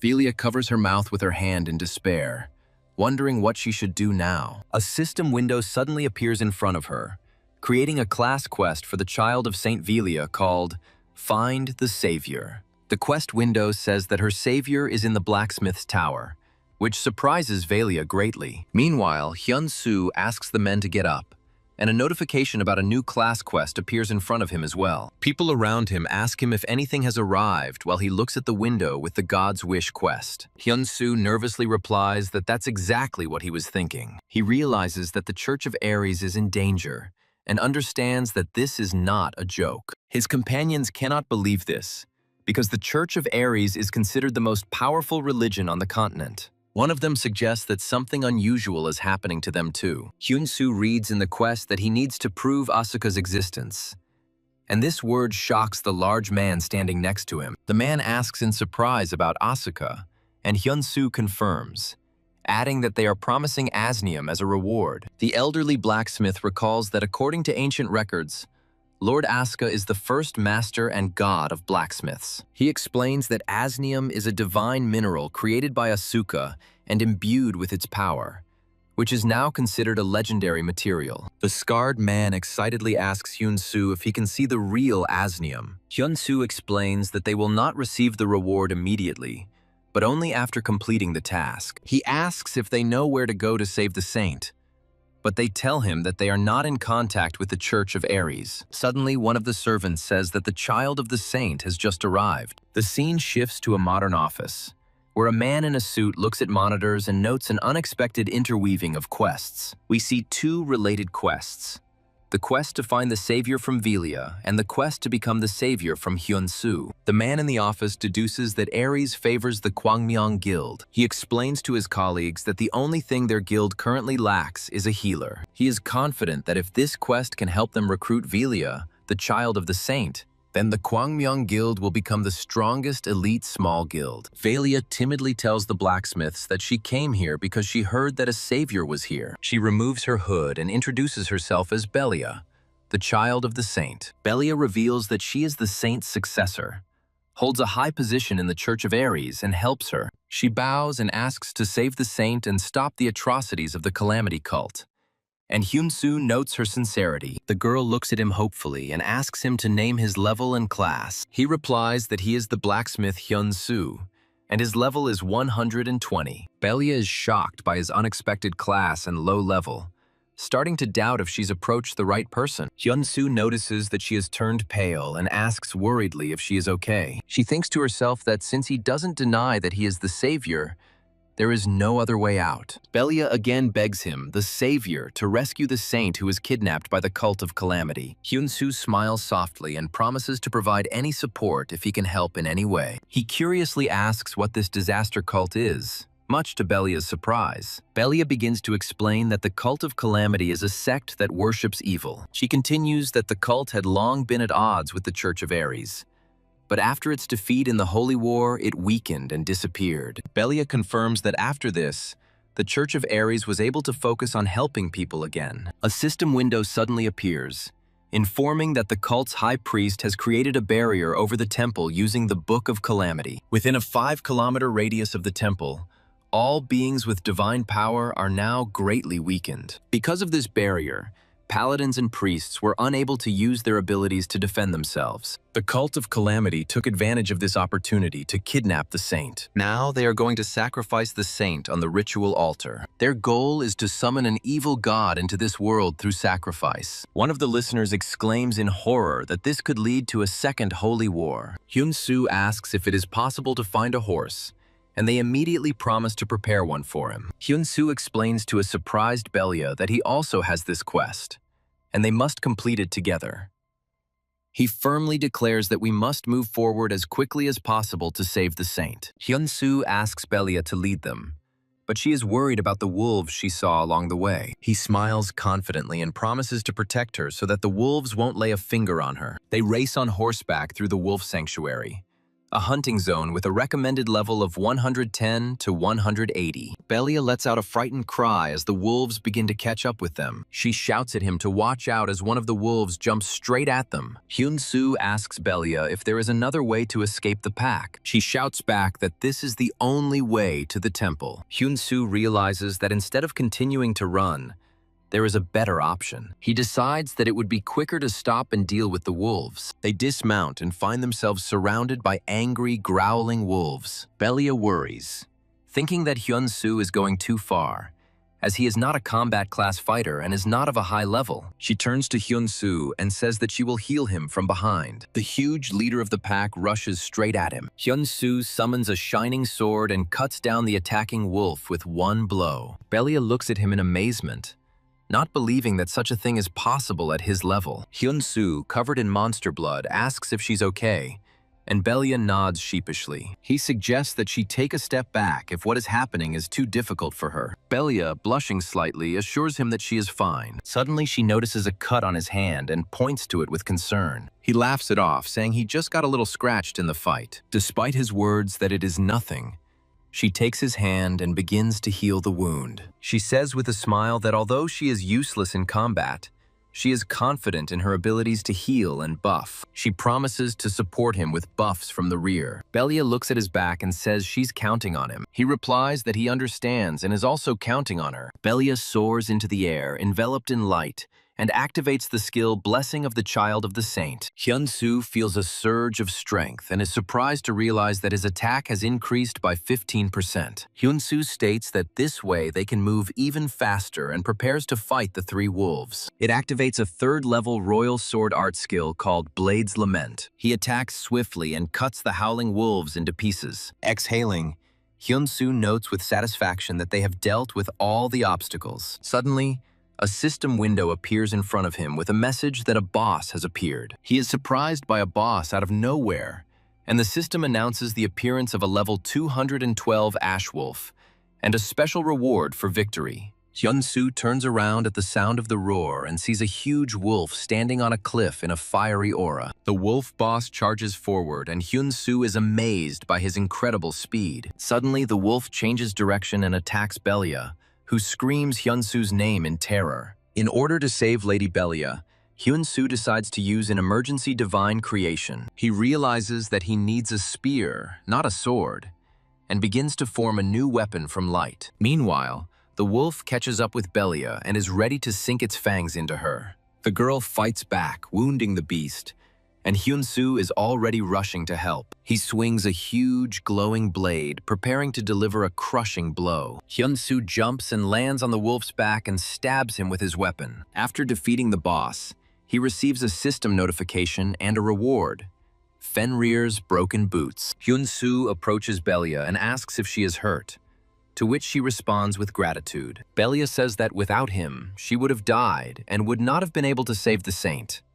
And Hyun-soo sees her sincere concern. She bows low in gratitude, but he says that they must hurry to save the saint. Belia, watching him go, thinks that his fighting skills prove that he is the savior. She decides that her doubts were in vain, and at that moment, a notification appears in front of Hyun-soo about the start of a special event. The system reports that he has received the title of Wolf King, as well as a wolf egg.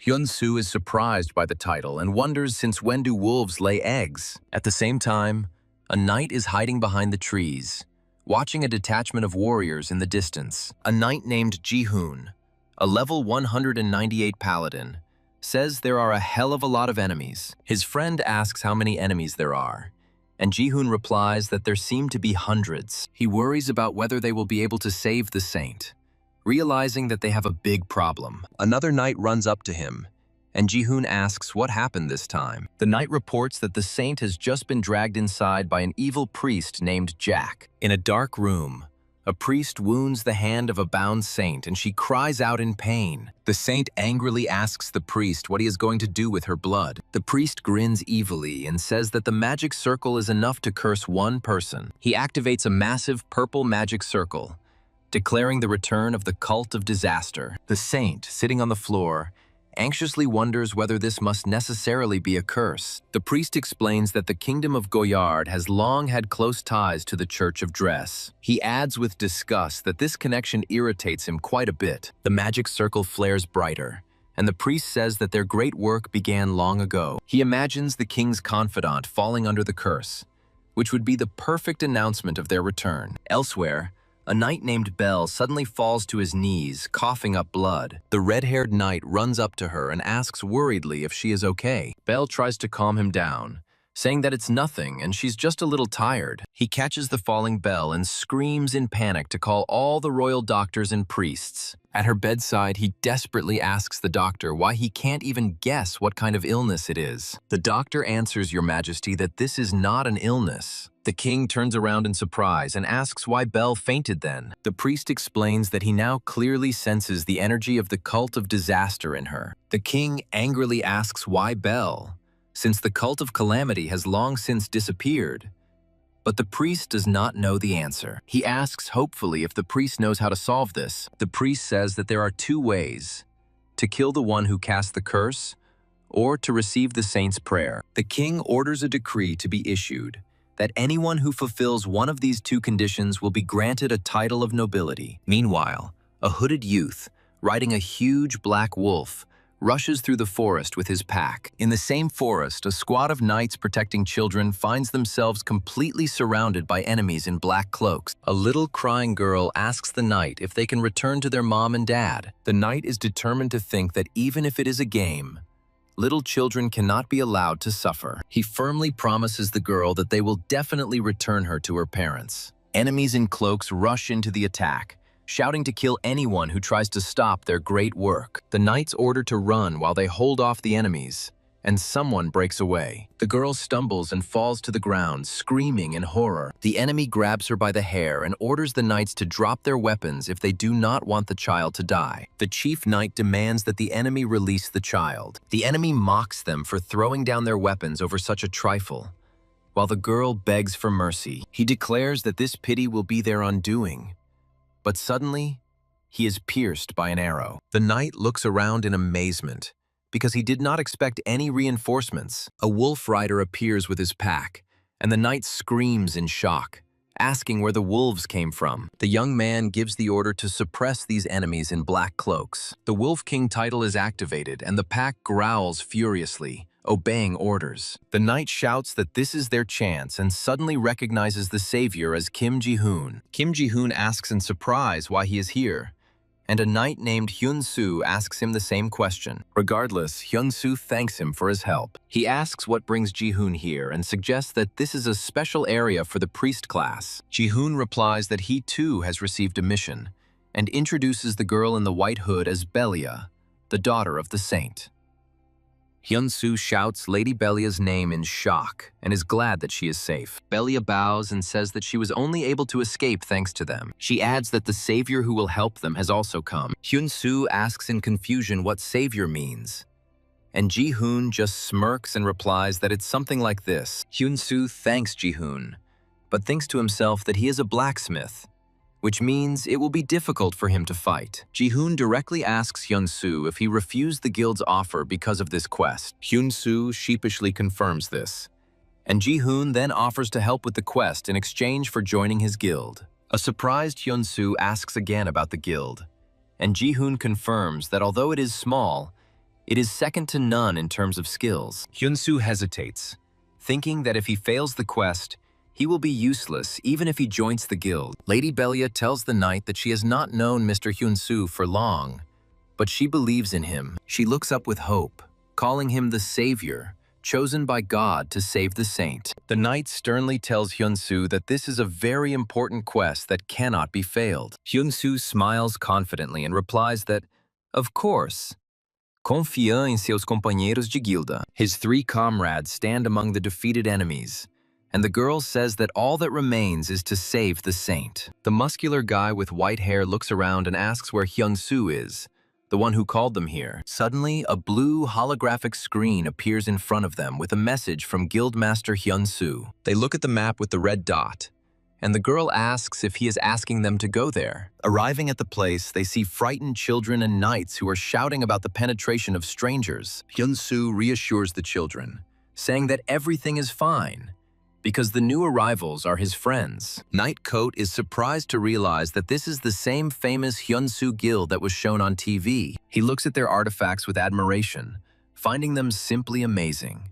Team Hyun-soo and Knight Coat introduce themselves by introducing themselves to each other by their first names. Kota thanks them for their help and asks them directly if they have any good plan. Nell enthusiastically unrolls a huge scroll and declares that she has already prepared everything. She explains to Kota that Russell will distract the believers, but she is worried about the debuff weakening the priests. Nell sighs that their chances would be greatly improved if they could remove the effect. Belia suddenly says that she knows how to solve this problem, which surprises everyone. She explains that the saint of the Church of Ares guards asnium, a mineral with divine powers. Hyun-soo thinks, assuming that this mineral is the reward for the quest. Belia adds that weapons made from asnium are devastating against evil, but the problem is that it is unrefined. Hyun-soo smirks and declares that this is exactly his area of expertise, leaving Belia confused. In the forest, a hooded guard hears a rustling sound and cries out anxiously, asking who is there. Two guards notice the movement and order the unknown person to stop hiding and come out. A huge silver eastern dragon emerges from behind the trees at them with a roar. The leader of the guards, with a shining dagger, calls the dragon a divine beast sent to stop the heretics. Another masked commander calls on his men to not be afraid and to move forward for the sake of a great goal. The dragon attacks the guards, who scream in terror, unable to resist him. Russell and Nell watch from cover, deciding that this distraction will be enough. The rest of the group runs to the temple to move on to the next part of the plan. Inside the temple, Kote asks Lady Belia if she senses the presence of the saint. Belia concentrates to find her holy power and is enveloped in a bright glow. She points forward, saying that she can faintly sense its power coming from there. The group moves closer and sees the saint floating in a purple magical field. Coat looks at the saint, trapped in a huge magic circle, and asks what surrounds her. He decides to try to cut the barrier with his sword first, but Belia shouts that it is dangerous. The blow sends Coat flying back with a powerful recoil, and he screams. The knight looks at his trembling hand, lamenting that even a strong blow did not help. Belia heals Cote's wound, saying that fortunately it is not serious. The saint in the magical prison opens her eyes and recognizes her savior, pronouncing the name Belia. The saint asks Belia why she came back since she told her to run away. Belia nervously replies that she couldn't leave them and run away. The saint says that Belia must become the spark of the revival of the Church of Ares, but she laments that she could not leave her alone. Belia announces that she has brought help, but the saint sadly replies that it is too late. The Calamity Church's priest activated the Dark God's summoning circle, using the saint as a sacrifice. The saint explains to the shocked Belia that the ritual that has begun cannot be stopped. Belia apologizes to her companions for dragging them into this. The saint, with tears in her eyes, begs everyone to leave before it becomes too dangerous. The protagonist says that the god Ares has chosen him to be their savior, which greatly surprises the saint. He promises to save her and everyone here. But to do this, he needs the mineral asnium. The ritual to summon the dark god has already begun, and if it is not stopped, many people will die. He adds that even though asnium is a sacred artifact, it is not more important than human lives. Belia understands everything and, surrounded by golden light, prepares to act. The saint explains that the barrier was erected by the priest Jack with the help of a cursed grimoire, and to destroy it, she will have to put in all her holy power. She warns that the moment the barrier falls, Jack will notice. A powerful burst of energy shakes the barrier, and the saint orders everyone to prepare. The protagonist watches in surprise as the saint hands him a glowing object. A system message appears stating that High Priest Jack of the Church of Calamity has sensed the power of the saint. Jack understands why the victim suddenly started acting differently. He grins evilly and says that it seems that some rats have crept in here. The priest claims it doesn't change anything,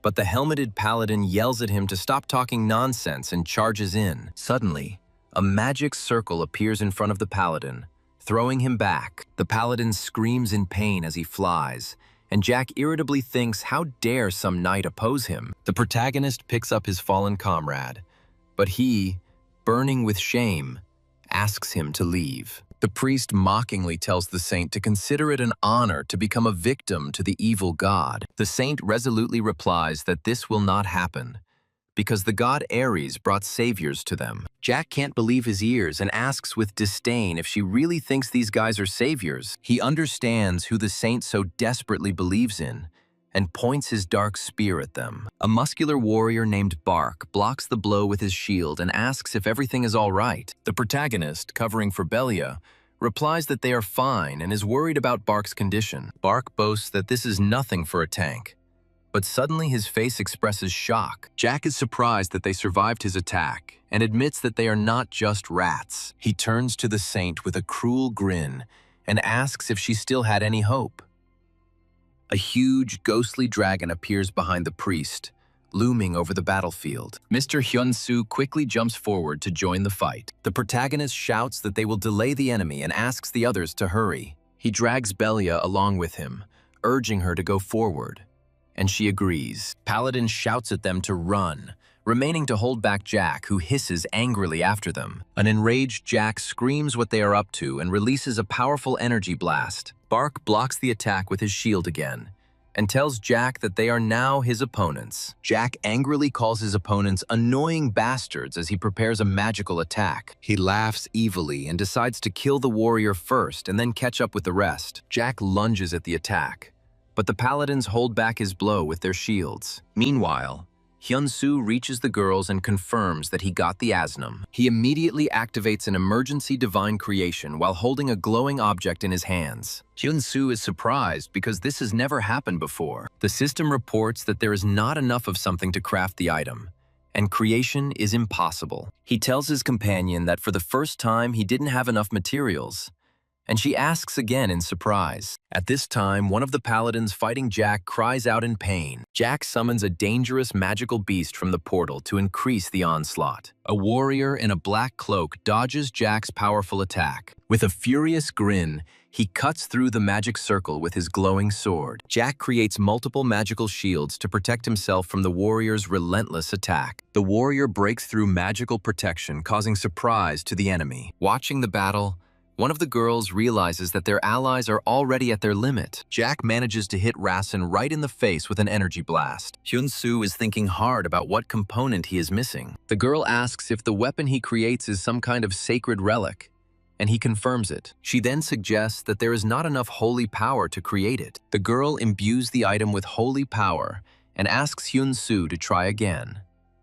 The second paladin falls to his knees, his wounded body no longer obeying. Jack defeats Rasen, saying it was quite fun. He decides it's time to finish and prepares the killing blow. Dark spikes emerge from the ground, piercing the paladins through and through. Jack raises his spear to the sky, proclaiming that it is now the sun. He finishes the sentence by saying that it will shine only for the god of calamity. Suddenly, the sky begins to change and Jack looks up in confusion. At this moment, Hyun-soo appears and apologizes for being late. One of the wounded paladins jokes that he was too late, and they were almost thrown out of the game. Hyun-soo thanks them for holding on and looks at his new blade. He raises his weapon to the starry sky and announces that he is taking the initiative. Lines appear in outer space about a force that watches over the world and drives away evil with a mystical blade. These words form a description of the artifact being created against the backdrop of the constellations. The system announces the creation of a legendary rank artifact called the Four Tigers Sword. Looking at Hyun-soo with a new sword, Jack feels either fear or disgust. Jack grins ominously, saying that the god of disaster will return soon. He rushes forward, shouting that any sword is useless against him. A huge white tiger spirit emerges from the sword, whose holy power weakens the high priest. The tiger's energy stuns Jack for 5 seconds, as indicated by the system window. Jack looks at the sword in horror, not understanding what it is, and Hyun-soo prepares to strike. The voiceover speaks of the will of the people who thirst for peace. This sword holds the king's heart. Hyun-soo deals a crushing blow to the high priest. Jack's body crumbles to dust, and system windows appear around him. The comrades run to the battlefield, shouting the name of the saint. Hyun-soo receives notifications of a large amount of experience and several level-ups. He is surprised to realize that he has reached level 227. Hyun-soo is happy because it's quite a high level. He receives new items and thinks that the urgently created sword will soon disappear. He feels sorry, because such a powerful sword would have been very useful. Hyun-soo is shocked to see that the sword created using the temporary skill does not disappear. His companions notice his confusion and ask what happened. Hyun-soo explains that according to the rules of his emergency creation skill, the artifact should have disappeared. The girl asks if anything was different this time. He remembers that Lady Belia helped him by infusing her holy power into the sword. The system window confirms that the Four Tigers sword is supported by holy power. Hyun-soo ponders the message that more holy power is needed to maintain the sword. Suddenly, the death curse left behind by Jack's death activates on Hyun-soo. The system reports that the curse will haunt the killer forever and will intensify if not removed. His comrades scream his name in panic as they see him fall to his knees. One of the knights runs up to Hyun-soo and asks what happened to him. The whole team surrounds him with concern, but he does not believe that the tests are not over yet. His companion explains that it is a curse that was activated after Jack's death. The saint prays to the god Ares and is enveloped in a bright golden glow. A powerful stream of holy energy rushes straight towards Hyun-soo. The saint's blessing removes the death curse from him, as reported by the system window. The saint says she is glad to have the opportunity to repay him for his kindness. She explains that thanks to their help, she was able to regain her strength, and now she was able to protect the Church of Ares, for which she thanks the group. Hyun-soo's team members are happy that they also gained new levels. The saint offers to take the heroes to a place where they can rest. She approaches Belia with an offer to take care of the guests together. The big guy from the group lifts the exhausted Hyun-soo onto his shoulder. As the heroes leave, a golden staff appears on the ground, and the saint turns around in surprise. In a modern office, a team of observers confirms that the guild has accomplished its mission. The group leader laments that this has resulted in the loss of a major quest for high-level players. He says it's a job for a team of writers who encourage their team leader. The team leader recalls the saint's action and clarifies whether it was a blessing. The employee confirms that it was a rare ability that the saint can only use twice. Another employee concludes that Hyun-soo saved the Church of Aries, so he deserves such a reward. The man offers to find out what happened next and shows a vision with two girls. Belia confirms to her blonde companion that she has made her decision. The blonde girl asks if Belia understands that her choice will cause her to lose everything. A young man sleeps in a sunlit room. The boy slowly wakes up, letting out a quiet groan. He sits down, wondering how he ended up here after checking the awards. The image of a formidable warrior in dark armor comes to mind. He jumps out of bed, screaming Jack's name in horror. Completely confused,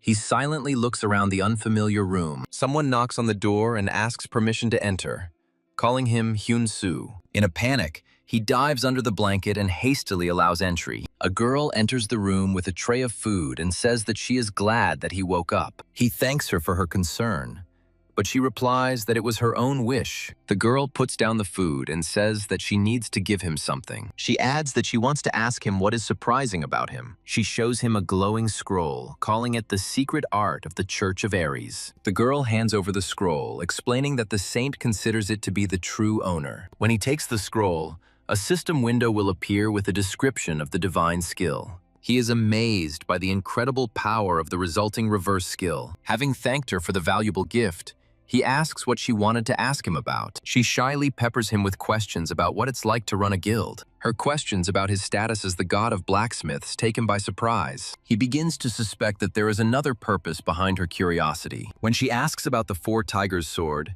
he addresses her by name, Lady Belia.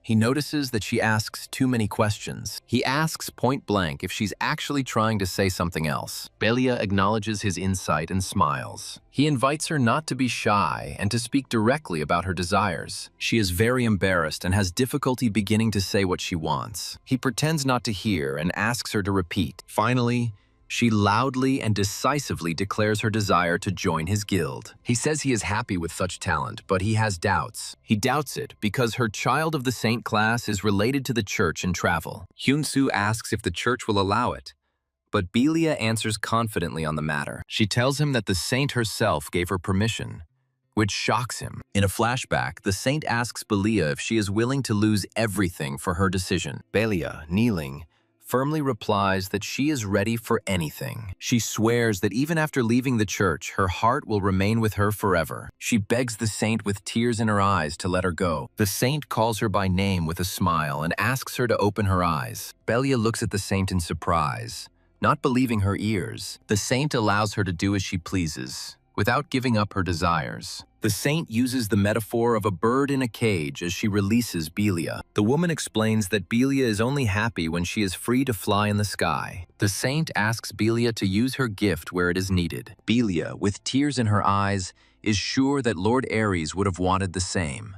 The saint says she saw something, and Belia asks curiously what it was. She saw in the bearer of the sacred sword the potential to give birth to a holy king. The saint lets her go, saying that she can now go her own way. She assures Belia that she will forever remain her successor. Back in the present, Hyun-soo asks Belia why the saint needed him. Belia replies that the saint has a special request for him. He is surprised, but Belia silently points him to a large door. He opens the massive carved door with a slight creak. Entering inside, he sees a huge hall and a kneeling figure at the altar. Realizing that she is praying, he uncomfortably wonders if it would be better to come back later. He tries to get her attention, but realizes that she can't hear him. The girl turns around and says that everything is fine, as she just finished praying. She admits that it was she who asked to bring him here. Rising to her feet, she addresses him with the word Savior. The saint decides to grant him her blessing. The blessing of the saint descends upon him,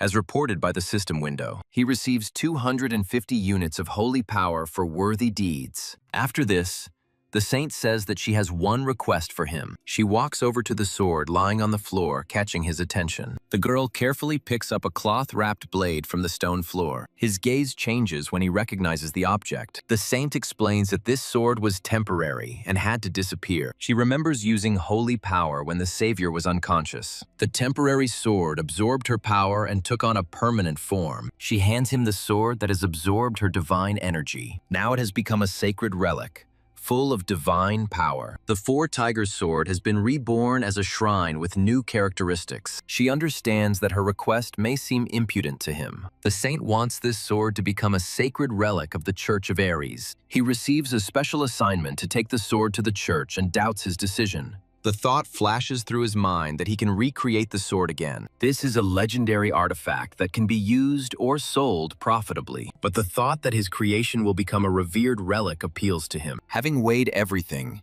he gives his consent to her request with a smile. The saint asks again with hope and surprise if this is true. He says that the sword's place is where it is most needed.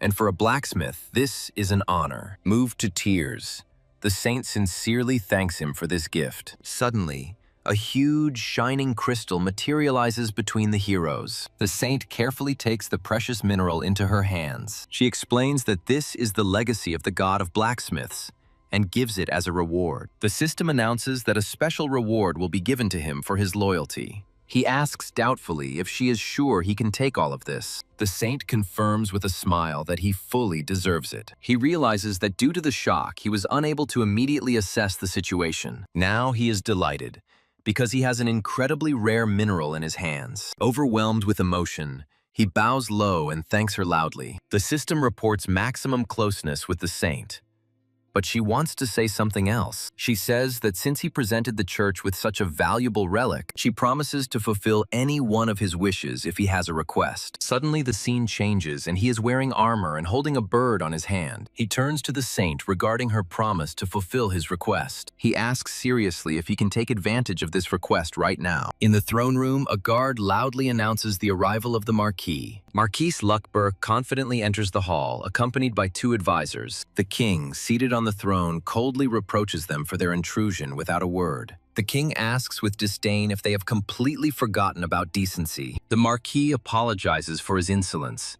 and the king inquires about the reason for his visit. The king asks what brought the Marquis to the palace in such a hurry. The Marquis acknowledges the abilities of Vice Commander Bell, the designated successor. His companion adds that he heard about her unconscious state. Another advisor sarcastically remarks that a damned man cannot rule. The Marquis makes a remark to the Count, and he reluctantly asks for forgiveness. The Marquis agrees that there is some truth in the Count's harsh words. He claims to have consulted with wise men about lifting the curse. According to him, Bell needs the saint's prayer for a full recovery. He doubts that the powerful Church of Ares will help their kingdom. The Marquis declares that due to the machinations of the cult and the illness of the heir, a new support is needed. He asks the king to appoint him, a representative of a collateral branch, as his successor.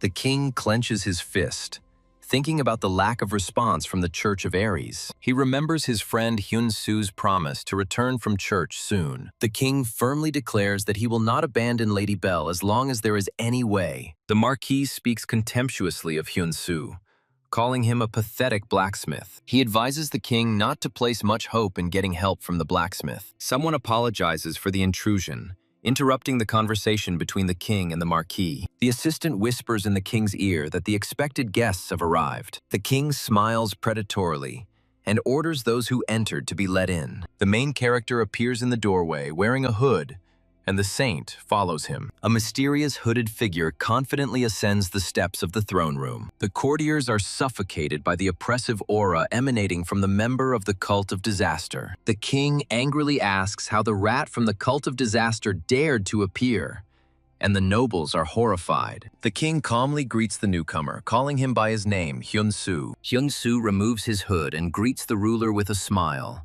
calling him Your Highness. The aristocrats are amazed to recognize the guest as that same simple blacksmith. He remembers that this cloak was dropped after Jack's death and has special effects. The cloak is perfect for seizing the initiative, radiating overwhelming pressure and fear. The dark aura emanating from Hyun-soo makes the aristocrats tremble in fear. Hyun-soo addresses the king, apologizing for his rudeness and sudden appearance. He cheekily asks if so many people have always had their sights set on the royal throne. The aristocrats explode with anger, accusing him of innuendo and calling him a commoner. He begins the countdown, and his armored companions appear at the door. While he counts to 2, the nobility accuses him of slander and threatening the king. On the count of 3, hidden killers suddenly appear on the upper tiers of the hall. One of the mercenaries says with annoyance that they were exposed by some pathetic blacksmith. The assassins are ordered to forget about the king and first deal with the nobility. The aristocrats scream in terror as they are attacked, but are protected by a swordsman. Hyun-soo enters the fight, deftly dodging an attack from one of the mercenaries. His face expresses complete concentration and readiness for a fierce fight. He activates a skill that freezes everyone around him, preventing them from moving. The mercenaries stand helplessly in the air, unable to understand why they cannot move. The neutralized assassins fall limply to the floor of the throne room. One of the defeated mercenaries is surprised to realize that he is still alive. The aristocrat's protector lowers his sword and notes Hyun-soo's impressive technique. The king expresses his gratitude to the arriving hooded girl and her knights. The girl replies that she had to come because her benefactor asked her to. The courtiers are perplexed as to who this man is whom the king treats with such respect. The girl takes off her hood, and everyone recognizes her as the radiant Saint Arya. A few days ago, the king wrote a letter asking for the rescue of Lady Belle. In a postscript, he added that the castle had been invaded by assassins, creating a pretext. He speculates that the nobility is gaining power by using the air for their own purposes. So why not let Hyun-soo, a commoner, trample on their pride? Returning to the present, the king calls the assassination attempt a clumsy ruse. He orders that the head of one of the murderers be cut off and sent to ashes. The rescued aristocrats turn to Hyun-soo with embarrassed gratitude. The defender of the nobility looks annoyed, realizing what kind of pretext they were given. The king smiles maliciously, because Hyun-soo saved the life of the kingdom's most prominent aristocrat. The ruler declares that everyone should be grateful to his dear friend. The aristocrat, bowing his head, admits that he has indeed been rendered a great service. The king continues his speech with a sly smile, addressing the aristocrat. He offers to grant Hyun-soo the title of baronet, which shocks his interlocutor. Trapped, the aristocrat is forced to agree to the king's proposal. King Barad ceremoniously proclaims Hyun-soo as the new baronet of the kingdom. The king then moves on to punishing those who failed Belle's treatment. He exiles guilty aristocrats to rule the dangerous lands of Araham. The aristocrats are terrified,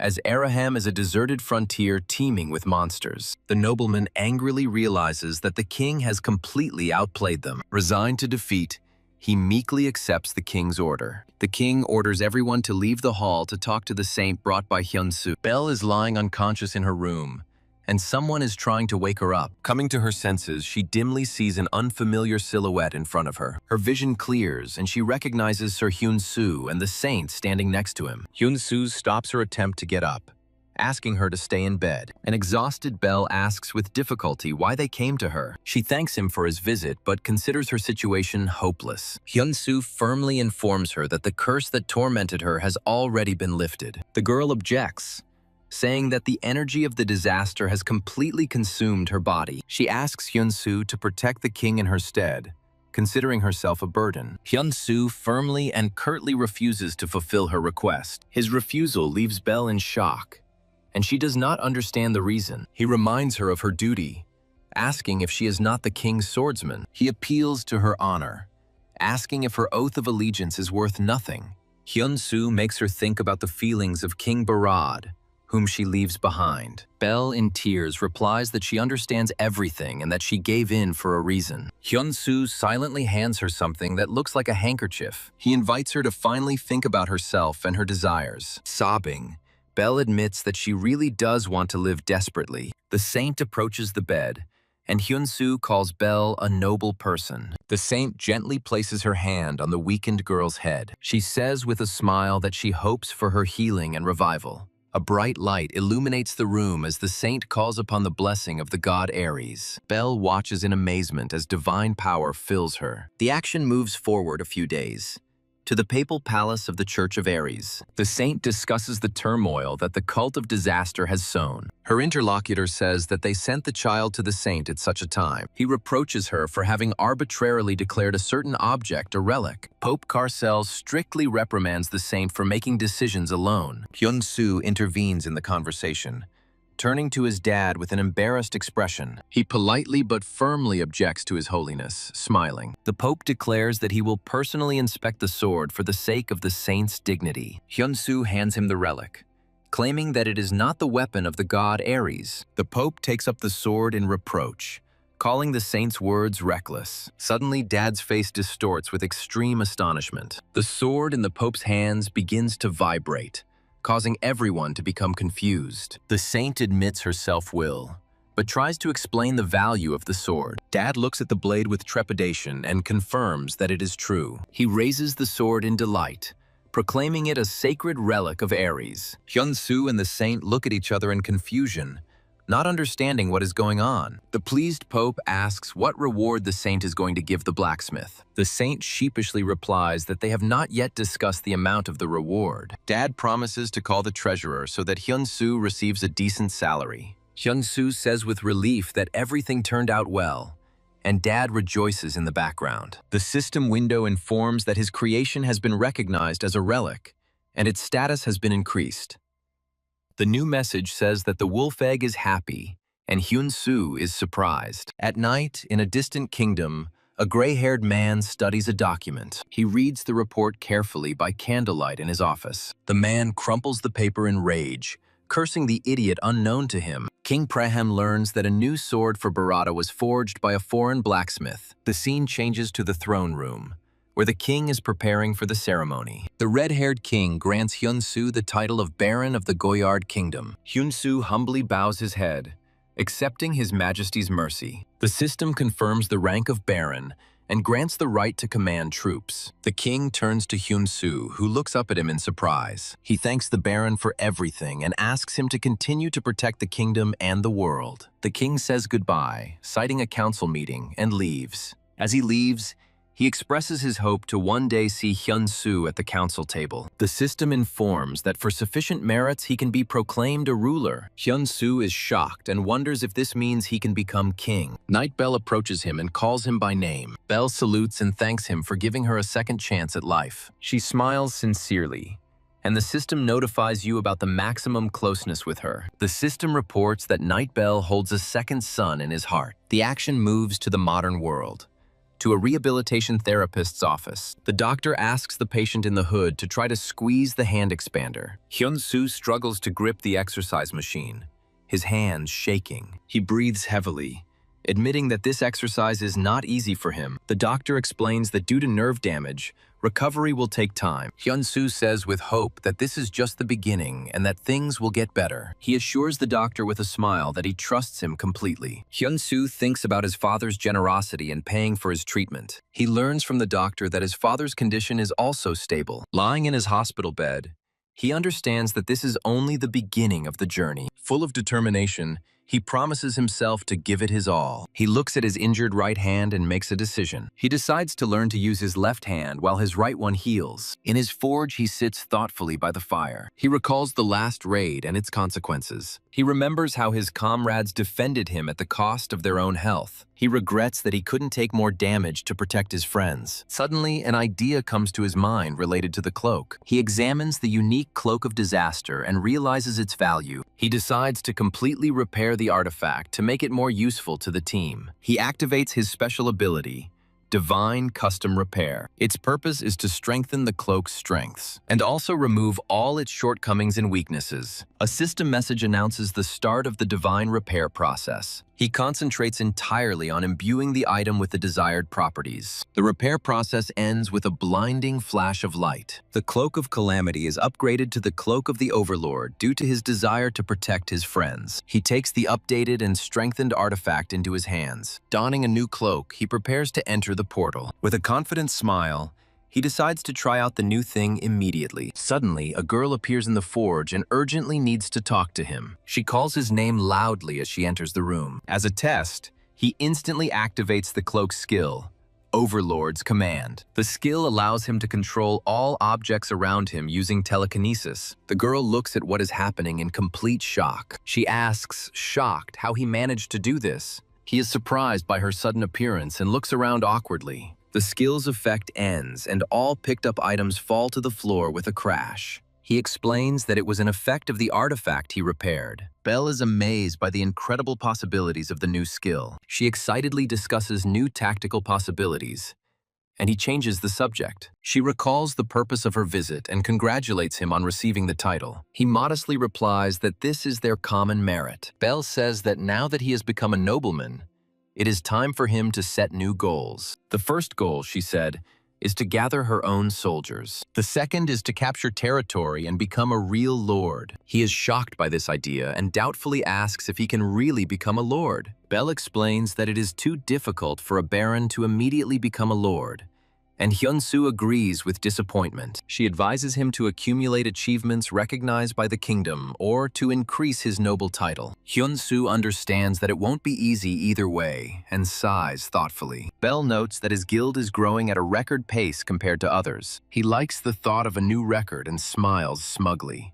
Remembering the purpose of the visit, she asks Hyun-soo to show her the quest he received when he became a baron. He readily shows her the royal quest to command a punitive detachment in Araham. Belle recognizes the standard quest that everyone receives when they receive a noble title. She warns that a soldier's rank depends on his achievements, and he takes this seriously. The word achievement suddenly makes him remember something. Hyun-soo calls Belle and asks her to look at the mysterious glowing object in his hand. He shows her the ash wolf egg and she screams in delight that it is a pet egg. Belle predicts that the egg will hatch into a creature similar to the one that dropped it. He smiles and hopes that something cute will hatch, surprising her. Suddenly, the egg begins to glow and move, causing them to be surprised. Belle screams in panic that the egg is about to hatch, and they both look at it in amazement. A system message announces that the ash wolf egg is slowly preparing to hatch. A man in glasses watches them through a tablet and smiles mysteriously. The observer speculates that Hyun-soo may hatch a divine wolf. The action moves to the territory of Araham, located in the north of the Kingdom of Gord. This place was the gateway for future knights, where battles with monsters took place every day. This land also served as a place of exile for those rejected by the central government. Preparations for defense are underway in the fortress, and the commander gives the order to transfer ammunition. A nobleman with a glass of wine watches the preparations from above and orders the walls to be strengthened. An imposing figure in armor approaches him from behind, silencing him. An aristocrat approaches a warrior named Philip and asks him to listen. He calls Hyun-soo a foreign blacksmith who is incapable of commanding soldiers. Philip angrily shouts out his question, not agreeing with his words. The Marquis asks to remember his words, standing next to his son and Philip. As he leaves, he orders Luke to prepare the ground for their eventual return. His son Luke, son of the Marquis of Lukeburg, meekly replies that he will do everything. Left alone, Philip reflects with contempt on the foreign blacksmith. Supreme Commander Philip looks thoughtfully into the distance,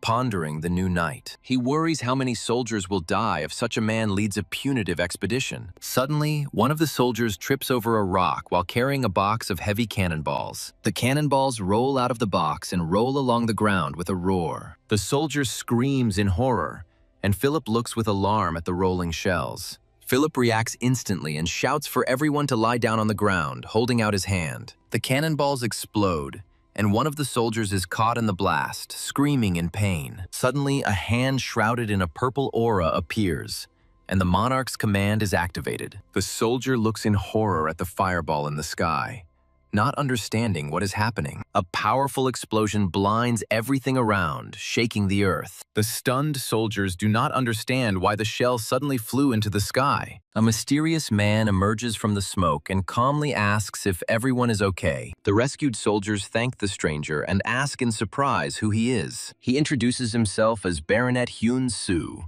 and says that he has arrived to see the commander. The commander thinks with bitterness about the soldiers who died under the command of the foreigner. He summons Khan and orders him to participate in the suppression. The Khan is outraged by the order to obey a foreigner, but this is the will of His Majesty. The commander admits that he himself does not understand the king's intentions. He recalls that their squad, Gale, used to carry out secret missions. Now they are only ordered to keep an eye on the stranger to avoid losses. Khan interrupts him, stating that they can't waste any more time. The commander resolutely declares that he will personally visit His Majesty. The punitive detachment is divided into two parts under the command of Sir Luke and Hyun-soo. The commander thanks Hyun-soo for saving the soldiers, but warns him of what is to come. Hyun-soo receives an A-rank royal quest to defeat the Ogre Lord. He is shocked because if he fails, he will be stripped of his title. The commander leaves for the kingdom on business, leaving Khan in charge. He orders Khan to try to keep losses to a minimum. Khan readily accepts his commander's order. The commander of the first detachment gives the order to move out. Hyun-soo, remaining with his squad, also decides to perform. Hyun-soo's squad goes deeper into the dense and green forest. Han warns that they are in ogre territory,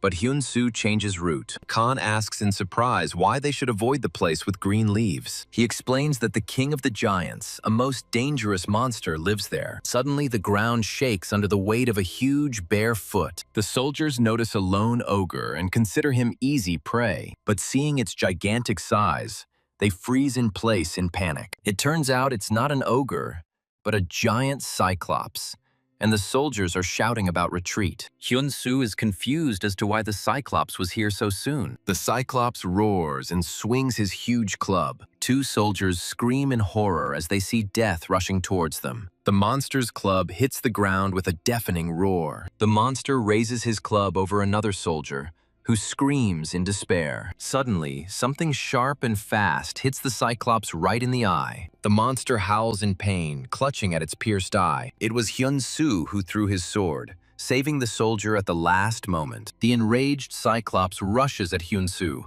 but he deftly dodges the blow. The soldier decides to distract the Cyclops to give the others a chance. Hyun-soo shouts to his men to finish off the distracted monster. He himself rushes into the attack, striking from the air straight at the enemy's neck. The ogre roars in pain as the sword plunges into his shoulder. The observing warrior recognizes Hyun-soo's technique as a rare blacksmith skill. He orders the soldiers to run to help Mr. Hyun-soo. Soldiers surround the wounded ogre, who fights back furiously. The monster weakens under a hail of arrows and blows, bleeding out. Finally, the wounded giant falls to the ground dead. The commander asks if everything is okay, and the soldiers confirm that there are no casualties. But Hyun-soo says that not everything is okay, which causes confusion in the commander. He says mysteriously that everything will become clear soon. A system window appears with the task of awakening the giant king. The story moves back a few hours to the same forest. A red-haired knight in armor fights fiercely with enemies. With one swift blow, he decapitates his opponent. He eagerly asks why the Ogre Lord hasn't appeared yet. The soldier reports that their target never showed up. Despite this,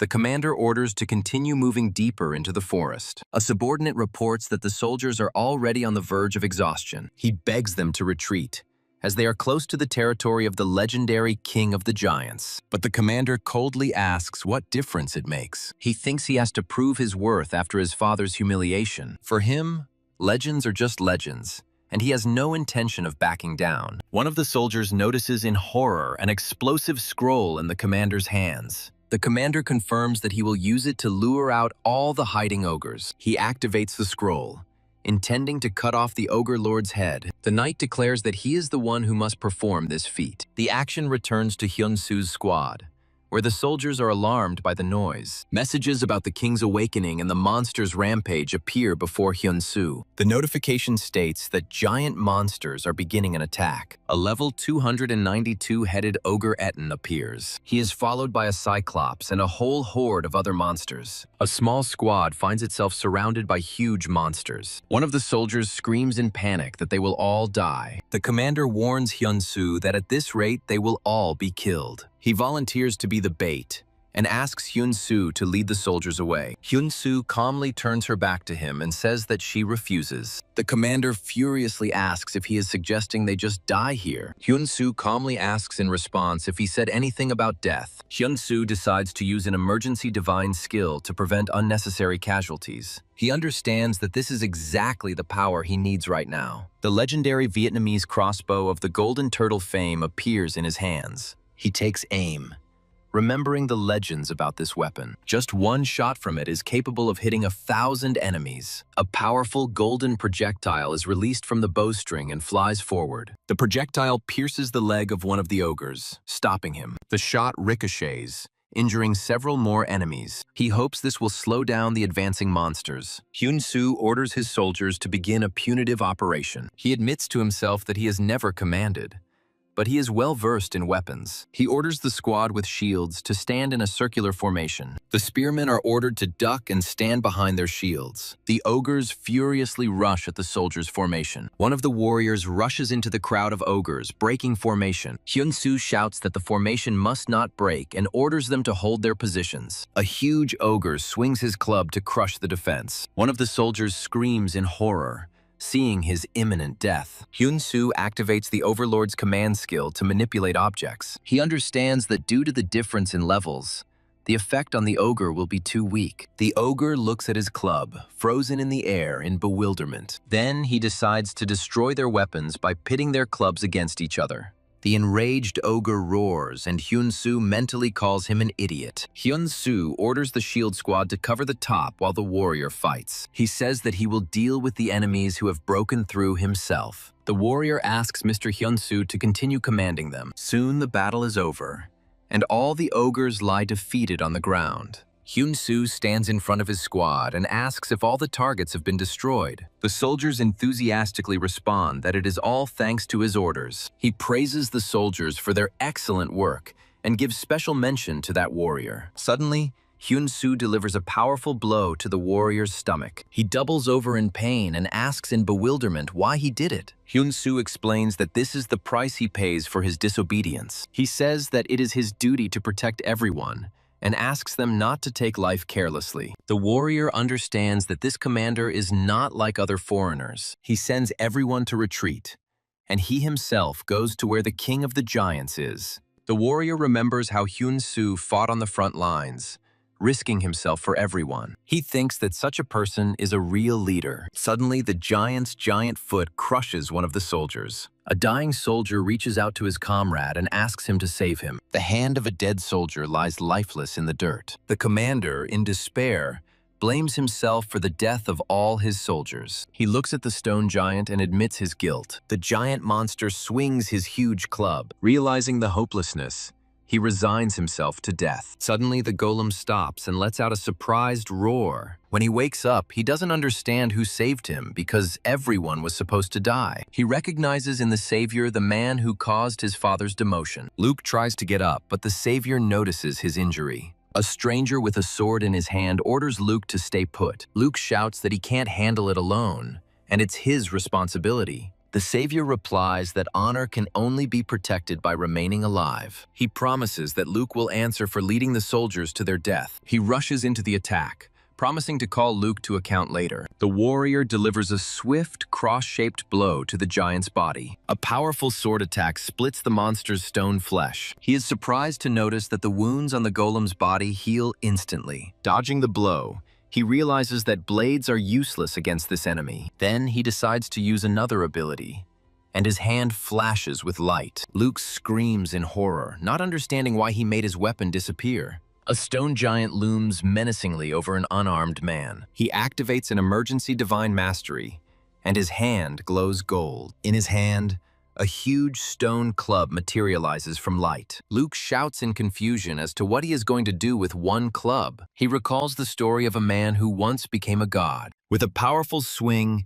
he hits the giant with the club with all his might. The hit leaves cracks on the monster's chest, and its health drops. Luke can't believe his eyes when he sees the man's strength. A legend emerges about a hero born from a supreme god and a mortal woman. His father's wife tried to kill him with snakes when he was still a baby, but he passed all the tests and became a hero who defeated the giants with a club. He uses the skill Hercules' strength, concentrating all his power into the club. System windows report a multiple increase in its strength. He easily deflects the blow of an enemy club with his own. His next blow hits the monster squarely in the side, causing it to roar. With a battle cry, he leaps into the air for a devastating attack. He brings the full force of the club down directly on the stone giant's head. The golem staggers back from the blow and lets out a furious roar. The stunned monster clutches his head and the warrior is already standing on his shoulder. Luke shouts at him to watch out as he sees the giant preparing to counterattack. The hero falls under the effects of the giant's fury,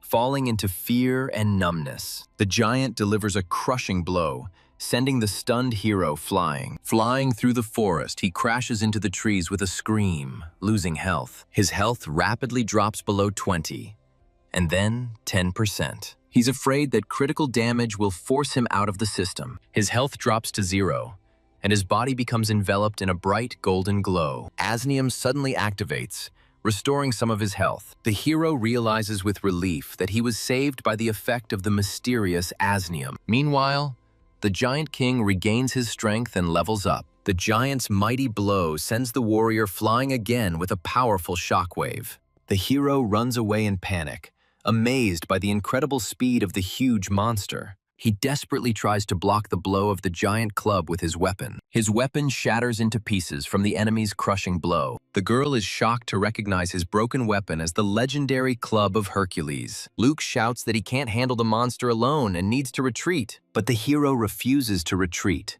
because then even more soldiers will die. Luke desperately asks what he can do against the giant with just a club. His comrade's words give him an unexpected thought about a certain weapon. Looking at the new attack, he realizes that one weapon will not be enough. Then he decides to use 2, turning his body into a second weapon.